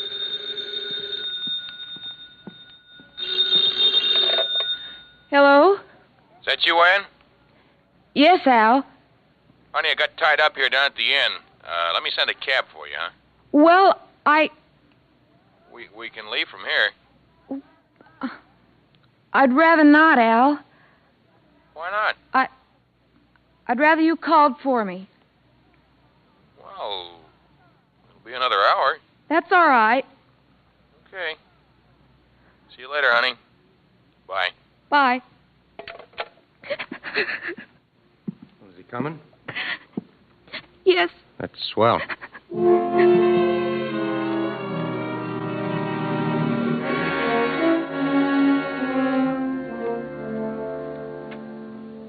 No two investigations are ever exactly alike, because no two crimes are ever perfect duplicates. On some cases, an agent works for days, weeks, and sometimes even months before he finds a lead, before he begins to unravel the tangled web of evidence. And then there are those other cases. Cases where the first night's work produces an avalanche of results.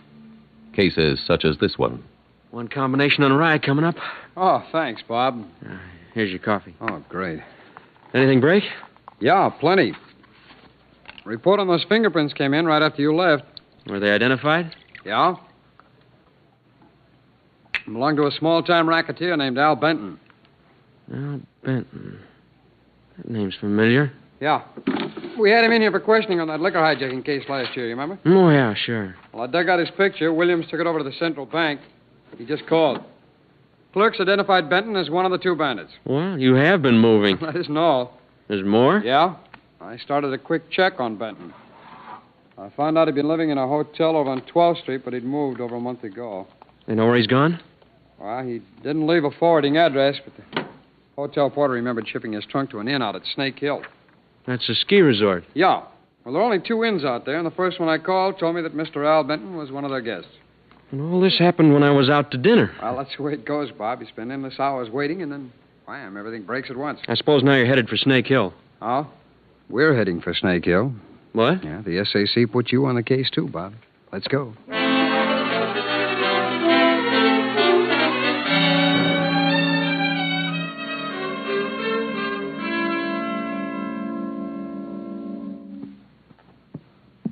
Hey, you. Sit down. Relax. Are you kidding? Sit down, I said. Okay. Look, I can't stand this much longer. Now, don't you start again. I can't help it. I don't want no crying going when he shows here. What time is it now? 10:15. Should be here. Listen, I believe what you told us about Al killing your brother to be true. But why do you try to settle the score? Turn him over to the police and let the law settle I it do for this you. my way. Yeah, but... I don't want to hear no more about it. Wait. What's the matter? There's the headlights of a car coming up the hill. That's your private road, ain't it? No other cabins on it? No. Okay. This is it. Oh, no. Shut up!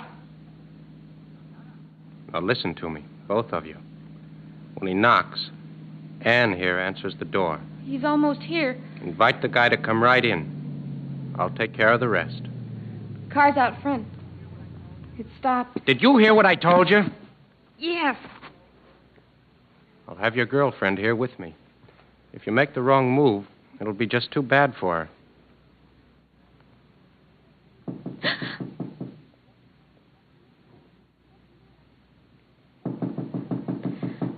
Just a minute.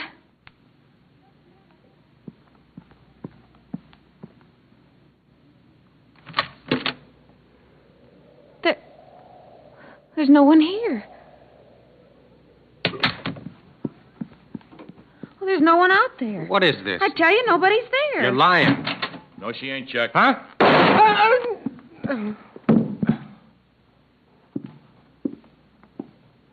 lucky I saw him through the window. That's why I come in from the back.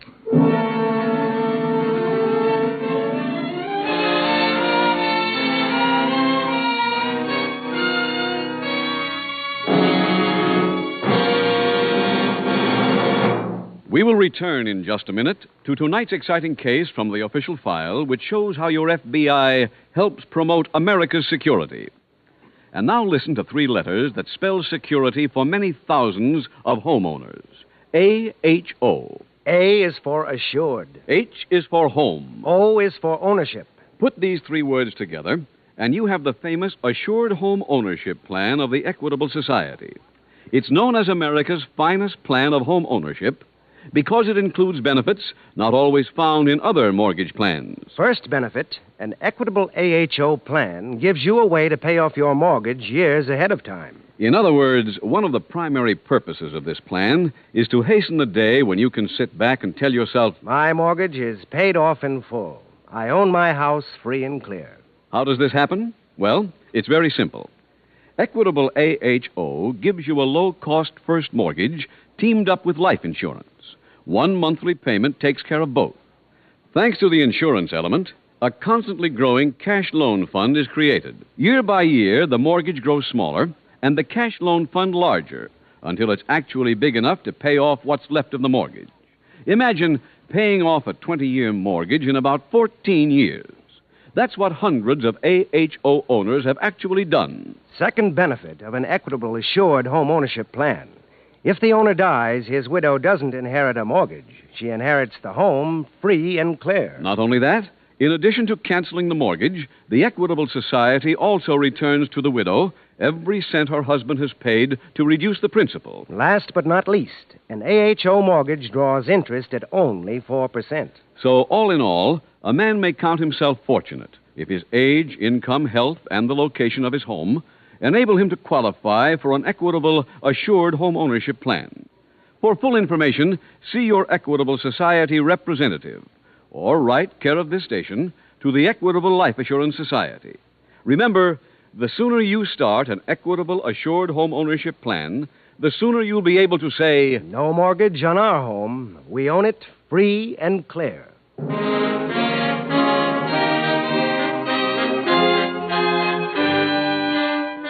And now back to the FBI file, The Intruder.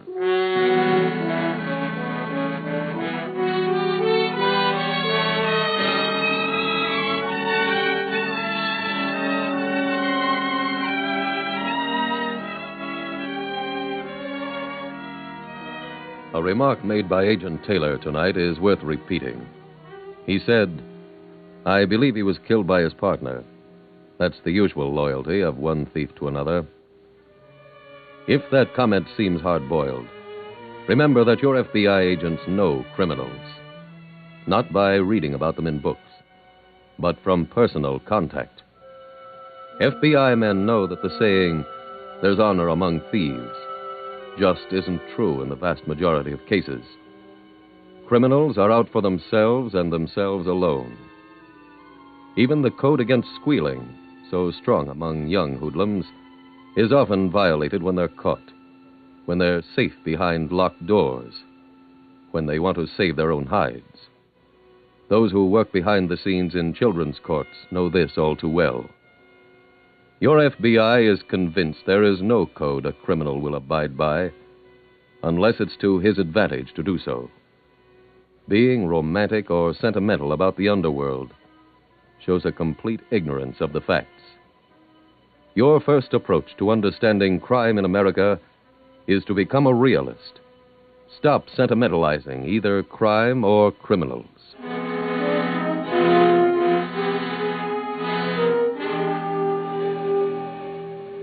Tonight's FBI file continues back at the cabin. The 2 terrified girls stand staring at the body of the dead hoodlum. He's dead. That's right, baby. Al, you killed him. What else could I do? He was out to get me. I'm calling the police. Now, wait a minute. We've been through enough here tonight. Get away from that Oh, phone. no. Operator. Get away, I said. Operator. Al! Ain't no time to be calling cops. Sheep hoodlum. And make your girlfriend behave here, will you? Get out of here, Al. Huh? I said get out. Hey, what is this? We got a date, remember? I found out all about you tonight. What you really are, and I don't want any part of it. Now, wait, baby. Keep away from me. Oh, no. You're coming with me anyway. She is not. Look, you both know too many things about me now, so let's go out the car, huh? No. Come on. I'll make up my mind what to do with you along the way.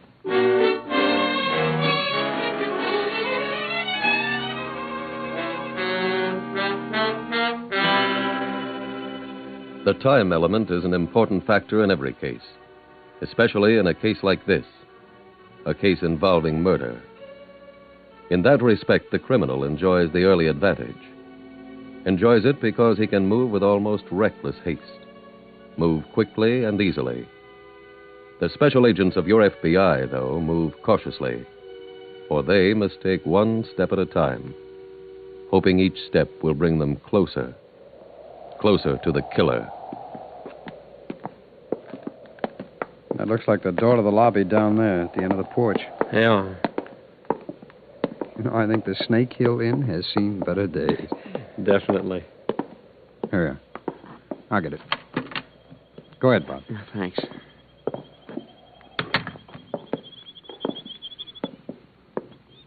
Well, this is certainly a busy place. Yeah, if they like canaries. Do you suppose they could tell us where the proprietor is? There's a bell over in the desk. It might be a help. Come on. Okay.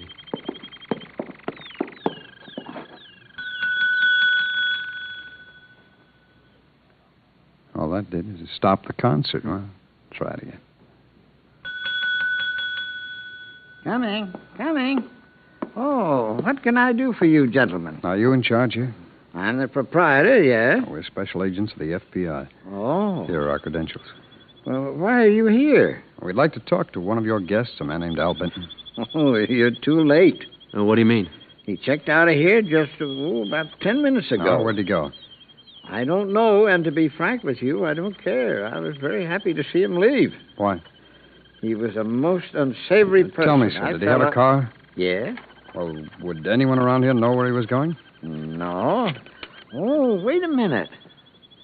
Well? I recall something about a girl he was going to meet. Yes, go on. Yes, she lives in one of the cabins up the hill. Do you know her name? Huh? Do you know which cabin? No, I don't. Then where did you get this information? He ordered a taxi to be sent up for her.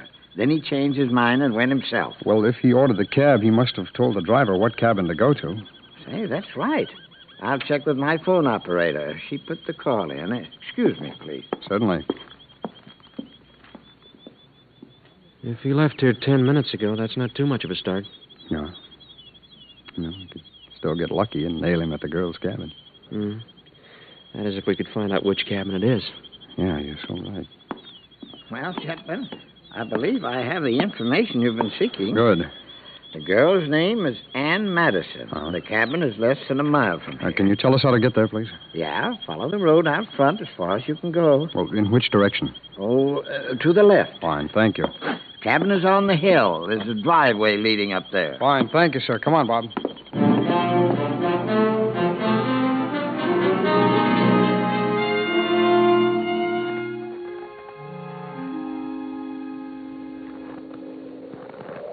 All right, stay right there by the car, both of you. I'm dumping this baby back here in the snowbank. Ruthie, Yeah, honey. do you think we should try to run away? Not now, not here. He's too quick with that gun. But we'll never get away from him. Yes, we will. I hope you're right. Oh, Ruth, forgive me, please. For what? This terrible mess. It's all my fault. Look, we'll get out of it some way. I know, and I want you both to sit in front with me here. Okay. And, look, let's get a few things straight before we take off. We'll be passing other cars, other people, maybe cops. Don't try to tip them off about our little party or you'll both be sorry. All right, now get in. Go ahead, Ann. Now, wait a minute. Hmm? That car down there at the foot of the hill just turned in your driveway. car coming up here? Yeah. Listen, both of you, whoever it is, I want you to get rid of him fast. I'm going to hide here in my car, and if either one of you blows a whistle, this gun goes off.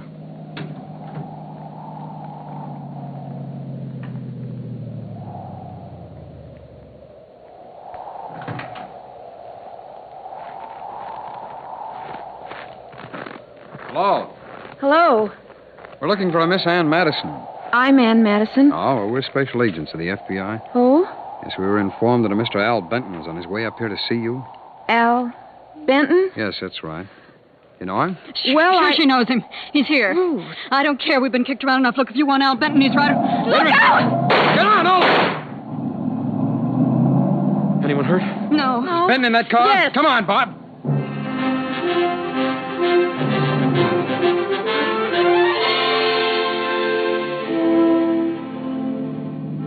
We don't seem to be gaining on him. I know. If only this road would straighten out. I think it does after this bend. He's turning left out to the peninsula. Stay with him.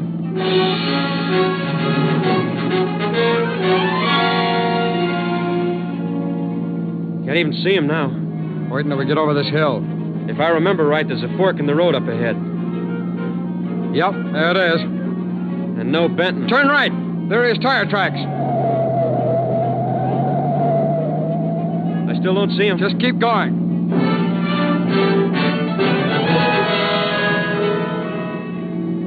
Is that the municipal airport up ahead? Yeah, that's it. Look, there's his car now, turning into the airport gate. I figured he'd head for here and try to get a plane out. Uh-huh. Give it everything you've got, Bob. We've got to stop him before he does board a plane.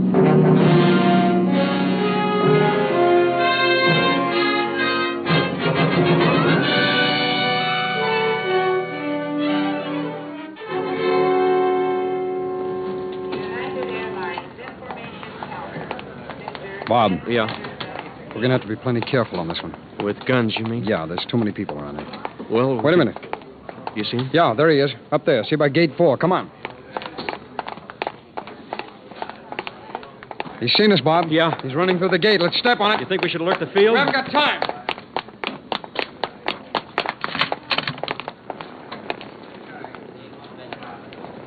I don't see him. No. I suppose he headed for those hangars down there? He couldn't get to him that fast. What'll we do, Jim? We can't lose him now. Yeah, I know.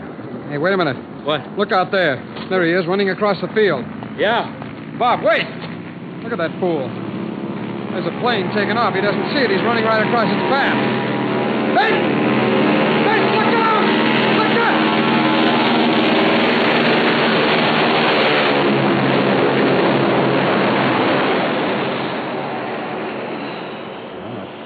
I'd say the file on Al Benton is closed.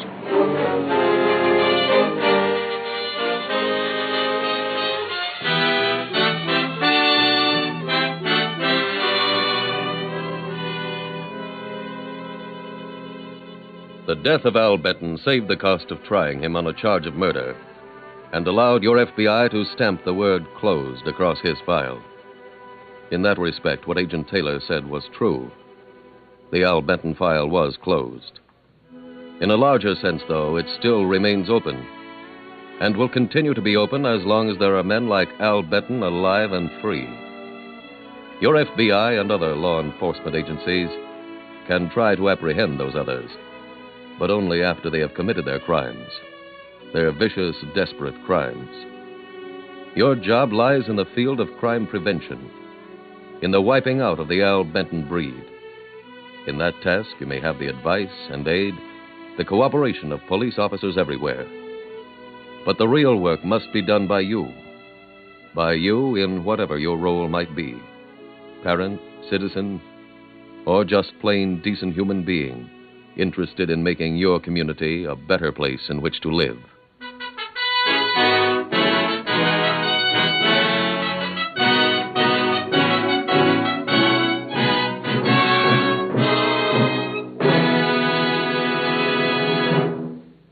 Now, a quick review of 2 advantages of the Equitable Assured Home Ownership Plan. First, the mortgage bears interest at only 4%. Second, the plan provides for a cash loan fund that may be used to pay off a 20-year mortgage in about 14 years. For further information about the Assured Homeownership Plan, see your Equitable Society representative or send a postcard care of this station to the Equitable Life Assurance Society.